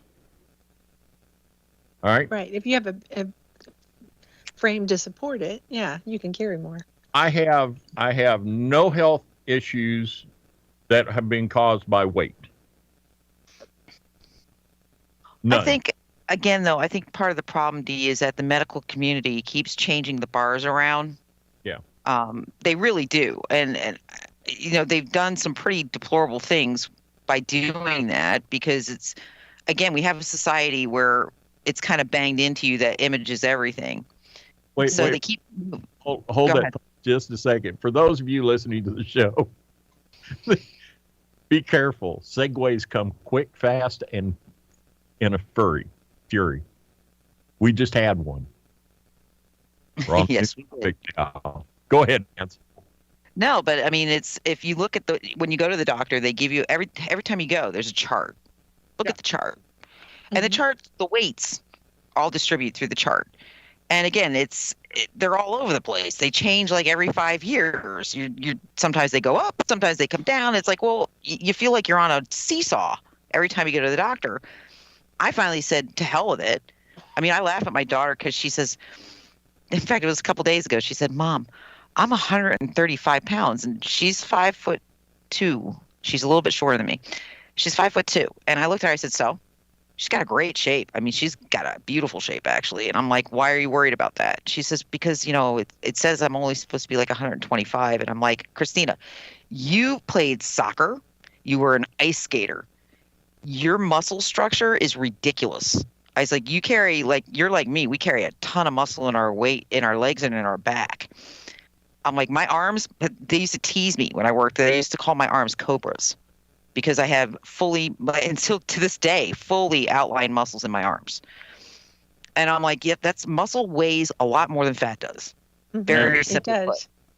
But So, doctors, And your bones have to be a little bit, they have to be weigh enough to carry the muscle. correct. So you're going to weigh more if you're a mesomorph. but Yep. doctors don't tell you that. Yep. Well, they they don't. do kind of, in No. a way. No, they really. They'll talk. There's a range. They look at your body type, whether you're one of those ectomorph or mesomorph or what's the Yep. other one? Endomorph. Yeah. And more. Yep. You know what So- the body index says I should weigh? 196 pounds. Yeah, I know. That's crazy. They put men way under where they should be. I agree with you, D, on that because every time I look at the different weight ratios, and some men it'll put them in the obese range, and I'm like, that's not obese. That's again, you have a lot of muscle on that body, and I mean, I call Rafi Mike Allstott because he's got his thighs. He has got the most muscular legs and thighs I've ever seen in my life. He's built like Mike Allstott. Mhm. And I'm like, I said, if you look at your weight versus your height, you're sliding into the obese range. You're nowhere close to it. You are not even close to obese, but that's the way the weight ratio goes. And every Well, time don't he they goes to the break doctor, it down they weigh him. by your, what kind of frame you have? Body mass index. Yeah. They do body mass index, but again, because of his age range now, every time he goes to the doctor, they're always wanting to, let's look at the diabetes because it's in your family. I'm like, I always tell him every time they do the test, you're not even pre-diabetic.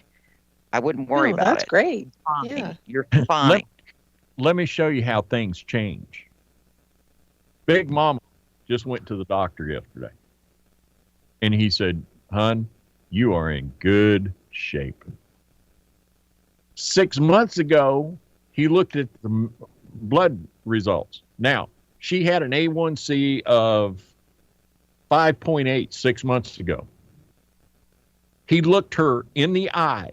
I was sitting there when he said it. You're pre-diabetic. Yep. 6 months later, she gets a 7 on her A1C. He goes, you're doing good. You're fine. What changed in 6 months? Yep. Okay. Well, Mhm. you know what it is? They're pushing metformin. That's what it is. It's the drugs that they can push on pre-diabetics. And it's once you're on something like that, you can't go on it and then just stop. You have to phase off of it, just like you would with neurological or psychological drugs. It's the same thing. It's a time release type deal.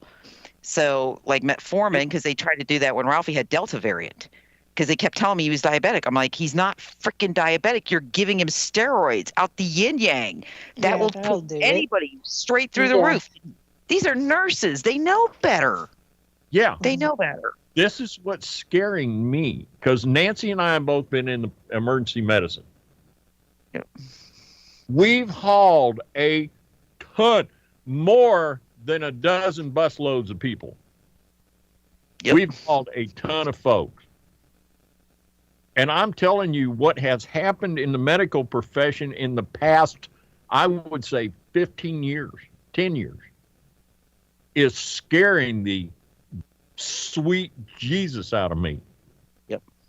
Because we've got nurses who, I'm sorry if you're a nurse in the profession, I hope you don't take offense, but I have seen too many out there that couldn't find their butt with both hands, a bird dog, and a compass. All right. Yep. if you go to a hospital, hospitals are no longer there to care for the sick. Now, I'm not talking about a cancer center or something like that. I'm talking about a hospital, your local area hospital. No longer there to care for the sick. They are there. 80% of their procedures and rules are to keep them out of court.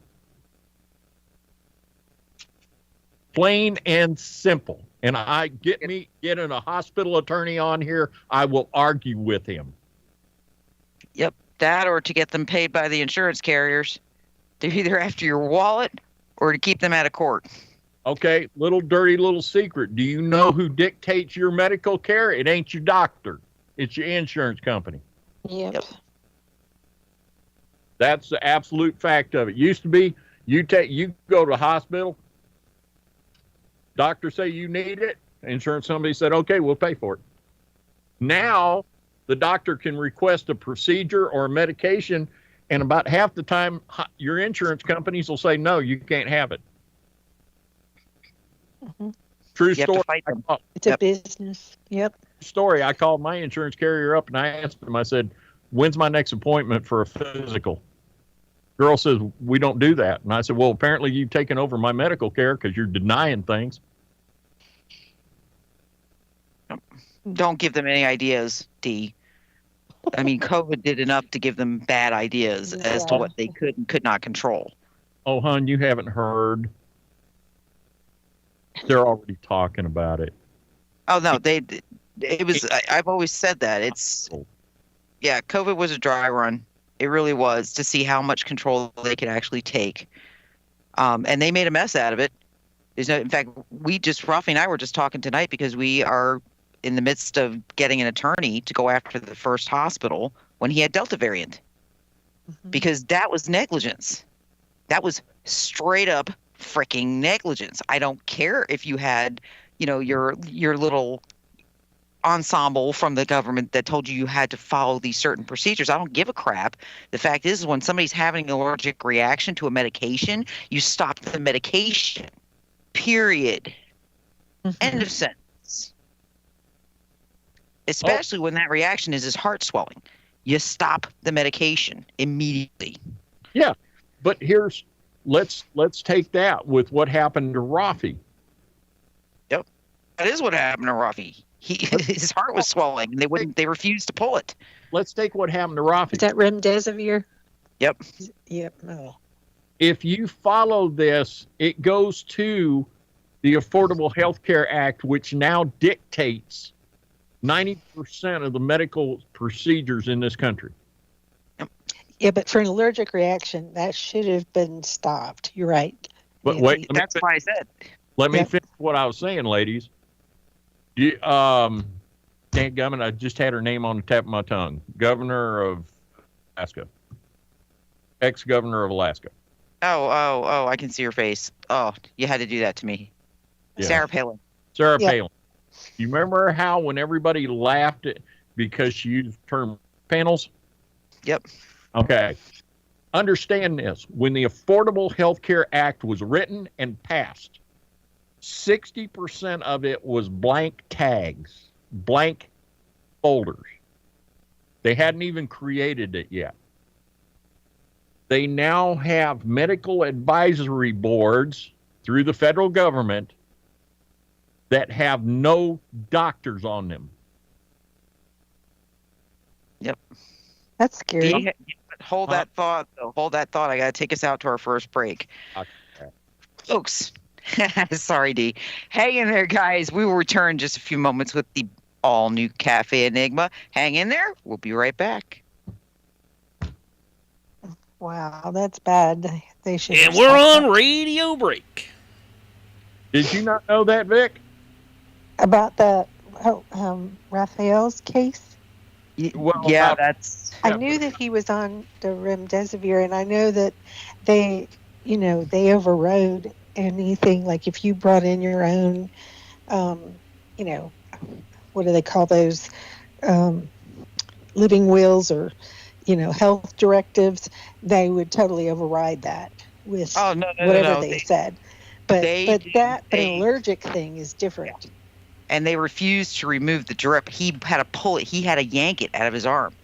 Yeah. I mean, and then he had to leave the hospital, and he had a nurse screaming at him, "You're going to die." I was on the phone. I could hear the whole thing. "You're going to die. I'm not getting you a wheelchair. You're going to die." I was like, what the fuck? I literally just sat there going, "Are you kidding me?" And then I had to have his CPAP brought to him because they had like the ancient iron lung CPAP from like 20 years ago. So they said, yes, he can have a CPAP. So I sent it into them. They freaking wiped it down with a chemical. So I'm not sure what chemical, but he put the CPAP on and he's breathing the chemical in because they wiped the nose and the hose with a chemical, a disinfectant. You can't do that with CPAPs. CPAPs have to be cleaned with like apple cider vinegar. I mean, you cannot use any kind of a strong chemical on it. Steam. Steam. Yeah, pretty much. I mean, it's very, and the instructions are very clear in the CPAP. And so when I called there, because he called me freaking out, and I called there, I'm like, who cleaned the CPAP? Oh, no, nobody cleaned it. Nobody touched it. Really? Because I had put everything in bags and labeled it, and when he got it, they weren't in bags. So somebody removed them from their bags and did something because he's breathing in chemicals.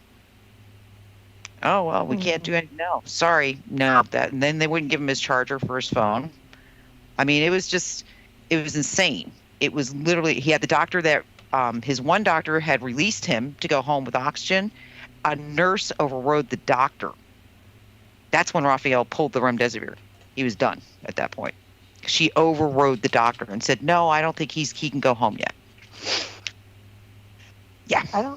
She can't do that in an ICU. They might rule in the operating room, but they don't in the ICU. She went to the administrator. She went to the administrating doctor and had the other doctor overruled. I'm not playing. That's why I said when we took this to the VA attorney was like, "Oh, God." I said, "And you guys paid out.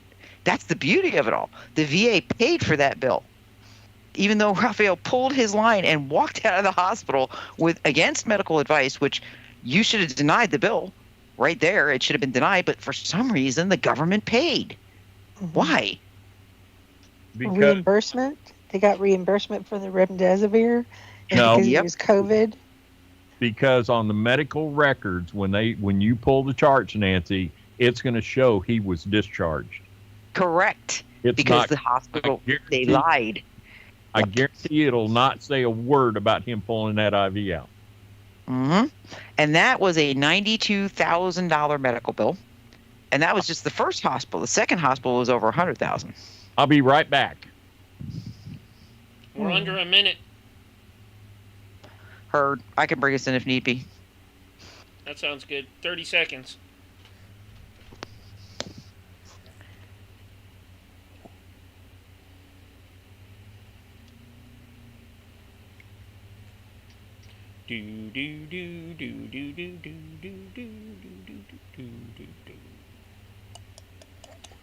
And get ready for a countdown. 5, 4, 3, 2, 1, and you're live and on the radio side, Nance, right now. And we're back with the all-new Cafe Enigma.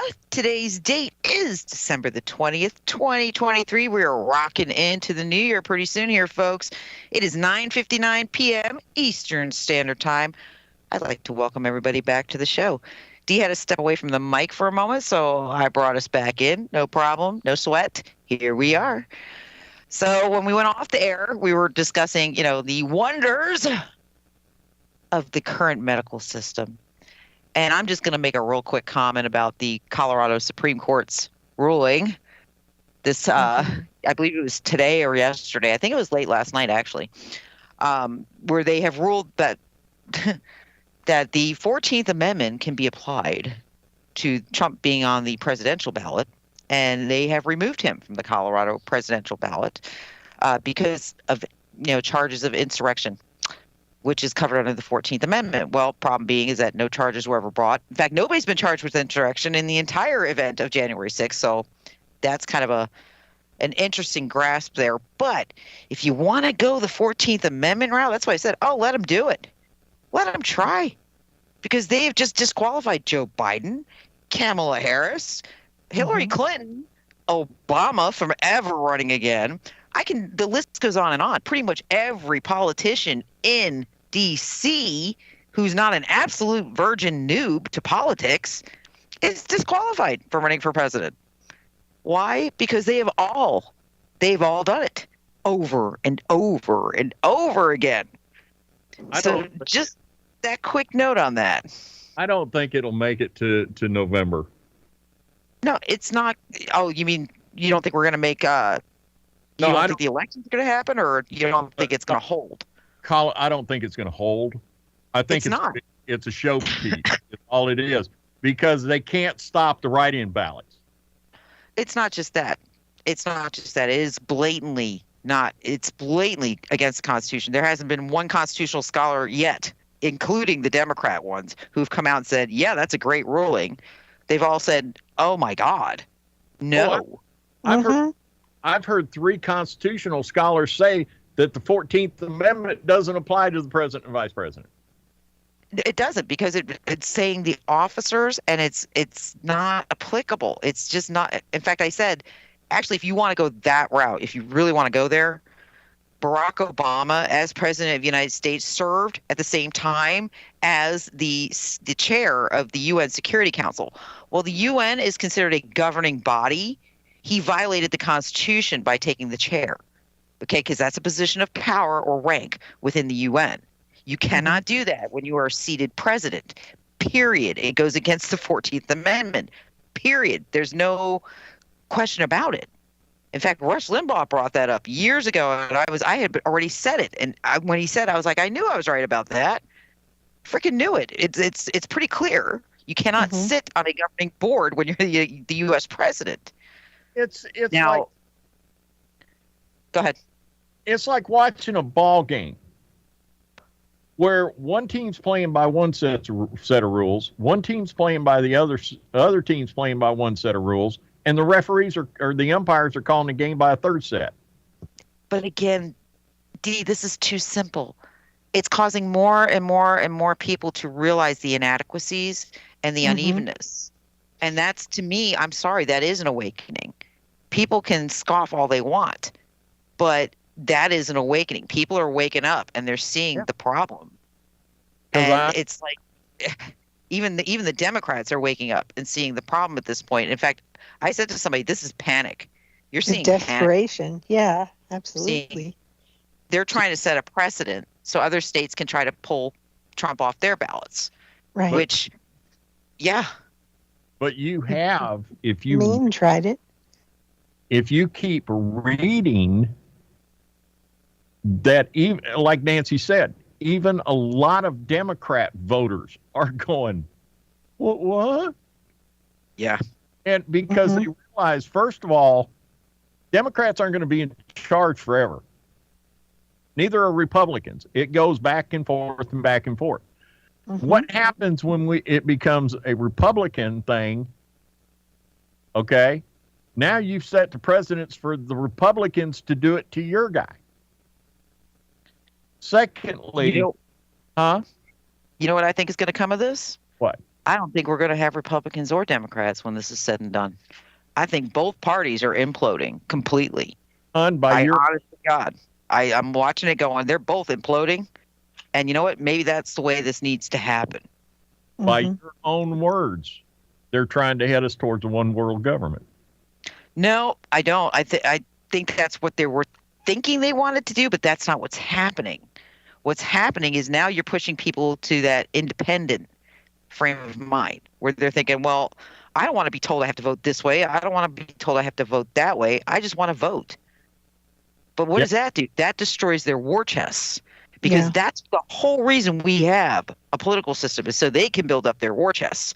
Which, trust me, if the American people knew the money that is allotted to the candidates and to the parties, Well, we're It's scrambling for ridiculous. pennies trying to pay for groceries that have, you leave with 3 items in your bag and you're paying $80, and you're going, what the holy hell is happening right now? Oh, I mean, but the economy is booming, Nancy. oh well. I hope y'all filled your gas tanks. I'm going to say that because there's been a couple things that happened last week that, gas is about to pop way up. So just be aware, and if you haven't topped off your gas tank, do so. Speaking of economy right now, they actually asked, CNN asked a economist about this, and this is what he said. The people who are complaining about the economy are on the very down, how do you put it, on the very far end of the economic scale, and the benefits of our economy just hasn't reached them yet.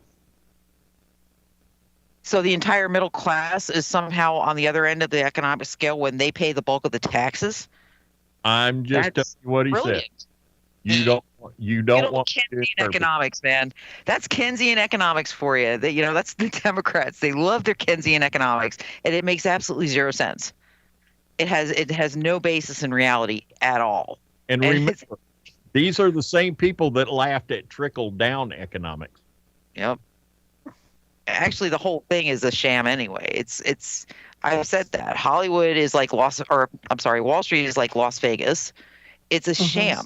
It's all a joke, and we keep praying that things are going to work out, but they're not. Like today, the stock market took a huge slide, and it's going to continue to take huge slides. Why? Because it's not real. It's bloated numbers that are out of control, and it's going to hit. Guess who? Us, the middle class. The middle and lower classes are going to get absolutely annihilated. And it's just, you can see it coming. I'm watching it come. You got all these banks closing down, everything happening. Like, oh, it's because of the digital dollar. Well, partially. It's also because they don't have any money. Hey, Nance. They're going broke. The fiat dollars. Yep. Who was it? What was it? About 6-7 years ago, they came up with an idea on how to fix our economy. Tax rich people at 100%. It was, come on, D, that was like the ACA. Everybody gets health care, and all the big corporations got waivers. So all the mom and pops had to pay if they had more than, like, I think it was 20 employees, you had to pay for their health care. So all these mom and pops are getting crushed by this ridiculous health care. And here's like Disney, McDonald's, all the huge corporations that got the get out of jail free card. They got waivers. Well, let's explain this now. They got waivers, and Nancy and I remember us laughing about this on a show. First of all, they got waivers by putting their employees to 32 hours. Yep. If the employee only worked 32 hours a week, they didn't have to pay their medical. So what did they do? Gave them 32 hours, but then they took that 8 hours and divided it up and gave them that much of a little bitty pay raise. Yep. So the employee couldn't beef about not making as much money. Yep. Put them in the part-time slot because anything under 32 hours is considered part-time. Yeah. And if they're not full-time, they don't get the health care. Is that how that works? Yeah. Yep. And not just that, but then they raise the age. So anybody up to the age of 26 living in their parents' house had to be covered under their family plans. Yes. So parents were required to cover their kids up to the age of 26 if they stayed home. So there's another one. And then they said, any major corporation or so on and so forth that does not pay health care for their employees will be fined. Yep. Now, here's the catch. The county did a little study on that, the one I worked for, and found out that they would be saving several millions of dollars a year by paying the penalty and giving us health care. Yep. Thank God it didn't go that route. but they would have actually been saving themselves tens of millions of dollars a year. Well, and again, you want to talk constitutional. Again, you had the review of the ACA by SCOTUS, who ruled it wasn't a it wasn't a what was it? It wasn't a fine, it was a tax. So basically, because they were going to fine people, if you remember correctly, who did not get health care coverage. And so no, SCOTUS comes back, no, it's not a fine, it's a tax. Well, SCOTUS actually went against the Constitution. It's not their job to determine law. Their job is to determine whether or not the law is constitutional. Period. End of sentence. And again, you can go read it. It's outlined in the Constitution what their job is. Their job is not to make law. That is Congress's job. Thank you, Ruth Bader Ginsburg. No, please don't ever compare me to her. Please. No, with what you said about them telling them it's a tax. Thank you, Ginsburg. Yep. Oh, you know what, though? Again, we had some really quote-unquote strong conservative judges sitting on the bench at that point, and not too many of them wrote in dissent. I mean, that's what bothers me about a lot of this. In fact, I've said it many times. You've got Roberts sitting on the bench right now. He's useless. He is absolutely useless. You could you tickle his asshole, he grins and goes with whatever flows at that moment. Excuse the language. It's true. I don't know what they have on him, but whatever they have, it's bad because he really is their lapdog. He's doing whatever they tell him to do. Oh yeah. Got Clarence Thomas, who's apparently I like Clarence Thomas, but look at how hard they're trying now to get him controlled and put duct tape on his mouth. They're trying like hell to shut him down. Why? Because Clarence Thomas is going to give you constitutional law. That's why. So again, and I have friends that are liberals. I do. And people who are very pro-Biden. In fact, oh my God, one of my mother's friends, she was a head of nursing trauma for like 30 years. She just thinks Biden is the sun, the moon, and just, sprouts unicorn farts out his butt. And I'm like, I don't get it. I'm like, what has he done look at the economy. I'm like, I'm looking at the economy. What has he done? I mean, it's a mess. It's an absolute mess. They can't even put Band-Aids on it anymore. That's how bad it is. Well, it's going to get better. Okay. They said that last year and the year before that. So, okay, we're still stuck here. This is the man who walked into office day one and shut down 900,000 barrels of oil a day, claiming that it was going to benefit us. I know, that was just on day one.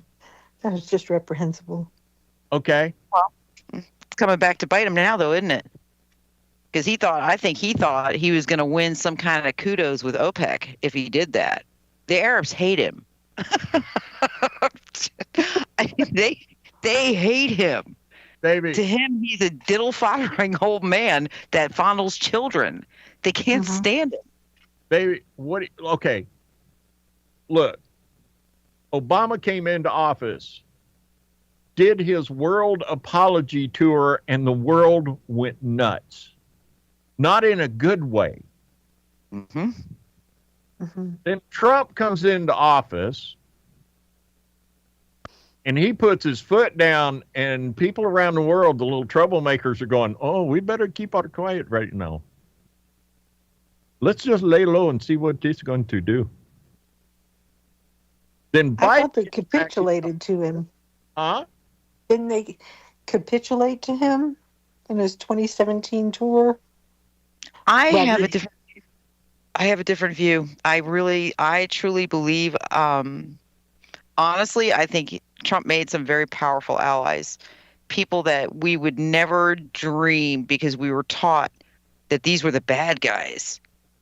And I think he made peace. And I think that's why you're seeing a lot of what you're seeing is playing out the way it's playing out. I mean, under any other circumstances, Russia would have crushed Ukraine like a bad cockroach. I mean, they would have nuked Ukraine for some of the crap that Ukraine has pulled under any other circumstances. I mean, and yet you're seeing Putin be very, very reserved and very careful with his choice of words. And very interesting, because that's not normally how Putin was like Ronald Reagan, just you say what you mean what you say. Now, he may be sitting on an opposing part of the world, and we may not like Russians very much, but I don't have a problem with Vladimir Putin at all. I'm like, he you know what? He rules his country. He does what he believes is best for his people. Well, there's nothing wrong with loving the motherland at all. Yeah, nationalist. Yeah. Yeah, I have no problem with that. Mm-hmm. Then you've got Saudi Arabia. Mm-hmm. And some very interesting things happened in 27 early on with Saudi Arabia. And we had a real shift to power in Saudi Arabia. And nope, our news was not really picking up very much. Oh, gee, Prince so-and-so died. Oh, look, Prince so-and-so died. Gee, look, another prince died. They were not homing in on it the way I thought they should have at that time, because these were very important people when it came to the power structures over there. And as we all know, Saudi Arabia was wrapped into the 9/11 deal in a big way. And these were all people that were in power during that time. And didn't I'm they thinking, do the sword dance and he had the sword? Yeah. And it's funny because Trump won the absolute love of the Arabic people with the way he behaved. Mm-hmm. Which is kind of crazy, because you think about it again, and you would think they wouldn't like him because he put Iran in their place. He took out Soleimani. I mean, he did a lot of things that should have tipped Iranians over, but it didn't. Mm-hmm. The Iranian people like Trump. Mm-hmm. They owe Trump. The Saudi Arabians, once you had that power structure change, you saw a very interesting relationship there. Then you had Xi Jinping from China. Mm-hmm. We're here at meeting with Trump and meeting him at Mar-a-Lago, not the White House, which again was very interesting. And I'm watching all this going, interesting, interesting, interesting. So I do some digging. I look into Xi Jinping and his education and the fact that he's got a lot of problems with the CCP right now in China. And I thought, oh, this is very interesting. And then we had what happened in China. Do you remember? They had, right before their elections, the president, the one who was president before Xi, went into the big rotunda where they were having their big congressional quote-unquote meeting, and they dragged him out and arrested him. And he was executed. I'm like, okay, so, and that he was big-time CCP, the old president. And I'm like, oh, this is very, very interesting. Very interesting. Because you have two countries that we have always considered hardcore communists. And you've got two leaders that are not acting like hardcore communist leaders. They're just not. Right. I mean, no matter how you try to fit them into that bottle, they're not fitting correctly anymore. They used to, but now they don't. Mm-hmm. What's going on? And this is all after Trump. And then Trump, remember, he went to North Korea. Right. And again, it's like now we're seeing a mess again where Korea's flexing their muscle and South Korea's, help us. I mean, if you look at the power structure in South Korea, it's not very different from North Korea. I think it's kind of comical. I'm like, why are people? I don't understand, because South Korea can be just as restrictive as North Korea. They put it out differently. Their message is put across differently, but still the way the power structure runs, it's very similar. So again, I'm finding this all very interesting. You got Iran, where again our CIA is heavily active. Israel, our CIA is heavily active. And the whole area, Syria, heavily active. Libya, heavily active. Why? Why are we so active over there? What have we been doing? What no-nos have we been up to? Let me jump in here and say, I said this, I'll repeat this again, it's worth repeating. Folks, two things. Number one, you now see why I think Nancy is one of the smartest women I've ever known. And I'm not being funny. This woman has an uncanny sense and a pulse. She's got her finger on the pulse of so many things. And she has been right probably as much as Rush Limbaugh. And Tesla. I say that as high praise. Yeah, and Tesla. Brains and Tesla. I don't know if it's brains or it's just paying attention and not letting anything cloud. And like I don't have blinders on. I'm looking at all the pieces on the chessboard. But here's what makes things so hard. Even as much as we watch and we talk about these things, is there are plans within plans within plans. Yes. Yes. That's the problem. Where are the original planners? Who are the original planners? I agree. But let's step back for a minute and talk about the economy. We brought that up. Tonight we're winding up the year. We're kind of trying to touch as much stuff as we can. Okay, so bear with us. The economy. Do you know the name Stanley Greenberg? Girl? Yeah. Mm-hmm. He has teamed up with ultra-liberal James Carville. Oh, no. Well, actually, ultra-liberal socialist James Carville. Oh, I don't like him. I'm sorry. James Carville has marching down the street in lockstep, showing off all of our war toys if he were in charge. But James Carville and Greenberg developed a polling company. And Jim Acosta, who is basically somebody over some Democrat in Congress, has always got their hand up his puppet slot, making his lips move. You like the way I put that one? Just didn't bring any tutus Jim in. Acosta on CNN the other night was mouthing the Biden administration narrative that the economy is booming. It's doing so well. It just, things haven't happened yet, but they will. Well, James Carville and Greenberg was being on the show, being interviewed, and he flat told Acosta, we surveyed 2,500 voters in battleground and congressional districts. He told CNN, and it was posted in the New York Times, the results were grim. They said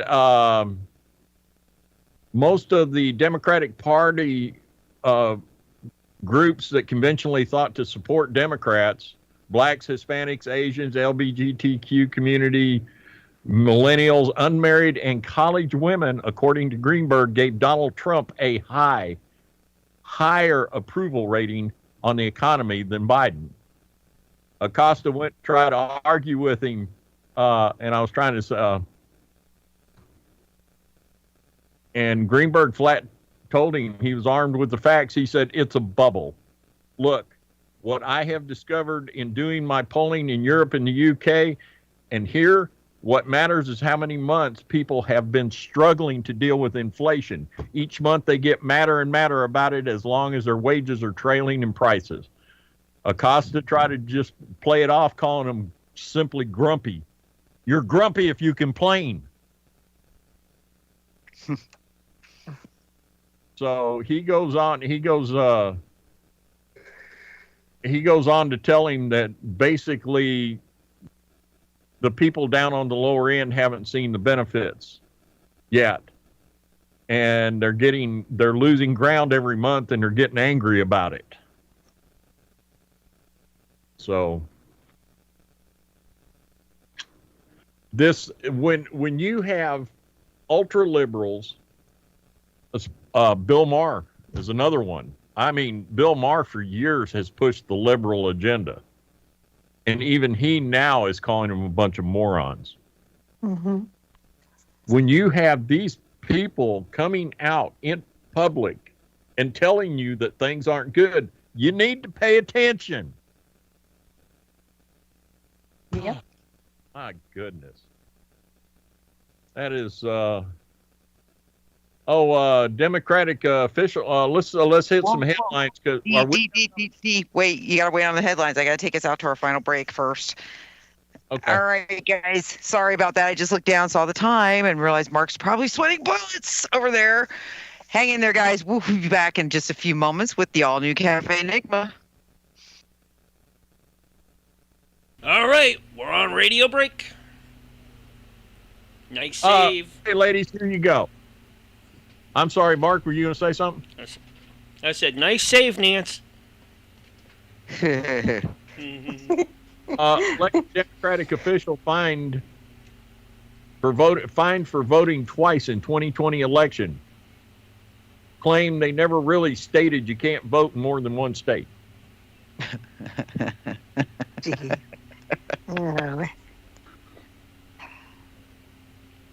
Well, even our snowbirds have to register in either one or the other state. You cannot be registered and vote in both. Police arrest prominent transgender activists with connections to Democrats on charges of raping children. Gee, we didn't see that one. We didn't see that one coming, did we? Well, believe you me, there's going to be a lot more of that because Epstein's client list should be out by the end of this week. That's 170 names, and that's not the flight log. That's the client list. From what I'm hearing on the dark web, or what I'm reading, there's several. It's not one president. There's more than one president named on that client list, which I find I'm not surprised. But I do find it interesting that it's more than one. And they didn't say if it was posthumous or not. In other words, if that president had already passed away, but they did say there was more than one. Some of the names on that list, I guarantee I already know. I think some are going to surprise people. I mean, even us, it's going to surprise you. It's really going to surprise you because they're going to be people that you thought well of, and didn't see it coming, basically, because you were never led down that path because the way they're covered, the way they're presented to the public. But that's how that works. And I've always said that. The ones who look the most squeaky clean are usually the dirtiest. And isn't it funny how that works that way? Oh, that was my deal with Mike Pence. I couldn't stand Mike Pence. And I know a lot of people, the evangelicals, loved him. And I'm like, no. Anybody who throws a Bible at you that hard is hiding something. Trust me on that one. And he snowed a lot of people. Yep. But sure enough, it didn't take me much digging, and I found the connections in the Dominican Republic with him, and I was like, oh, yeah, nice. Well, here's another one for you. Michigan Baptist preacher urges folks to wage war against it. No, that's not what it says. Michigan imam urges Muslims to wage jihad against the United States from within. Doesn't say a damn word about Christians or Catholics or Jews. Here's another one. Huh? I was going to say U.S. politicians are urging Muslims to wage jihad at this point. I mean, have you listened to Ilhan Omar recently? Have you heard some of these people? Anti-Israeli radicals, a.k.a. Muslims, terrorize families trying to take their kids to see Santa at the mall. Jeez. Here's one for you, Nancy. U.S. military faces mutiny of enlisted Gen Zers as TikTok virus spreads. Have you read this one? No. Yes. They have a couple of soldiers who are they're calling him, this guy, a military influencer. Anthony Laster posted a video. 30 seconds. Army life is now for him. Privacy, the pay sucks, crappy food, disrespectful leadership, no sleep. Oh, boo-hoo. You kind of signed up for that, idiot. Yeah. Anyways, here's your countdown. 5, 4, 3, 2, 1, and you're live and on the radio side right now. Oh, you are back to the final segment on the last show this year of the all-new Cafe Enigma. That's right. I'm your host, Big D, coming to you live from an undisclosed location here in Franklin, Georgia, at the Double Wide Underground Bunker. I wish you guys could be in on what we talk about during the breaks. I personally had to go get a stiff drink. These two women, well, I'm hey, this buddy, I said they were talking some stuff. It's like, anyway. You had way too much of that stiff drink there, D. Just gonna put that out there. Oh, let me tell you what they were talking about while we were on the radio, everybody. Anyway.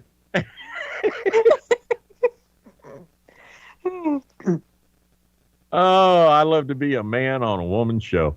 Anyway, we were talking about some of the headlines during the break, and there's some absolutely cute ones. You know, everybody was down about saying that the past election, the 2020 election, was rigged. Oh, and here's Democrats saying, "Oh, well, you're un-American if you think that." And we're not even to the 2024 elections, and you've already got Democrats out there talking about the Republicans going to rig the election. Folks, tune that crap out and just vote. We listened to Democrats cry when Trump won. Literally, for years, how the election was stolen. And I say that all the time. I was like, is that now considered insurrection? Because questioning apparently election is not legal for conservatives to do, only liberals. So I'd like to know how that works. Because again, some of the things that were said went beyond the pale. Oh my God. Let's go back and recap for a moment. Let's see. Do you remember the woman on the news? They played her over and over and over, how Trump just couldn't wait to get into office, and within 30 days was going to nuke somebody and kill a bunch of people. Yep. How? And as it turned out, historical note, Trump is the only president we've had in like 150 years who he did not start any new military incursions. No. Period. In fact, he ended a couple, didn't he? Yep. Mm-hmm. Here's another one for you. Electing Trump to office. If Trump were voted president, the second he goes into office, the second he was sworn in, it was going to be open season on people of color. Now, I don't know about you, but I got real tired, guys, of hearing every morning on the early morning news about all the bodies they had to go pick up. And strangely, how all of the communities, the colored communities, were actually impressed with Trump. And he was welcomed with a lot of their leaders because he did their communities a lot more good than some of their own leadership did. Oh, notice how Al Sharpton became like a nobody during the Trump administration. Why? Because he showed how ineffective Al Sharpton is. Wait a minute. What was that urban legend? The unemployment rate among minority communities was at historic lows. You guys remember that big BS? Mm-hmm. Yep. Urban legend, my ass. And being facetious.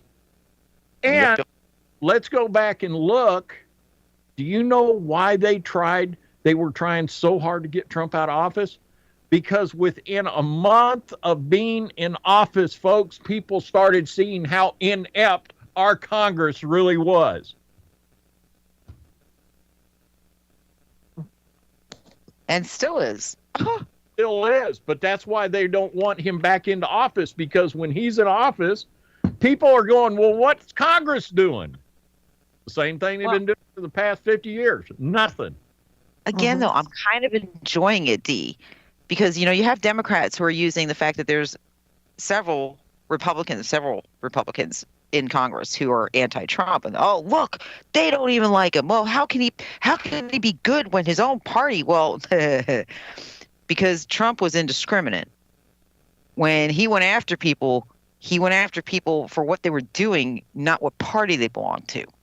Mm-hmm. And that was very true about him. And obviously, he didn't care if you were man, woman, didn't give a crap. You were going to get treated the same way. And if you were going to get dressed down, that's how that was going to go. I don't have a problem with that. In fact, some of the best employers I've ever had in my life would turn around and rip your head off, but also say a very kind word. So I don't have a problem with people who speak what needs to be said. And I don't even care how they get it out of their mouth. I don't care. Just get it out so we can fix it. But do you know, I know a bunch of people who didn't vote for Trump on the second time around, and here's why.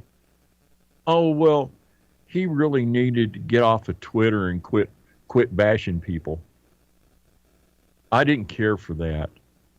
You know, my parents were like that. My mom was like that. She's like, he wasn't really very presidential. And I'm like, Mom, he's a businessman. What? And you know what? This country right now runs as a business, and a very, very dysfunctional one at that.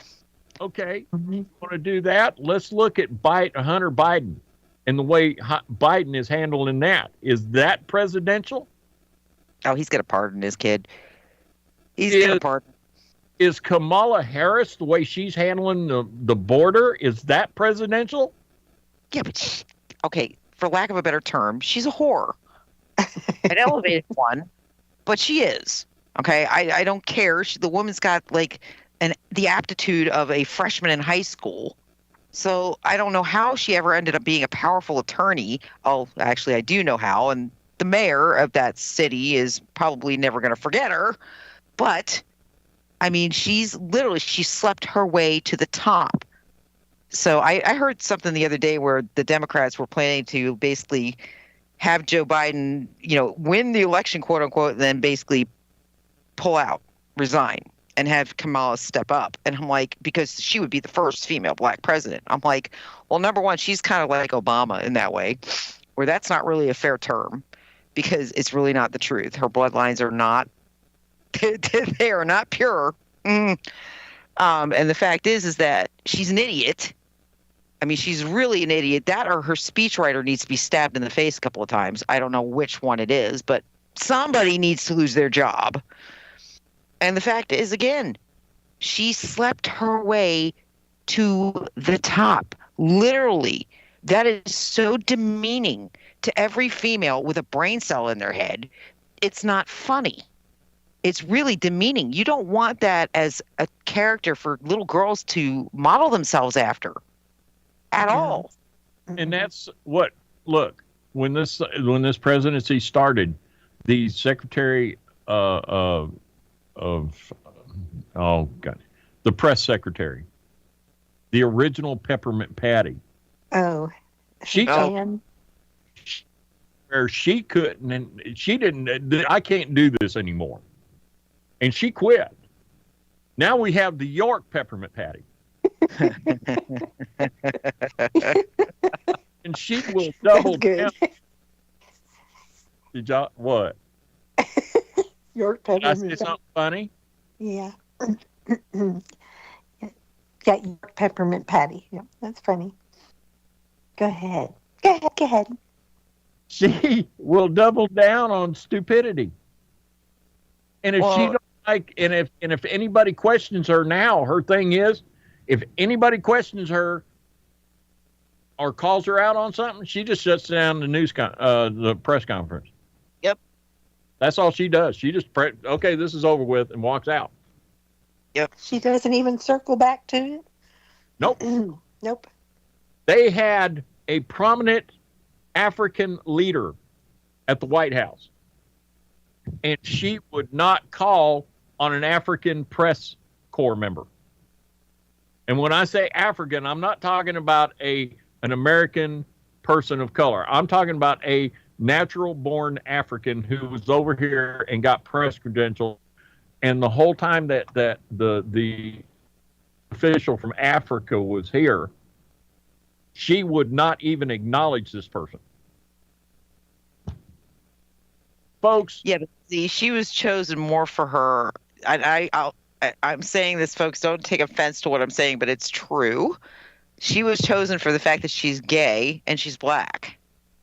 It's called the three. You got 3 strikes. Well, she's got 2 that make her able to bat you down whenever she wants, because all she has to do is deflect to, well, you're going to question me. Well, that's because I'm black, or is it because I'm gay? Which one is it? I mean, it's ridiculous. It's ridiculous. But see, it's ridiculous. Here's the thing, folks. We equate presidential with standing there and trying to say nice things about everybody. And that's not what the president does. It's not what he needs to do, he or she needs to do. They need to do. I told another host on another show, I said, when people get a gutful, we will have a change. Well, in 2020, people had a gutful, and they voted for Trump. Then Trump came in and did what he said he was going to do. He called people out. Now, suddenly, oh, well, he's not very presidential because he was being ugly to this person and that person. They deserved it. They deserved it. You're the same people who were complaining about the media. He calls them out. Well, he really shouldn't call out the media like that. Well, didn't they give him a really, really hard time? I mean, more than anybody else. I mean, he just gave back what he was getting. Well, and I mean, I fall back to that Megyn Kelly situation. You know, in the very beginning when he went after Megyn Kelly, and I have to tell you guys, I was peeing myself laughing. I thought it was hysterical, because just because you wrap things up in prettier metaphors doesn't mean you're saying something nice. And she was being rude. She was 100% being snarky, being rude. She was not being professional in that interview. She was carefully choosing her insults, put it that way. And when he slapped her down as bluntly as you possibly could, I just lost it. I was like, you know what? Good for you. Good for you. And popular journalists, even if you didn't like their political views, still seem to do their jobs. For some reason, threw all journalistic integrity out the window. They would get a press release from this group, that group, this politician, and never verify anything. It got so bad, you had people like Rachel Maddow, Mad Cow Maddow. Right. I was just checking in on a show one day. The commercials were for other shows on MSNBC. There were no product endorsements. They were all for other shows on MSNBC. Does that tell you how bad things are getting? How many times did Jim Acosta, people like that, Brian Stelter, who is thankfully no longer with us, how many times did they get called on something and just went by it like it wasn't nothing? My God. Look at Rachel Maddow with the Trump tax returns. They pushed, they cried, they gnashed their teeth, and they finally get the tax returns. And it's exactly what we said it was going to be, a huge nothing burger, because when you have that kind of money, you get audited pretty much yearly. So if he had done anything wrong, he'd already have been paid. He would have faced the piper for it already. Oh, all the laws and I say to people when they say, well, he did this and he did that, I'm like, and all of those laws, all of those things he did were legal. Why are they legal? Well, because our government officials decided to bend things to their advantage and to the advantage of the wealthy. So he took advantage of it. That makes him a smart businessman. But you notice that she came out with those tax returns and there was nothing. There was it was like the silence was echoing because there was nothing to be had. Oh, and here's the other part. They were from 10 years prior to the election. Yep. Mm-hmm.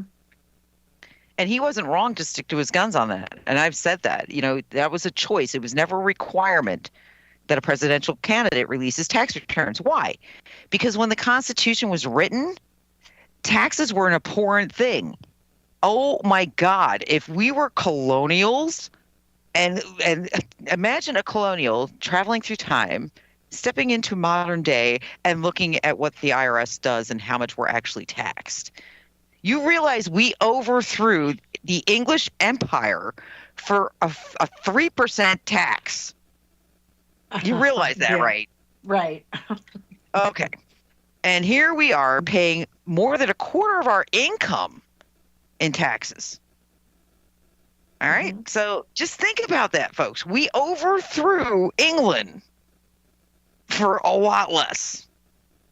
So imagine a colonial stepping into modern days. They would be so pissed at us. Mm-hmm. Folks, if you spent 10 minutes a day just going back and looking at leveled, I'm not talking about the Russian collusion thing. I'm talking about what people were saying about Trump.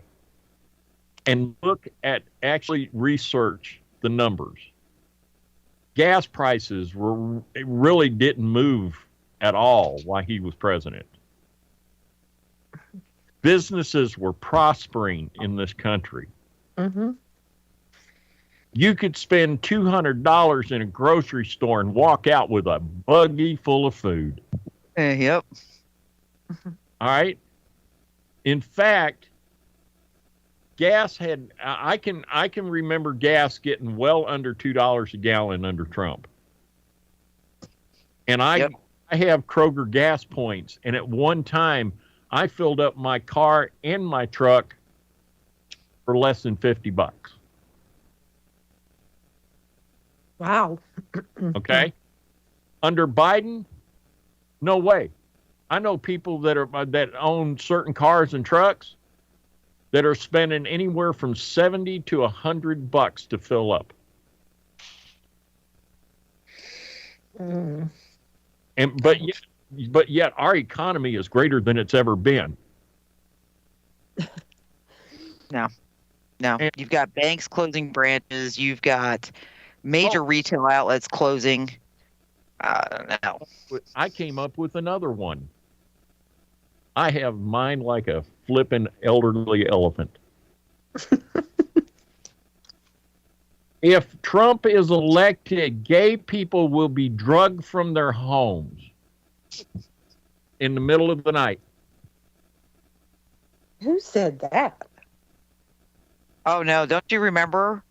I remember that because they were saying, that the LGBTQ at that time, because now we have a lot more letters involved.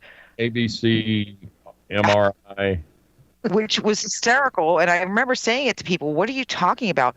Trump actually, he doesn't discriminate like that. If you look at his staffing, he employs basically you were employed based off the merits of what you could do and how you performed. He didn't care if you were gay. He didn't care. He employed quite a few gay people. I was like, he had no problem with that. He dated black women.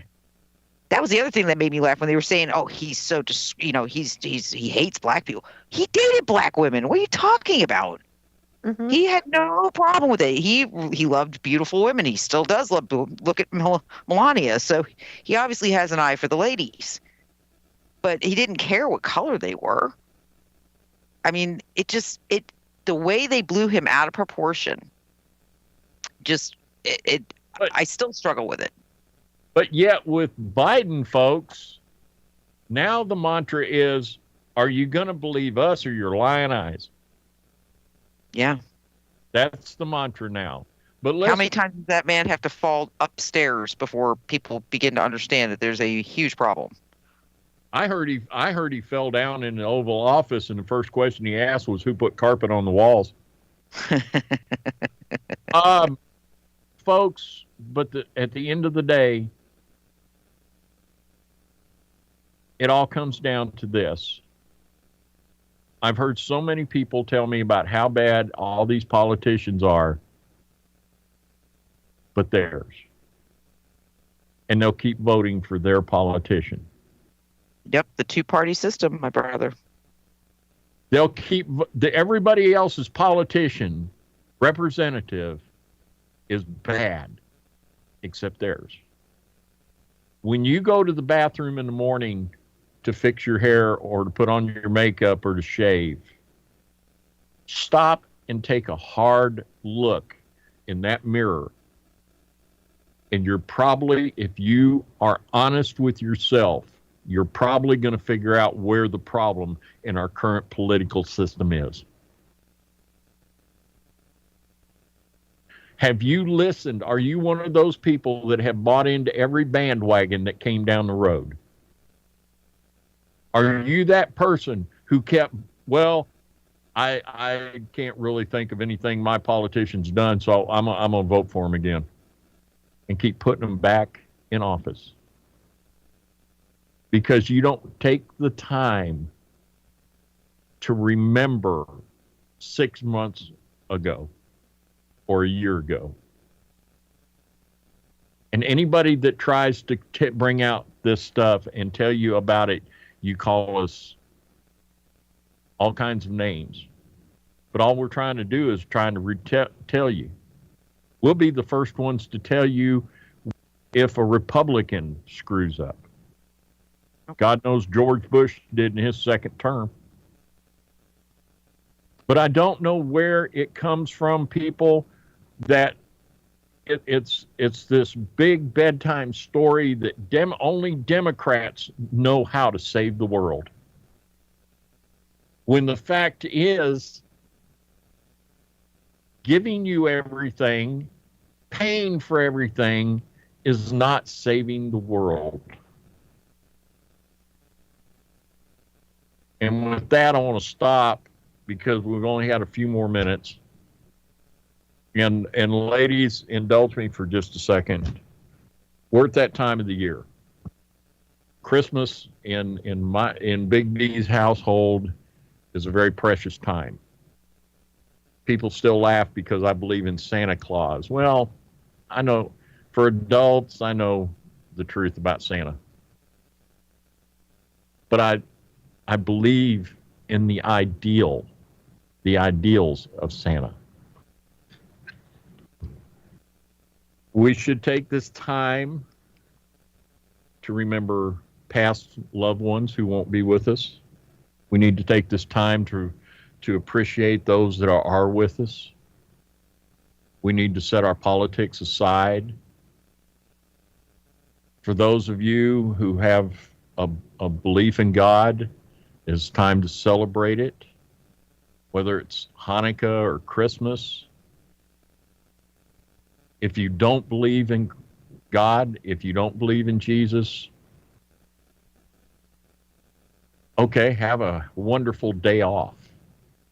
But don't. Actually, brother, there's multiple. You got Hanukkah, you got Christmas, you've got Ramadan, you've got Yule. It's all in the same time brick. I know, but I'm saying if you're one of those who doesn't have a belief, let me put it that way. There you go. Just let it be a nice day. Can we have one day a year when we can lay down our differences, come together, and just be happy that we're humans, we're alive, and we're not trying to kill each other? Amen. That's all. And then after the first of the year, back up and start over. But in my household, Christmas is 365 days a year. And I wish I could share that with each and every one of you tonight, tomorrow night, and Monday night. Because it's a wonderful feeling. And on behalf of us here at the show, I want to say have a happy holiday, no matter what your belief system. If you're an atheist, have a great day off. And to you guys, I want to say Merry Christmas and a Happy New Year. To all of you who work with me here, and I work with you. It's a great bunch of people here. I consider these folks my extended family. All right. Thank you. All righty. Merry Christmas to you too, and Happy New Year, because we're not going to talk to you till after the New Year. Oh, you'll talk to me before New Year's. I was going to say, okay.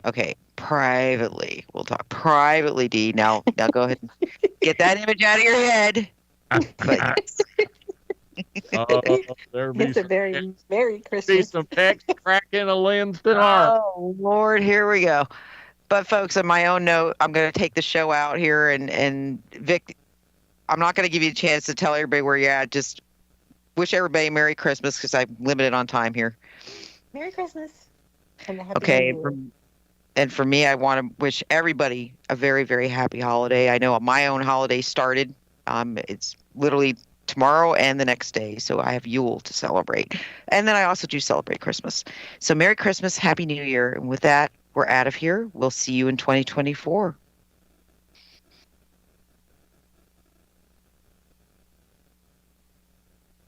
All right. We are wrapping it up. All right. And we are done. I love ending on a high note. Ah! Oh, I don't think my ears will ever be the same. Tinkerbell. Have you guys not seen the movie History of the World? Oh, God, yeah. Do you remember during the French Revolution? Let's end this meeting on a high note.